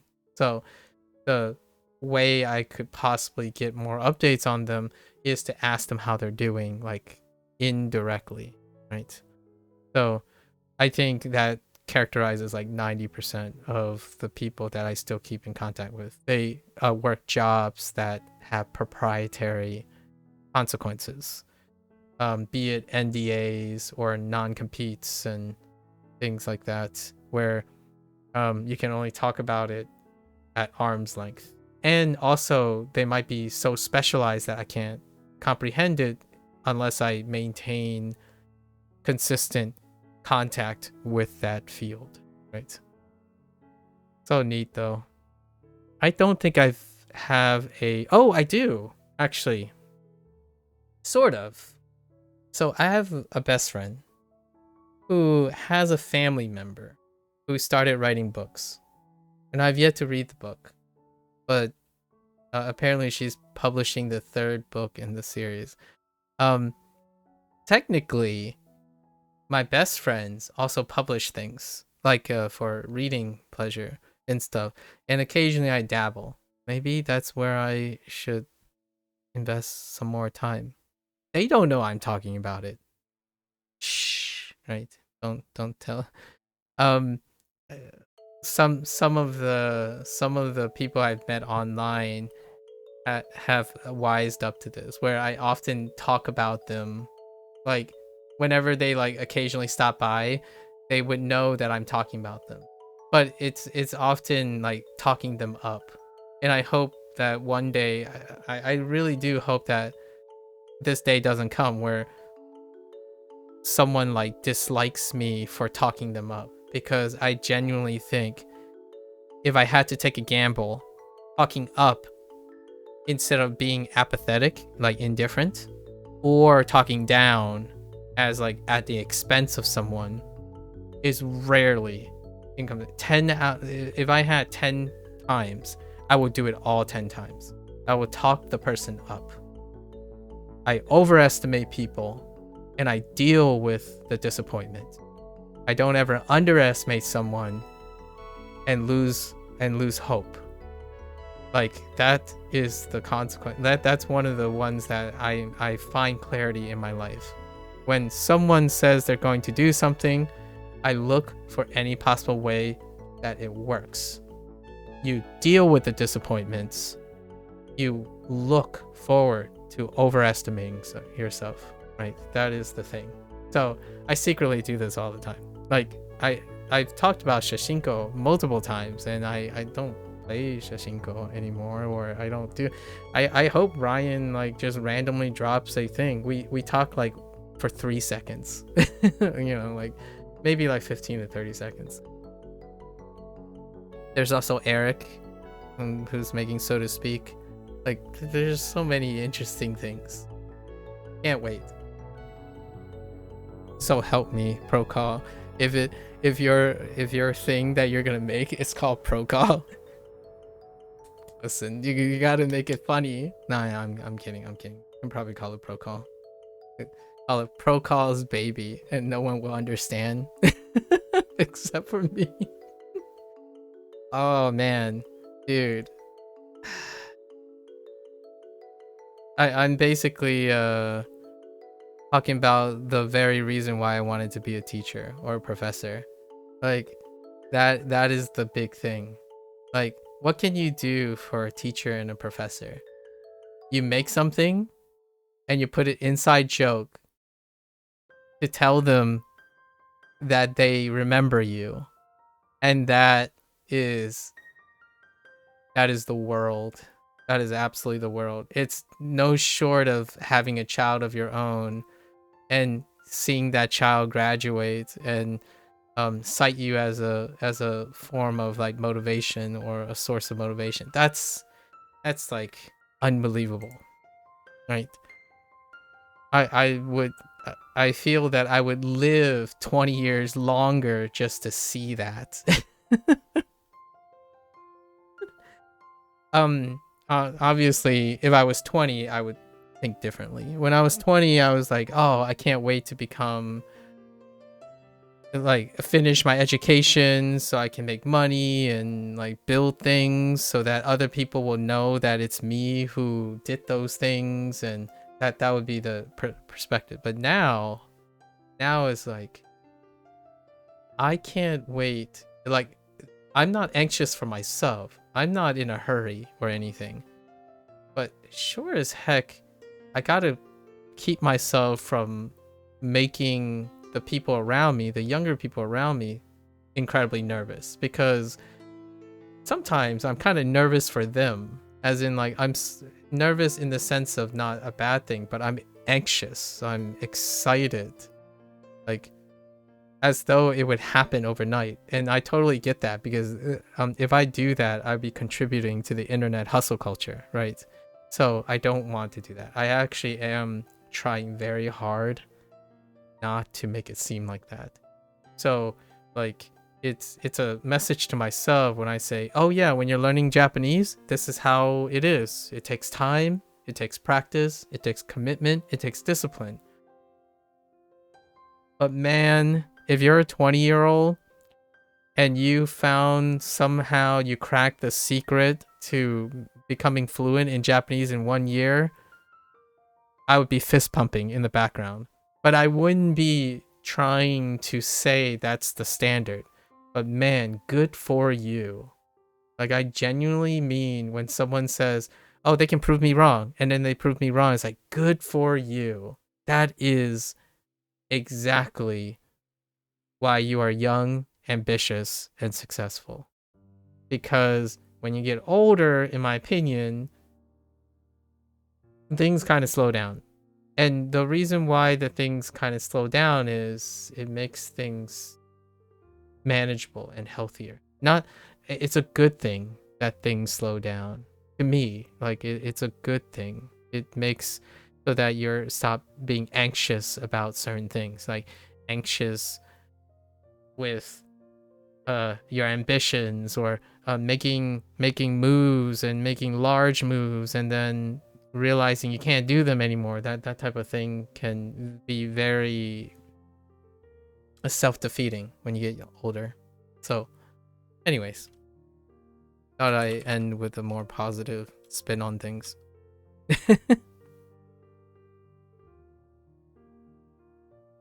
See? Alright, got that out of my system. We're good. 休暇 Yuka.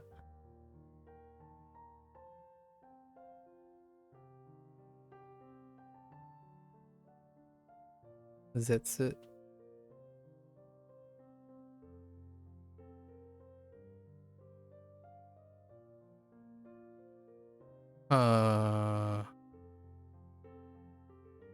Oh, what?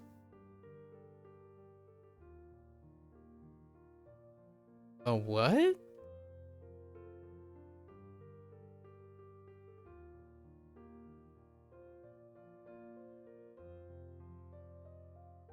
I want to say like Saneru. I swear if it's Katsaneru, I have no idea. Okay, okay. That's fine. That's fine.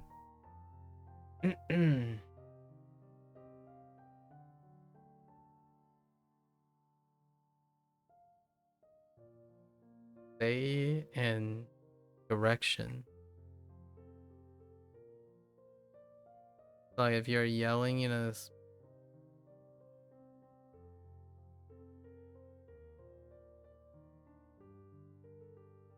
genuinely have where it's the direction that I'm getting hung up on.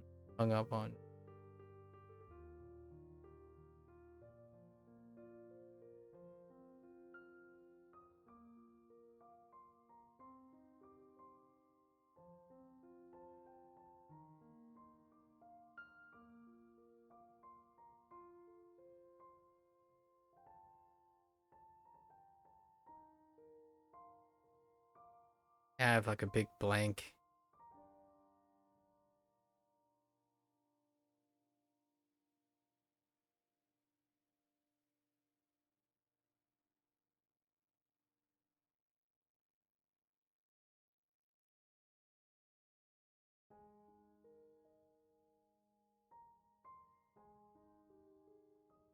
No dice. Let's move on. I think I skipped like 10 so far today. I'll have a bunch of things at the end. 輸送 So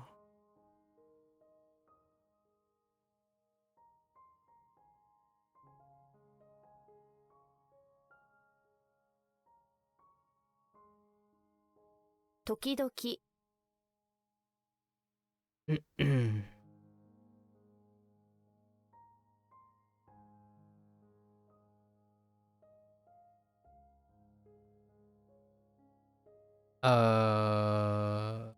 yep. 輸出、輸出. Okay.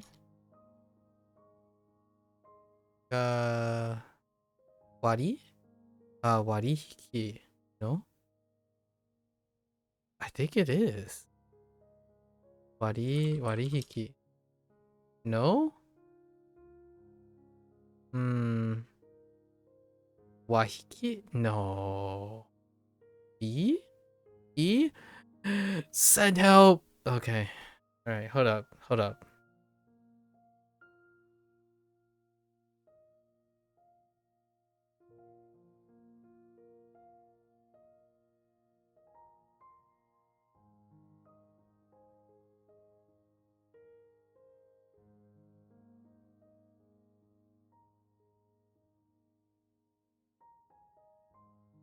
Huh.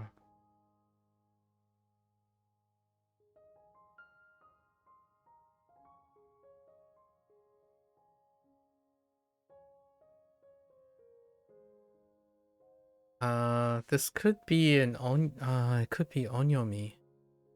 I don't think so. Oh, I've got the rendaku. Waribiki. 割引、 Waribiki. What is that? Heck. Divide and pull. How do I know this? Something about Wadio and pulling it from the tree does a discount. Oh no! Oh no, there are 2 of these. Does that help? Wait! Is this new? I must have blanked out. There was a Mon. I do remember Mon from yesterday. That I don't recognize. I think this.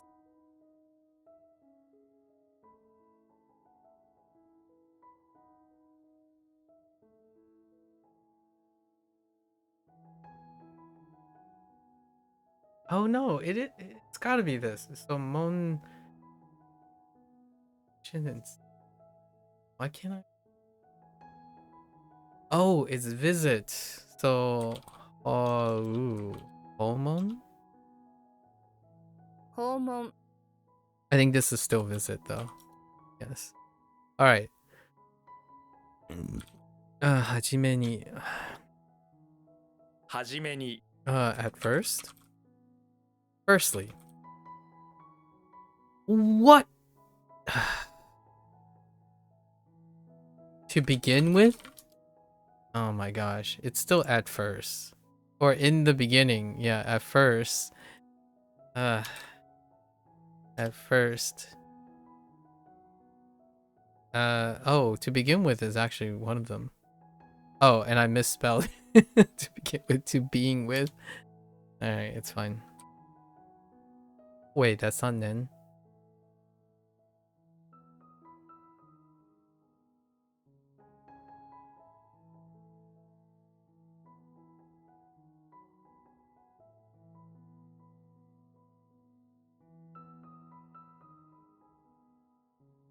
Oh my gosh, it's gone. Oh, okay.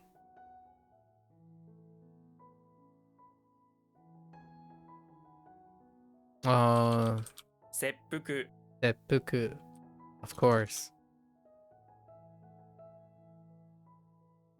Do all the memes. Oops. Ah! What?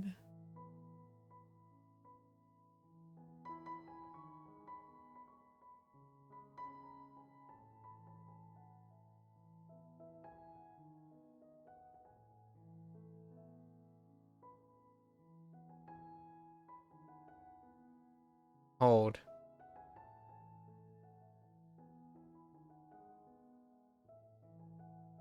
That's a stab, isn't it? I think that's a stab. Oh, this is business card probably, or something like that.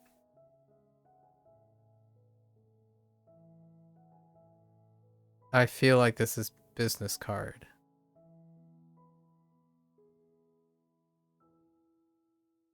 So it's something like something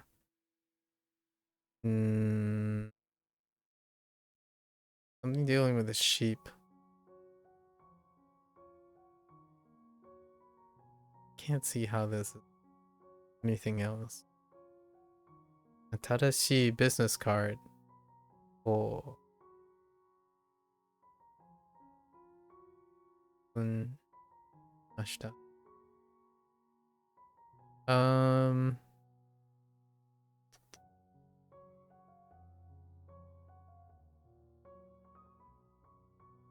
Business card. Oh. UI business card.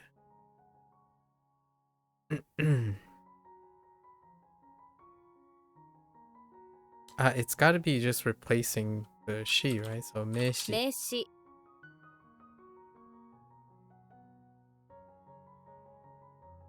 What?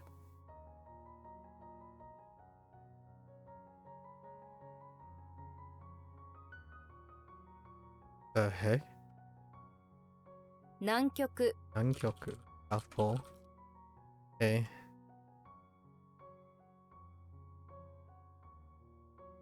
革ジャン Young.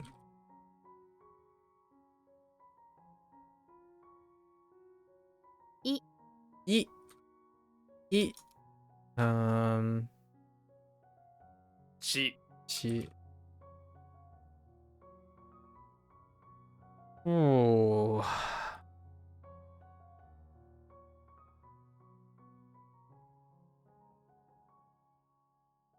Oh, like, 問う oh, okay.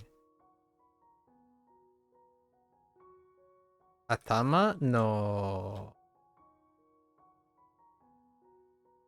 Atamasu? No. What is another way to express head? Osu. No? What? Wait. Hold up. What? This was definitely yesterday. How? It's not atama itai. There's no way we're using that. It's new.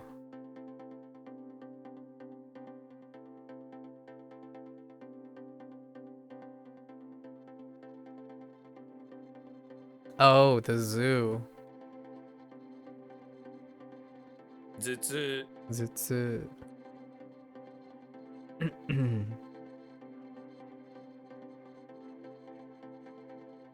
Hey. We're getting there. We're getting there. 不燃ゴミ Nengomi.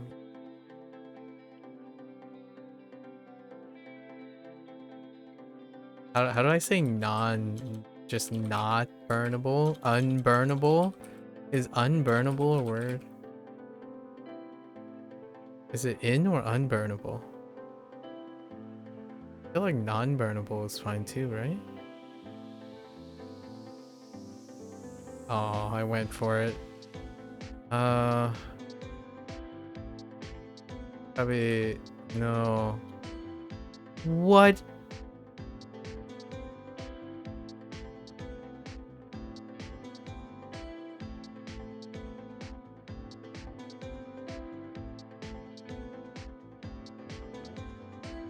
What the coal?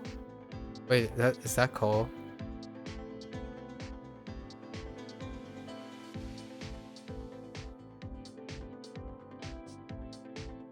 Create.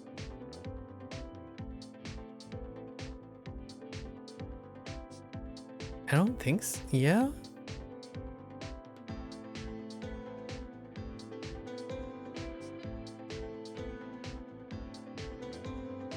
What else? What else could you be?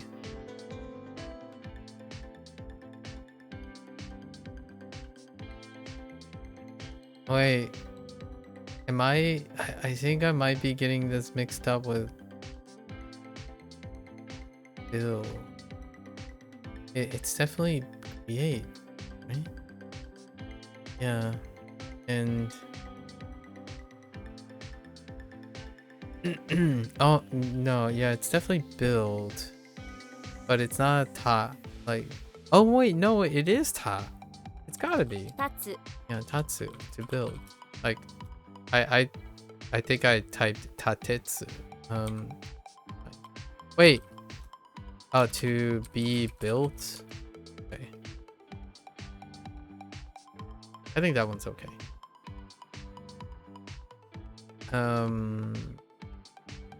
Not okay.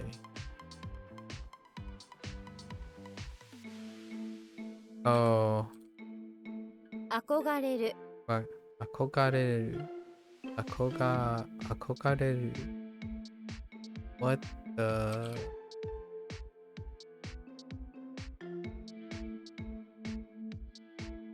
It's fine. Good enough.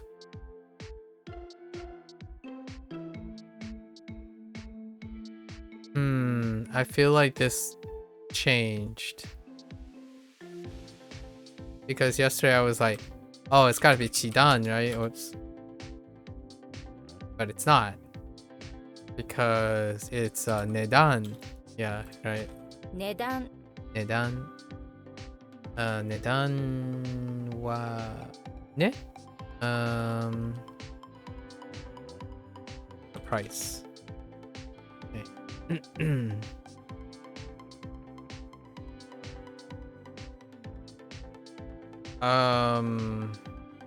I'm gonna Kuroshimu. Kuroshimu.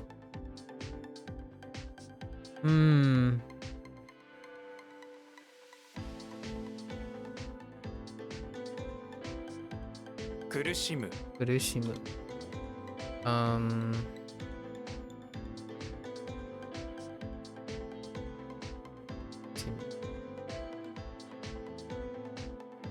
違う 違う Or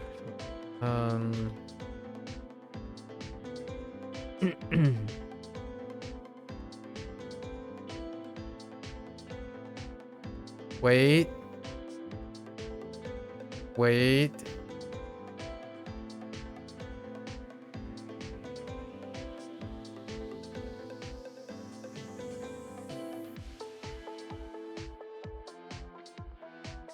Oh no, what's the pivot? There's a pivot from my oh,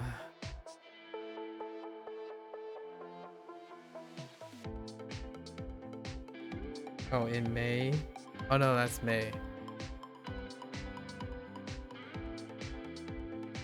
ごとに Totoni, it's like for every. Oh, I was getting it mixed up, sort of. Yes, I was, because this is called.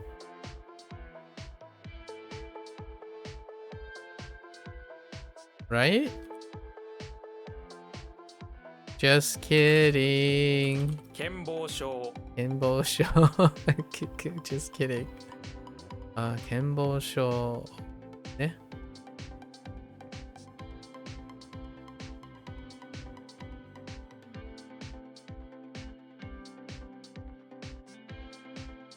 I can't spell amnesia. Feels bad.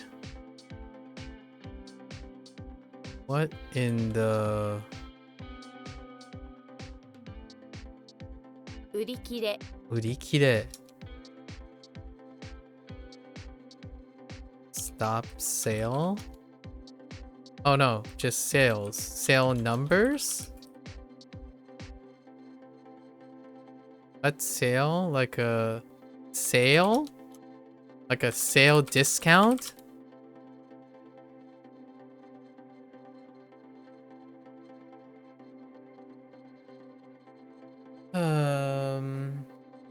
Yeah, sale and cut. I thought it was like sold out. Maybe sold out is how. Okay. I was gonna be like end sale. Sold out. Yes. Oh. 健 Oh, 康 that's the call I'm looking. It's fine.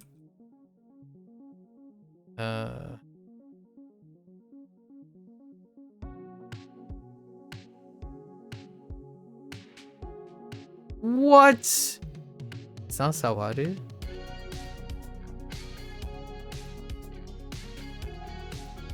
Oh wait. Oh, I'm back. Oh, I skipped 12. Well, that's bad. So anger. How do I express the frustration with the limitations of my memory tools? You get angry. That's how you do it. You get angry.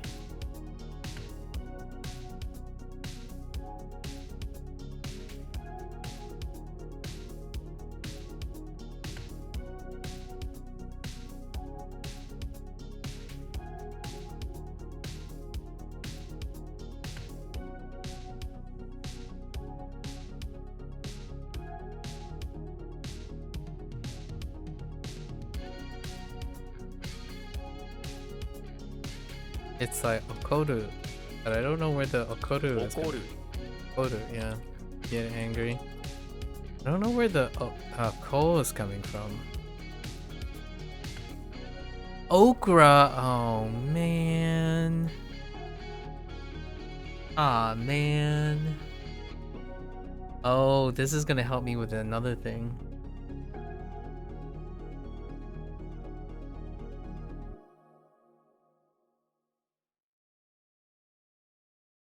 Oh, this is gonna help me with another thing. I'm pretty sure I connected two things together. Oh, I saw. Oh, I had a solution. There was a solution to this. Now it's gone.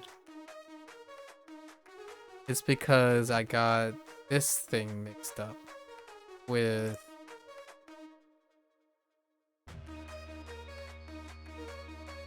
this one.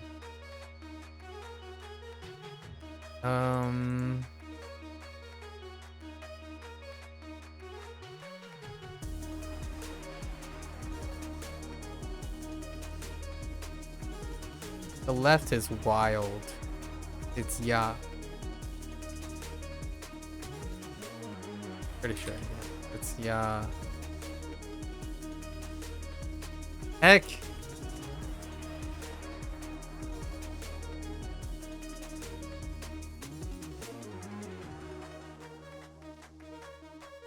Yeah, heck. Yaro. Oh yeah. Yaro. Oh yeah. Rude. Oh, like jerk. I'm gonna use the word jerk. Yes. Yaro. Right. I said that earlier.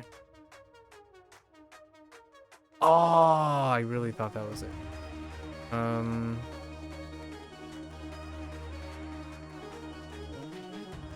Was this supposed to be like... Oh, no. No.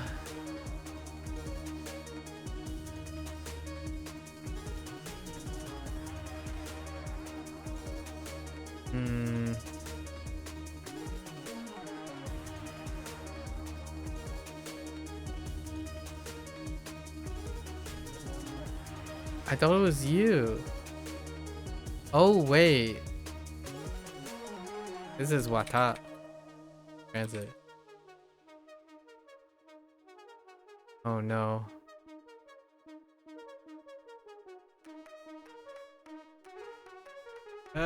It's not Ken. I thought it was like Kenyaku. I think I typed the same thing this time. What is that? Like present duty? Like this is like, oh wait. Is it what I think it is? Wait. Keneki, right? Oh. No, Geneki. 現役 That's like currently working. Oh, dang. That came from nowhere. I still think this is like Himesha.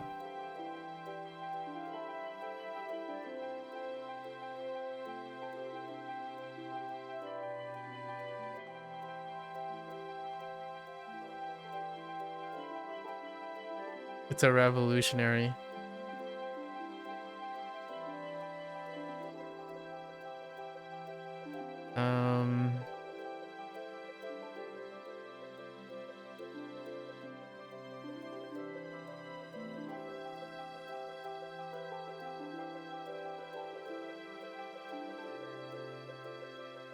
Help me, my friend. My brain. Help me to discover how to say revolutionary.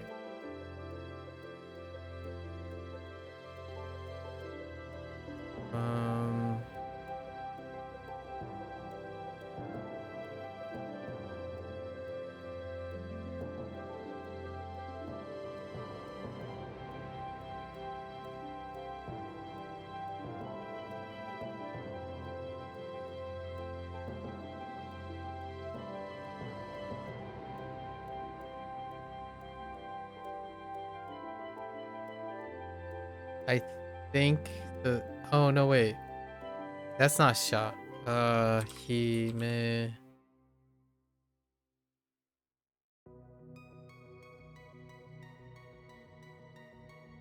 Oh, no, wait.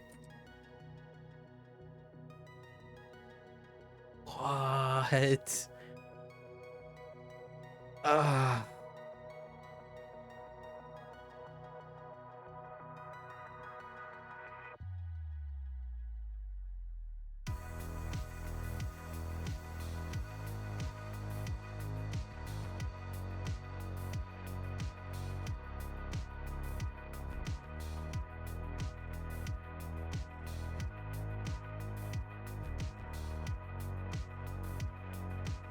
Oh, no, wait.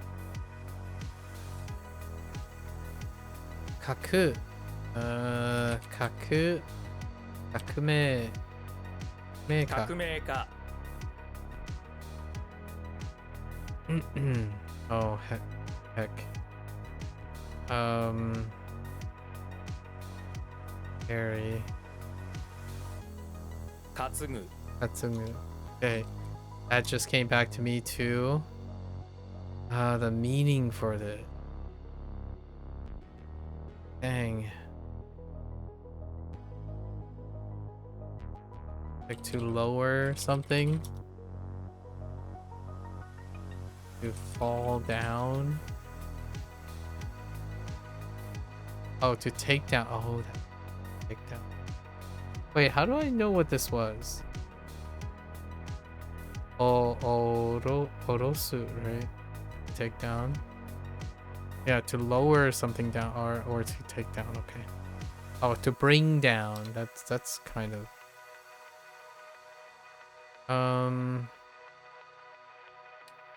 This is the increase thing. The Su. I feel like there was a ya in this. Or it could be.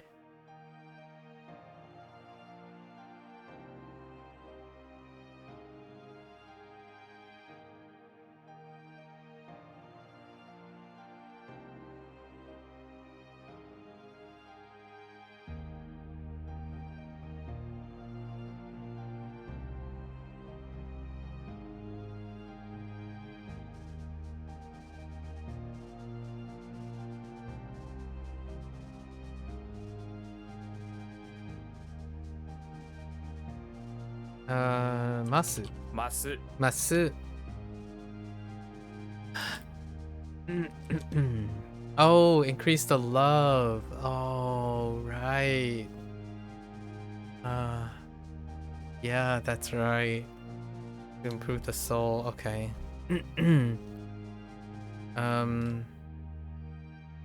I think this one is the lost cause. How about this one? Oh,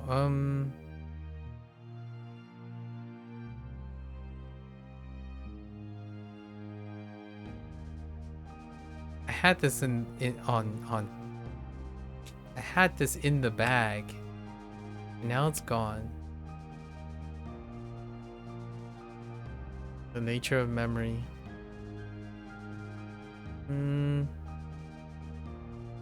It's like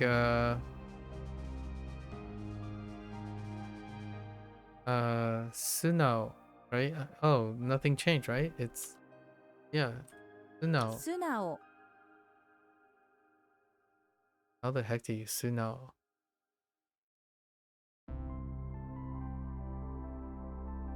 Like you Suno is honest. Oh no, I'm back to the beginning.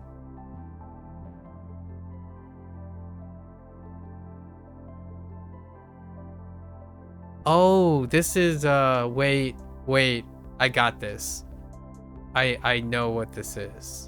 It's like 表す arawasu. And what is this? Or like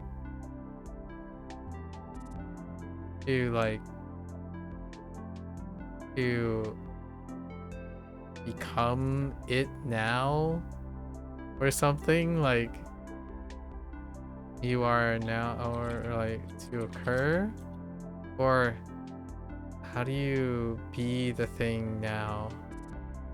You are now the thing. It's kind of like to appear and not like appear.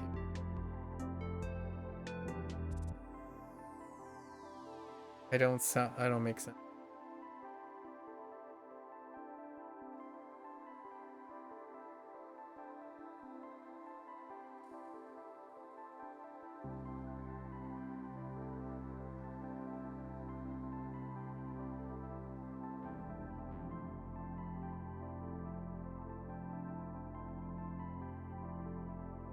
One was to appear. It's not this one. This is related to it. Pretty sure this is related to it.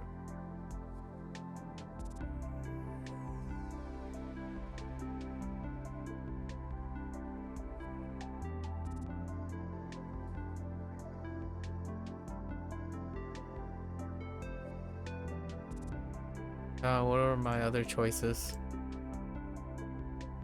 Oh, wait. I know what this is now too. right? Yes, it's like tazuneru. 尋ねる Tazuneru. Oh my. Oh man. Wait.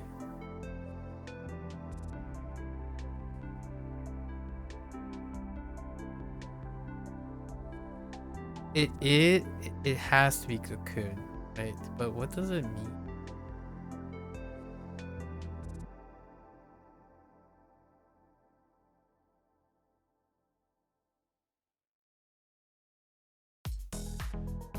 I think it's imasara. Yeah, it's probably imasara.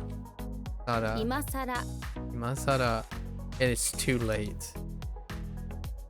Yes, imasara. Too late. But I don't quite remember what the renew.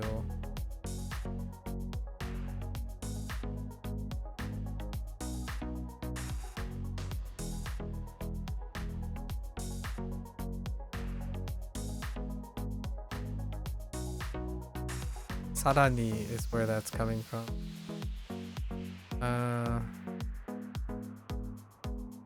It's kind of pretty concerningly. Still fine. I'm a little disappointed in this though.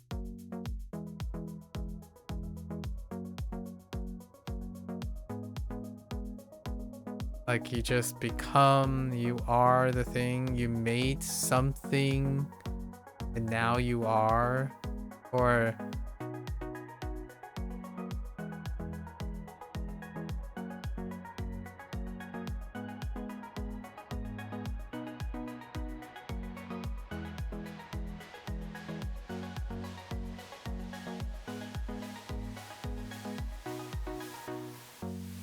what are you?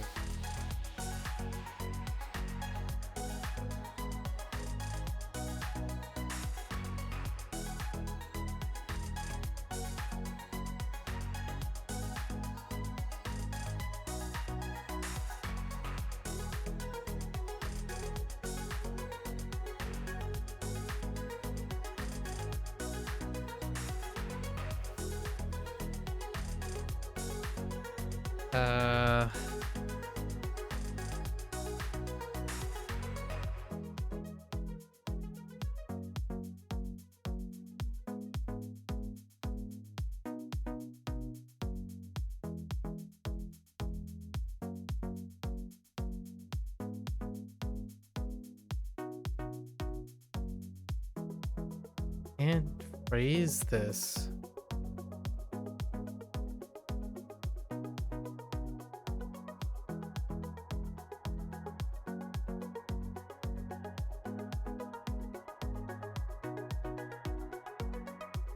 Why can't I phrase you?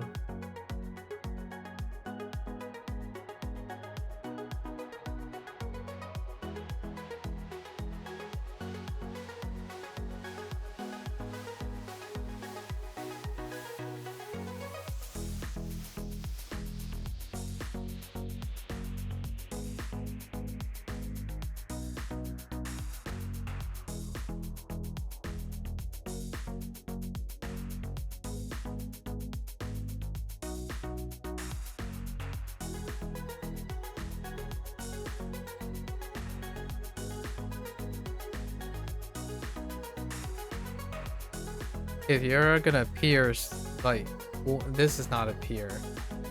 So if you're not appearing, to appear is like intransitive, right? So what is the transitive version, or what is the transitive version of appear? To show. Okay. All right, we got 6 lessons, so we better book it on out.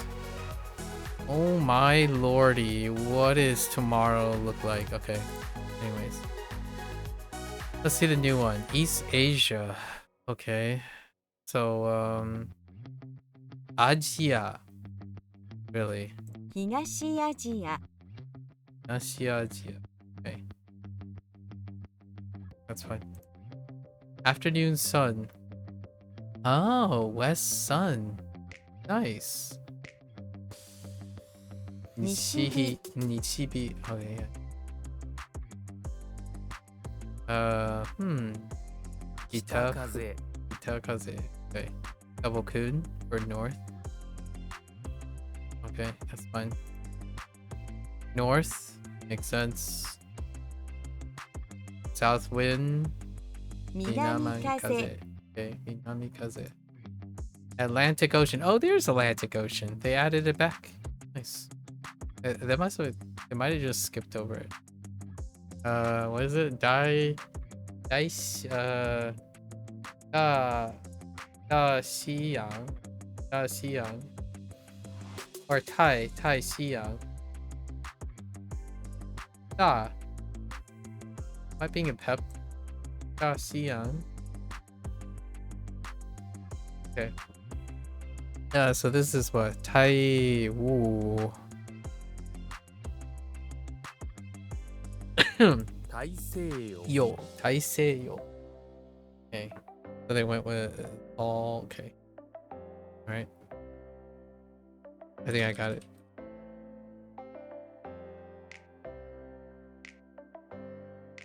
Higashiasia.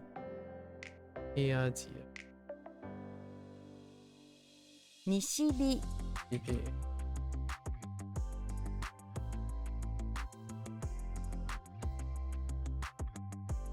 Kitakaze. Interesting that it's not kitagaze instead of kitakase.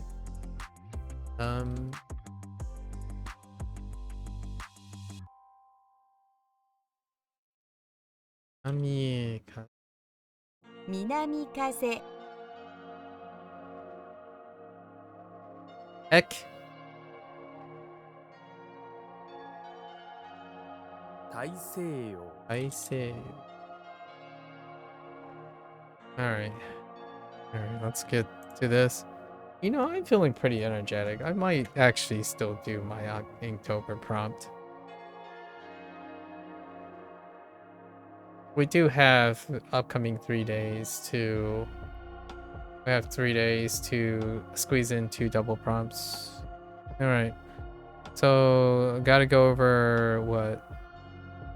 We do death into the monics, into the read, right? Still. So let's do these. Yeah, beckon.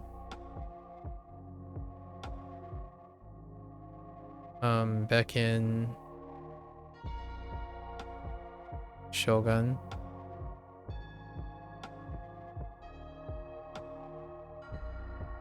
Coots. Oh no, not Coots. Yield. Then Coots.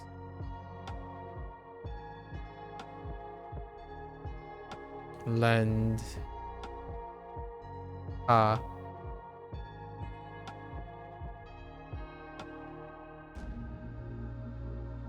Sleep. Mean. Shoes. Coots.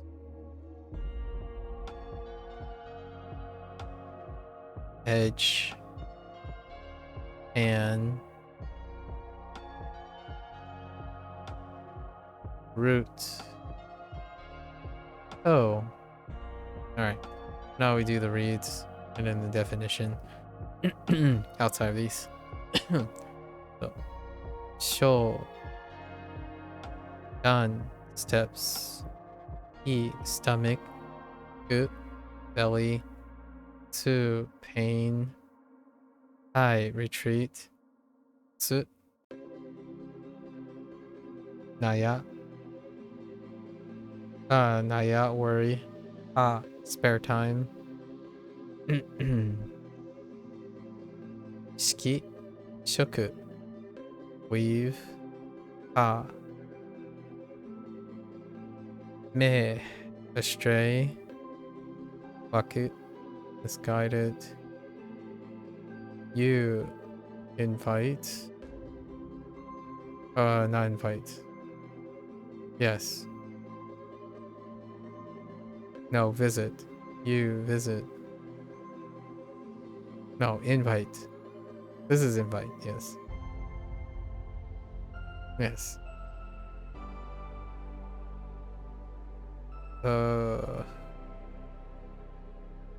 Shoo. Get a position. Oh, invite.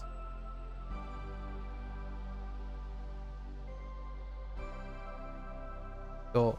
Anger. Show. Ascend. Mean. Sweet. Drowsy. Show. Symptom. Tighten. Oh, no. MAKU. Urge. Akoga. Yearn. Sit. No. Dense. Han. Goku. Kyoku. Extreme.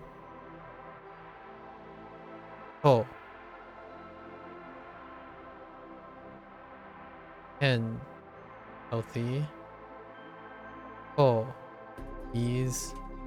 And Yo. Guy. Alright. That's a wrap for WaniKani today. Third day's charm. Hopefully. Tomorrow, right? Alright, folks. That's a wrap for our WaniKani session. If you're gonna watch this there, arigatou gozaimasu. As always, feel free to follow along. Pick up WaniKani, give it a try. Let me know what you think. Right? And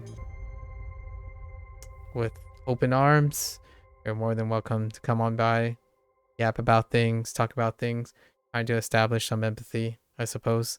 Always worth a shot. Right? If it's not for you, it's not for you. Fair enough. Impasses are impasses. It's great to talk about them, great to discuss them. Look forward to hearing all the great things. Whoever is out there creating things, right? Young ambition is palpable. Becoming old doesn't necessarily mean that I can't appreciate young things, and I hope that young things keep me vibrant and youthful, right? Until next time, you're more than welcome. Minasan, mata ne. Ite kurete arigato. Thanks for watching. I'm gonna get up, stretch, take a quick bathroom break, and I'll be back for Hanzi Hero. Thank you.